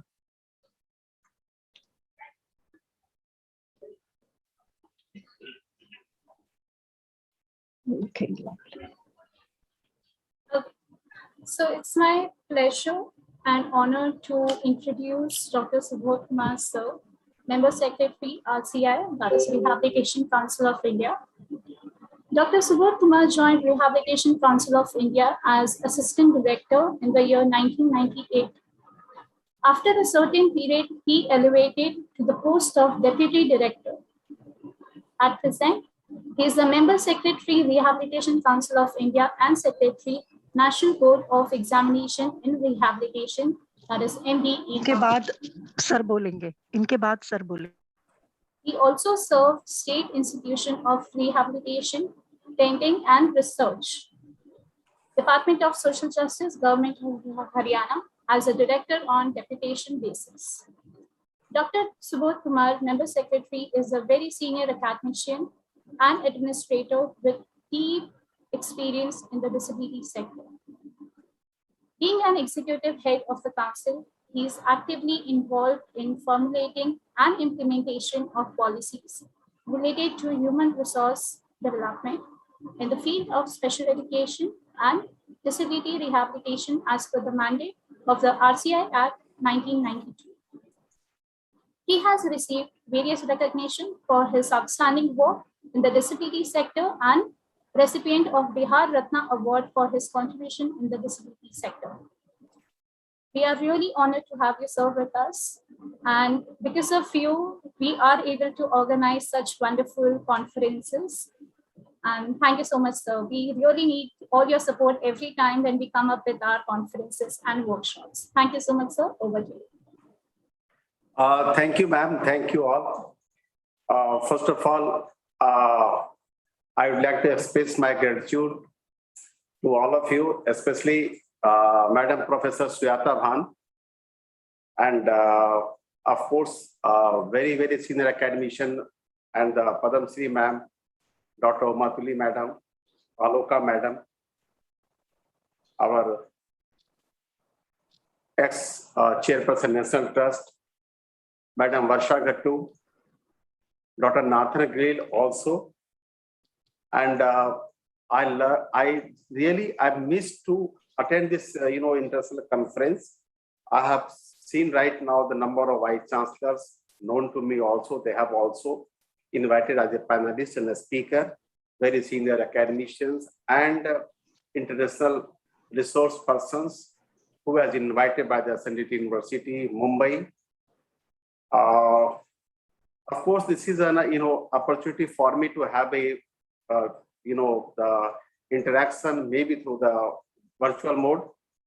But I will tell you, madam, very frankly, this university, SNDT University, Mumbai, it is one of the oldest university as far my knowledge is concerned.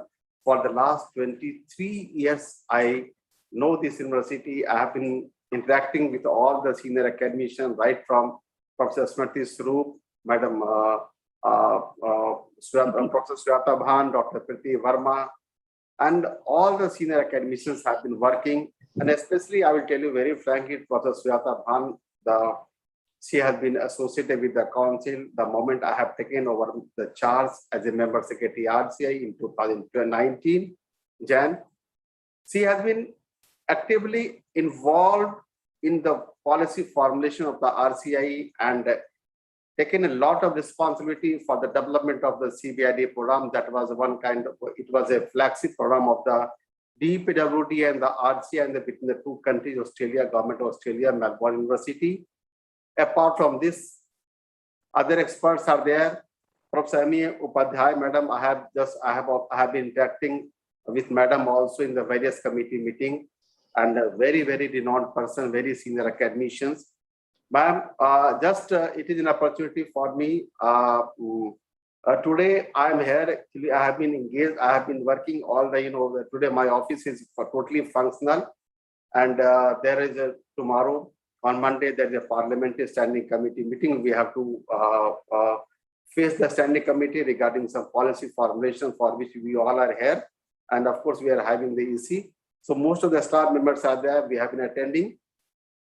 This global challenge in education, this is the topic which has been decided by the SNDT University or NITBD Dehradun.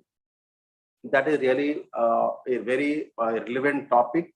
And I know not only I have seen the experts are deliberated upon so many things. I have seen Madam Sweta Ban has been saying, Apurva was also describing whatever it was delivered by the other experts. So challenges, of course, it was not the challenge globally faced by all of us, especially not the education system. Of course, the being a council in the RC also as an administrator, we have also faced a lot of challenges due to this lockdown, and of course, actually, it affects our function also, and it's lingers, it delayed so many activities, and that I think, especially the development of the course curriculum, convergence of course curriculum, even including the CBID program. So this was all challenges, but ultimately, this COVID situation has given me COVID lockdown has given us a lot of opportunity to use the ICT. And that is the outcome of this COVID-19 in our country. Nobody was aware about this video conferencing mode. I used to watch in the Hollywood movie about such kind of interaction through the VC. But now it is a very common phenomena everywhere. All the programs have been organized, meetings are organized through the VC, and it has enhanced our performance level also. I will tell you about this COVID lockdown. It was a challenge for not only for RC, for others department also, but especially I have taken this challenge as a boon, and I have done a lot of things. Means actually I have organized almost 25 to 30 meetings once in a year through the VC, and now it is very convenient for me wherever I need some kind of policy addition and input and views from the experts' comments. I immediately just have a face-to-face interaction with the experts, and in sometimes in a day we organize 2 or 3 meetings with the experts, and it is easier for us. This COVID has provided not a challenge, but it has facilitated the council also to organize a different various interactive sessions with the head of the training institutions, both recognized by the RCA, to discuss all the issues with regard to their course curriculum implementation, exam matter, etc. So I think it was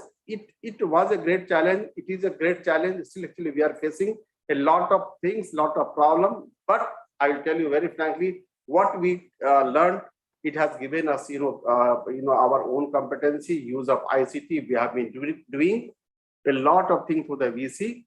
And of course, Sweta Madam, I am very thankful to you. Umatili Madam is also with us. So I have missed all the interactive sessions and deliberations. And of course, panelists, I have seen from different countries. You have invited. That was really a wonderful experience for me, not for me, others participants also, and that will be a great program for the resource for the participants and for their professional development program. One thing, ma'am, I would like to just cite this information about the challenges. We have been also getting a number of queries, even from the parliamentarian, from the policy maker, from the politicians, about how the council and how the education institutions have faced the challenge, how the teachers are being trained to impart education online. That was not developed earlier in our education system. So now we have learned this COVID-19 and this challenges has taught a lot of us use of ICT, and now this is everything is online. We have also implemented the e-office. Now we can work from home also. So this is all the thing. I will not take so much time, ma'am. Just I would like to say one more thing, ma'am. So many vice chancellors are there. They all are very senior, respectable, honorable. For me, I'm not aware about all the things, but I will tell you, ma'am. Sweta Madam, we are also going to, and all the experts, Umatili Madam is there, Aloka Madam. We are also going to organize, the we could not organize the last year, 2020, the international conference. That is the part of the activities of the RCI. So now actually, finally, we got a nod from our ministry, and on the 28th and 29th of this month, 28th or 29th December, we are going to organize the national conference of RCI, and that is very, very important. Whatever the the provisions of NEP, what is the particularly asking RCI to do in the light of the NEP 20, another theme on this issue we are going to organize. And of course, once again, we are hoping that once again we will meet together at Guwahati on 28 and 29. This is the why I am saying this is the platform. Everybody is listening, and of course that is in the 2019 we have developed the vision documents and of the RCI 2030. Of course, this time also we will be able to get some new things, and that will also guide the council to go ahead in the light of the NEP 2020 and of course the RPD Act 2020, 2016. So with this all, once again, I'd like to thank to all of you, ma'am, especially Sujata ma'am. I'm very thankful to you. Thank you so much. Thank me a lot. Now it was a very, tough time today to be with you. Frankly speaking, we have been just half an hour before we came from the ministry. There was a meeting, and all the government departments open, and so I could not able to spare much time. Umatuli madam is sitting with us. Ma'am, Umatuli madam, thank you very much. Recently, I have seen your, someone has sent one, YouTube channel. That is a Manthan. It was an interview of 26 minutes. Yes. Ma'am, Umatuli ma'am, it was excellent actually. I think this the episode and this small 26 minutes, interaction should be forwarded to all. I will forward, ma'am. I know this is excellent, ma'am. And you deserve it. Really, you deserve whatever you have done in the field of disability. It was nobody can achieve this target. And altogether, my respected, very senior person, Aloka ma'am is also with us. Now I can she is also listening me. Ma'am, aapko bahut bahut pranam. So nice of you, ma'am. We are going to invite you for this. Actually, we have to also invite, decide the topics, etc. and theme. So for which we are going to invite you, maybe through the VCO if you want to come to the the face to face. That is up to you, ma'am. Just say your wish, ma'am, that we will do it. And with all, Vashagatu madam, I think she has been also listening. Actually, she has been also very aspiring for me always.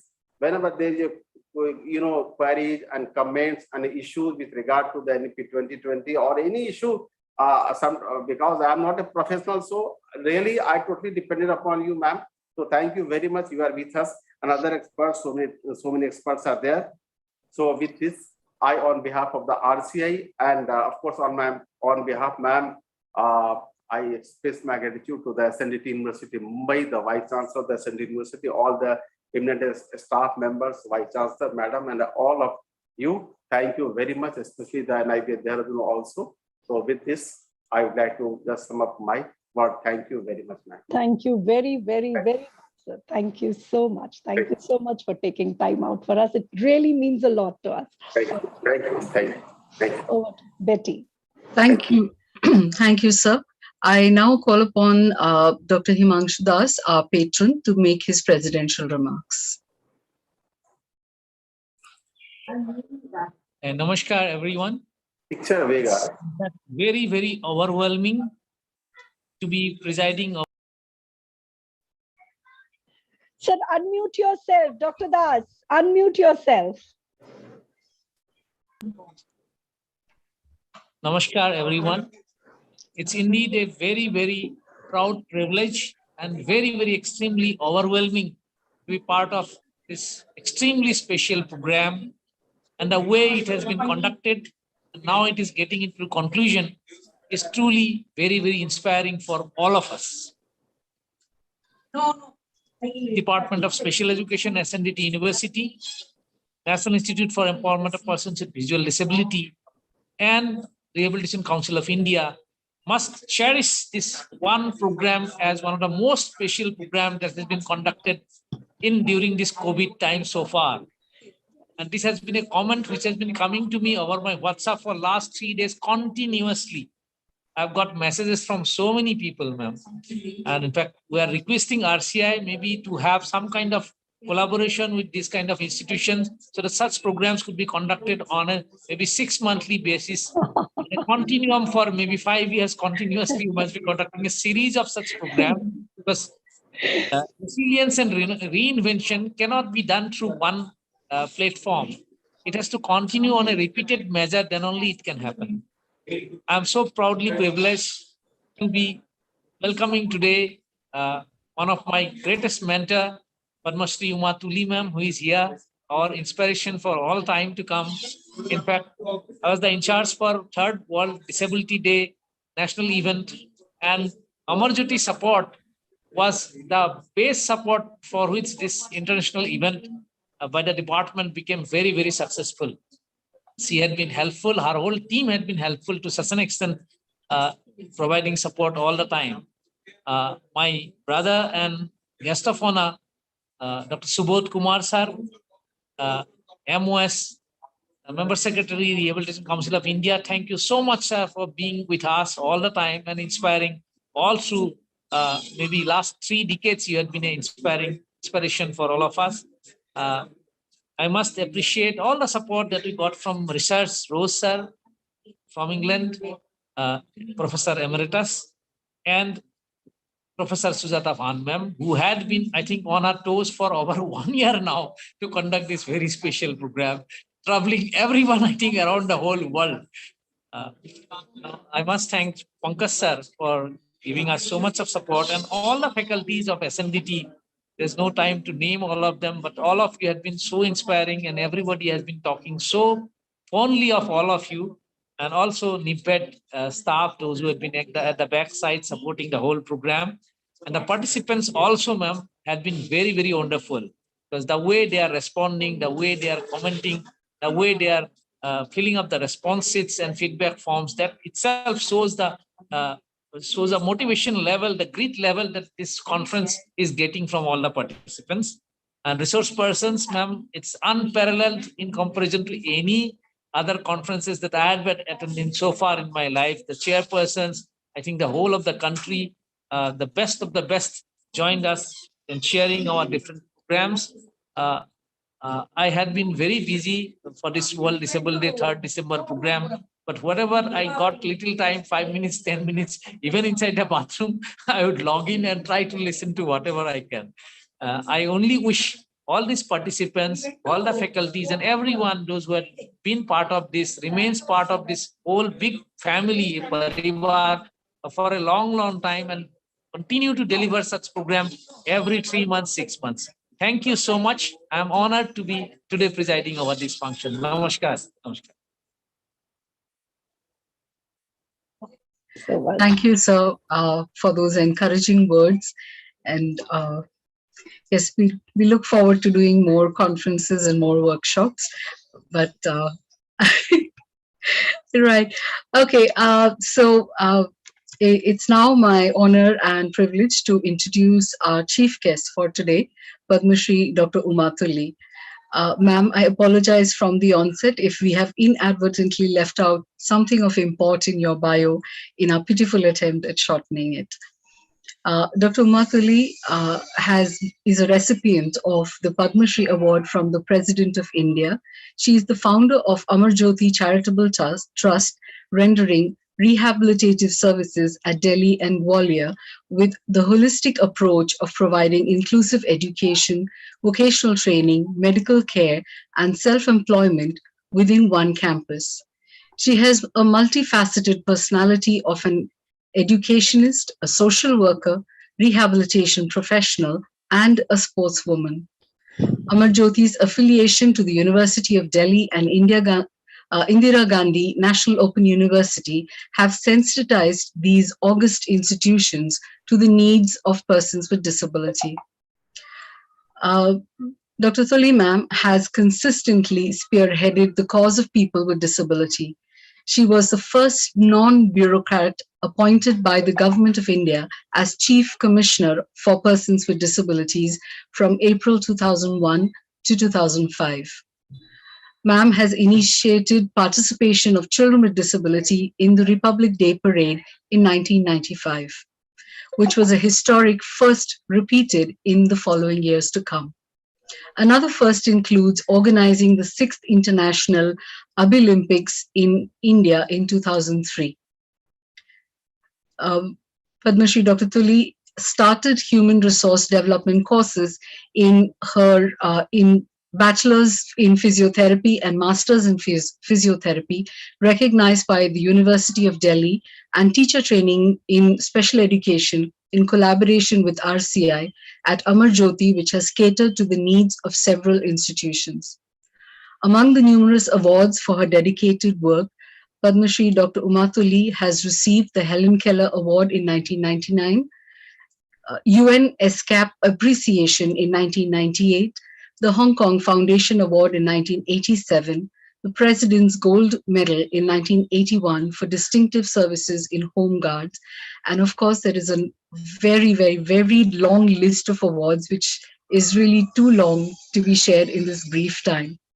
Ma'am, please share a few words with us.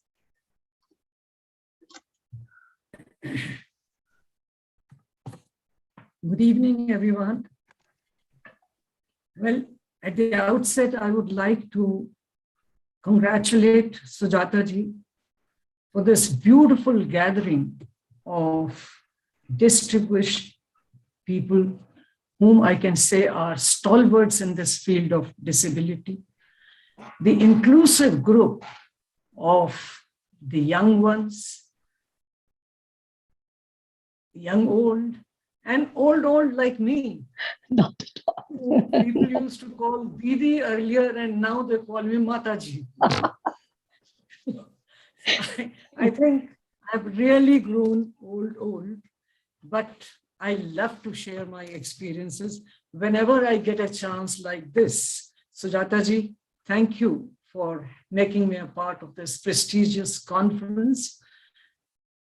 If we think of Nelson Mandela, who said education is the most powerful weapon to change the world, I think, Sujata ji, you chose the right theme for the conference. And once again, congratulations for that, because you could, with your leadership skill, gather most eminent people to speak and organize it in such a manner for 4 days is really something very creditable.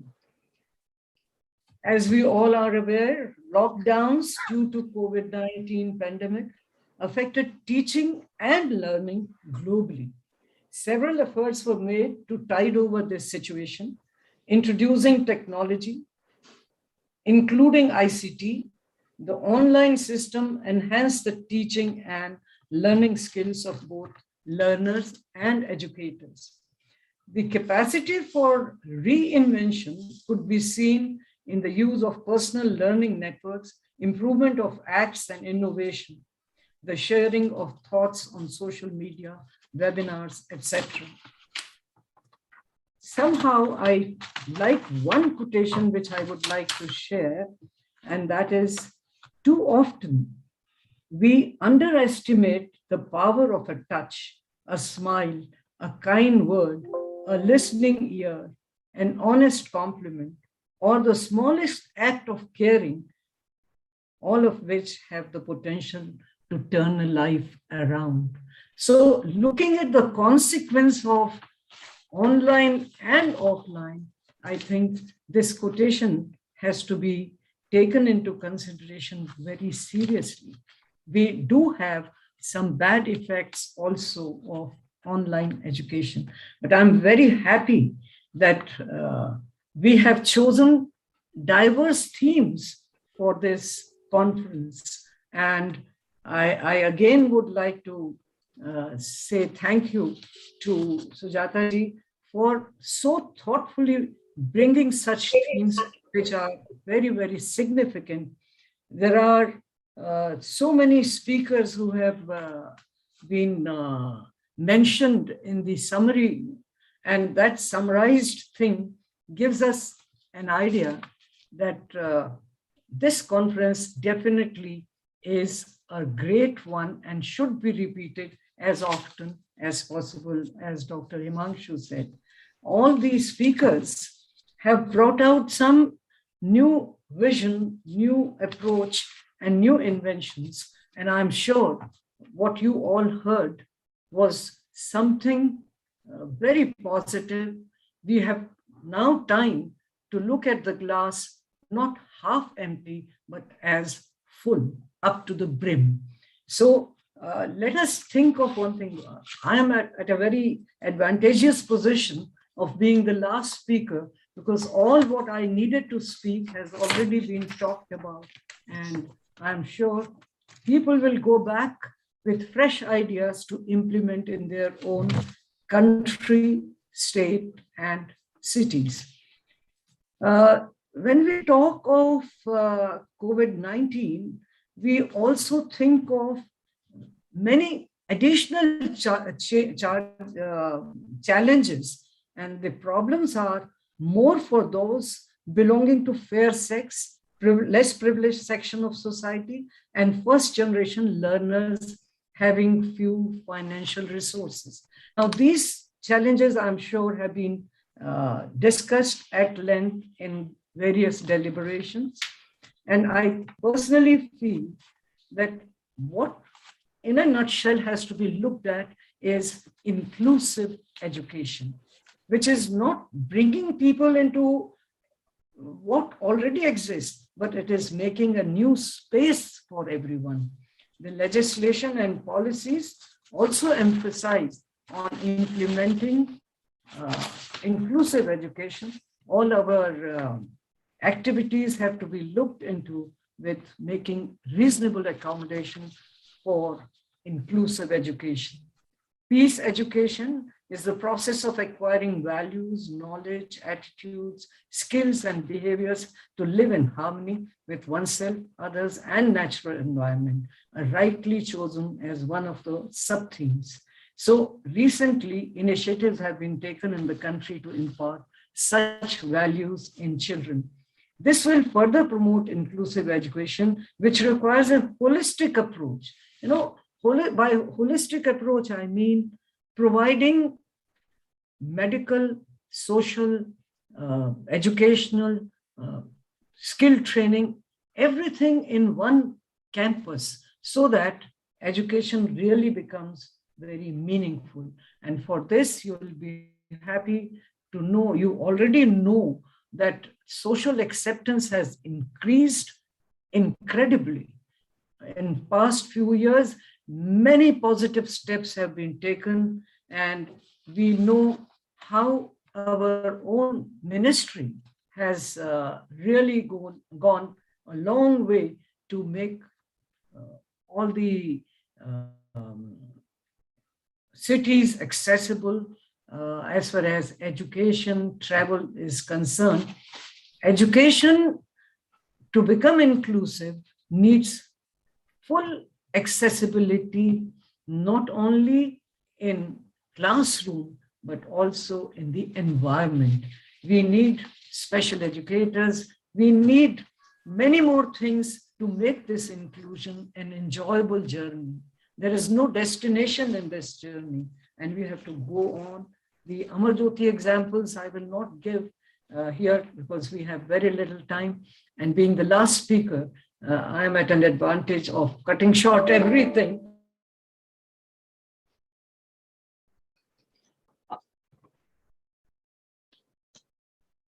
What happened?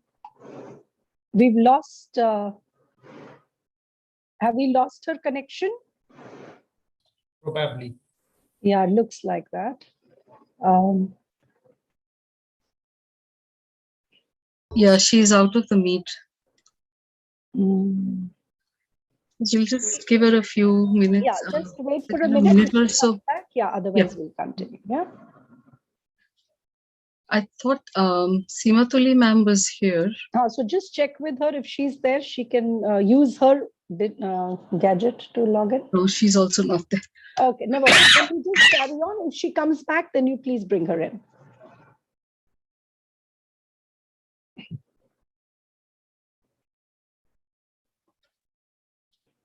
Do we continue? Yes. Sorry, I was coughing. I missed that. No problem. If she comes in, then you bring her in. Continue. All right. It's really unfortunate we lost connection with Padma Shri Dr. Uma Tulli. Hopefully, she'll be able to join back and continue. We were going to ask Dr. Aloka Guha, so I'm going to say that now. I want to request our most senior, our best well-wisher, guide and mentor, none other than Dr. Aloka Guha, who sat through all the presentation on all 4 days, to say a few words. Thank you. Thank you so much, Betty. Can you hear me? Yes, ma'am. Very well. Okay, I thought we've had a long 4 days, but since you asked, I don't have the guts to say no. So Dr. Subodh Kumar ji, Sujata ji, and Himanshu ji, all three of you, many congratulations for a truly, truly international effort. Not only did we hear about many programs and many policies of different countries, but they were all excellent presentations. The quality of the presentations was really, really at a very high level, which kept me completely enthralled for 4 days. I ensured that I had an early lunch so that I could log in to your program. Excellent. Bahut suna, bahut sikha. And so there's so much to acknowledge and appreciate and emulate for our system. But you know what? The more I heard, the more I realized how similar we have been in our COVID responses. And that's such a wonderful thing, to be part of a whole global fraternity. We've all gone through the same experiences. We've responded in our best possible with our human resources and financial resources.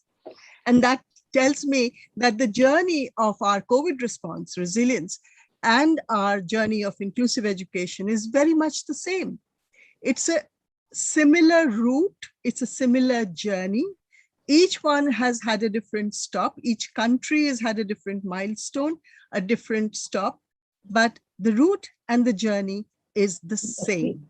So Kutumbaka, thank you so much, Vasudeva Kutumbaka. Very much appreciate, Sujata, your global effort. I remember I watched your face when Himanshu said we must have these every 6 months, and your face and Becky's face like, oh my God, no.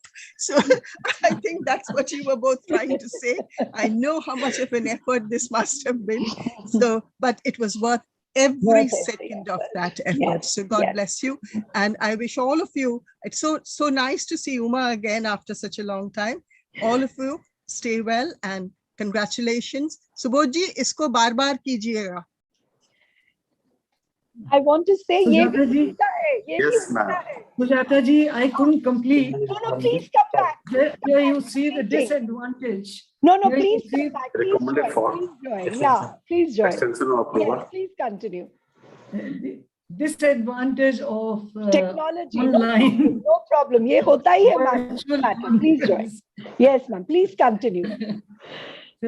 I just wanted to share that inclusive education leads to all-round development of children, and it has to start very early, from nursery to other classes, and in equal number if possible.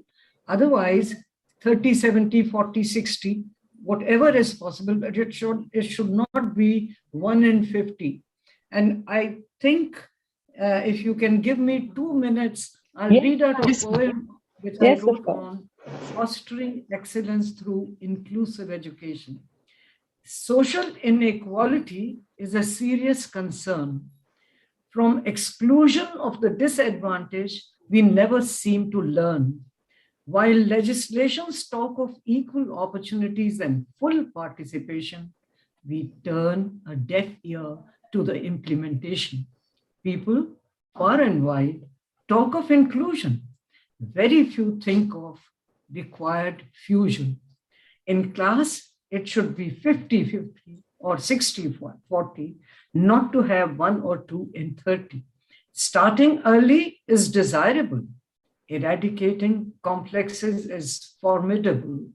Make the environment accessible and curriculum flexible, holistic approach of developing personality needs to be instituted for sensitivity. Providing support services and special educators should be mandatory to make the learners accept each other naturally. Harmonizing various methodologies and getting into UDL technology will certainly change the orthodox ideology. Every learner matters and matters equally. We must foster excellence through inclusive education, truly. And this is what I want to say to the entire group, that let us all be advocates of abilities of persons with disabilities to help them stand on the same platform as the non-disabled.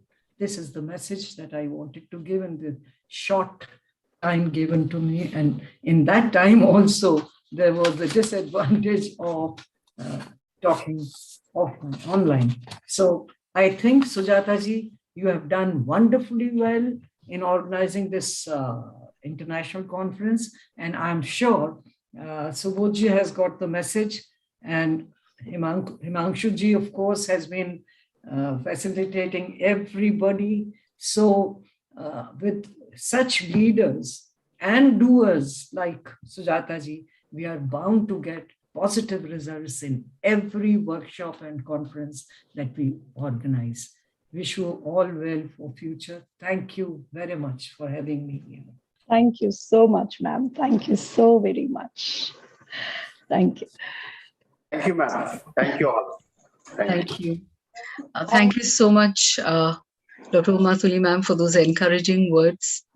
They will ring in our ears for some time, and we'll enjoy them every time we hear them. Thank you. Ladies and gentlemen, we've come to the close of the session. I would request everyone to please rise for the national anthem. Can I say my thank yous? Oh, I'm so sorry. Yes, ma'am. I think Betty is very tired now. All right. All right. All right. I'll quickly say, I know everybody's tired. I'll just quickly say my last thank yous. The thank you time is the parting time and the withdrawal time for all of us. At the department, we have been really working on this day and night for a very long time. And now suddenly there will be a vacuum till we come up with a new initiative. And as Dr. Himanshu has said, very frequently, well, I don't know, maybe in a year's time, give us that much time, but you never know. We are all a hyperactive bunch of people, but thank you. First and foremost, I want to thank our partner and patron, Dr. Himanshu Das, sincerely, because we could only collaborate with him the second time. At just, I just went up to him and he always says, yes, he never says no, or, I have to worry about how to approach and what to say and the protocol and all. I have to just pick up the phone, request him, and his yes gives me that, confidence, and all of us at the department that yes, we can do it. So I can thank you immensely, immensely for always supporting us in all our endeavors. Thank you, Member Secretary, Sir Subodh Kumar ji, for your adding by giving the CRE status. It makes a huge difference to all the professionals in the field of so thank you very much for that, and of course for your presence today in spite of your busy schedule. Thank you, ma'am, Uma Tuli madam, for your gracious presence and such wise words. It's like listening to a kind of a sage who just whatever you say, it's like, wow, literally like a sermon, and I mean it. And your last words, I think they will keep echoing in our head, and we must imbibe them and internalize them. And then I want to thank all our speakers, all our chairpersons for adding so much of value and having such wonderful deliberations. Thank you all who are here with us right now and who are wherever they are. Thank you very much. I also extend my gratitude to all the vice chancellors who graciously accepted to be our chief guests for all these days, because I know how busy they are, but somehow God has been kind that they accepted our invitation and they graced the occasion and made it really, really memorable and wonderful for all of us. Our sessions were being live streamed at YouTube and also recorded. So I want to thank Taru, who tirelessly interpreted the sessions in sign language for the benefit of persons with hearing impairment who perhaps may not have been here right now, but since they are recorded, they can access them at any time and it will be good inclusive in that sense. So thank you, Taru. Thank you very much. Thank you so much, ma'am. Thank you so much. I want to thank Dr. Pankaj, who handled the CRE protocol so efficiently that we in the department did not have to worry about that at all. He really did it, everything that was required. And it's a tough job. Dr. Subodh Kumarji, let me assure you, every protocol was fully met. All the examinations and all the feedback and everything was done to the T. So I would say this conference is a beautiful example of collaborative efforts. And I think we all do wonderful work in our silos. And I strongly believe and propagate that we should all join hands wherever possible and come up with the, things together, because alone we achieve little and together we can achieve much more. I strongly believe in that. I want to thank the students of our department who have been involved in the organization of this conference from the very beginning and have also presented papers, have been the repeteurs. I'm sorry they couldn't do justice to the papers, but we'll find a way out to that. I'm sure you all must have also had great learning during these 4 days. Thank you all, and you all really make us proud. My thank you is incomplete without thanking from the bottom of my heart my DSC team. Miss Betty, thank you for being such a perfectionist, such good micromanagement person, and a great compare. Thanks for your sleepless nights as the coordinator of the conference. At the end of it, I'm sure you'll agree it was worth it all. Yukti, thank you so much for all the technicalities you handled so wonderfully and always available at any hour of the day or night. We are all nocturnal birds, just to tell you all. And Jayanti ma'am is not with us anymore. She was up till now, so she always, shouts at me, sleep and let them sleep, but we are nocturnal, can't help it. Special thanks for capturing the interesting moments of the conference in those beautiful pictures. Yukti, thank you very much. Miss Himali, Miss Ishita, Miss Sachu Ramalingam, all of you have added a great deal to the success of this conference in your own ways. Thank you so much. Lastly, Dr. Apurva Panshikar, a big thank you for being my big think tank. Thank you for leading the team in all scientific activities and ensuring that we have a cognitive, refreshing treat in these 4 days. Particularly amazing managing, the parallel sessions efficiently at the end, and your takeaway presentation, which summarized everything. Those who were not there, they could get everything to the T. It was so elaborate. Thank you very much.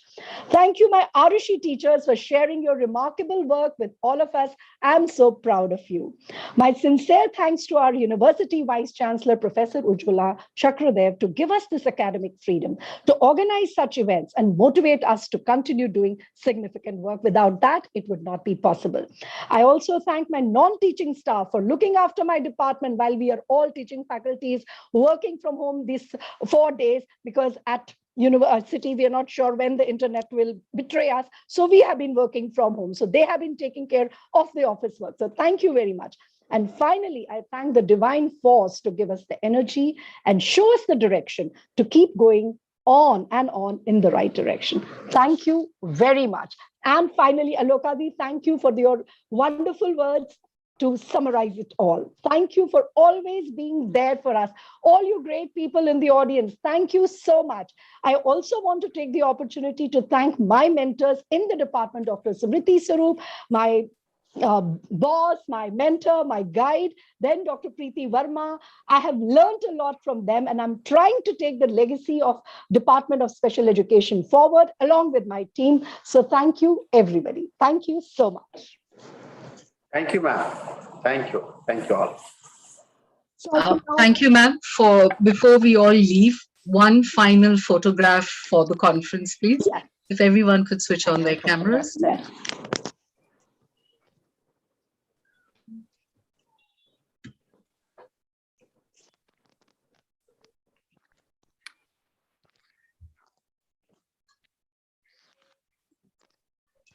Okay. Yes. Photography complete. Okay. Yukti done? Yes. Yes.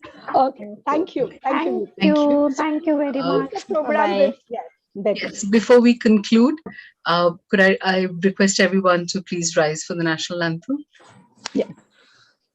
And this is that Amrit Mahotsav ka hamari taraf se final, what can we say, tribute. Tribute. Yes. पीछे कर दो. तुम भी आओ.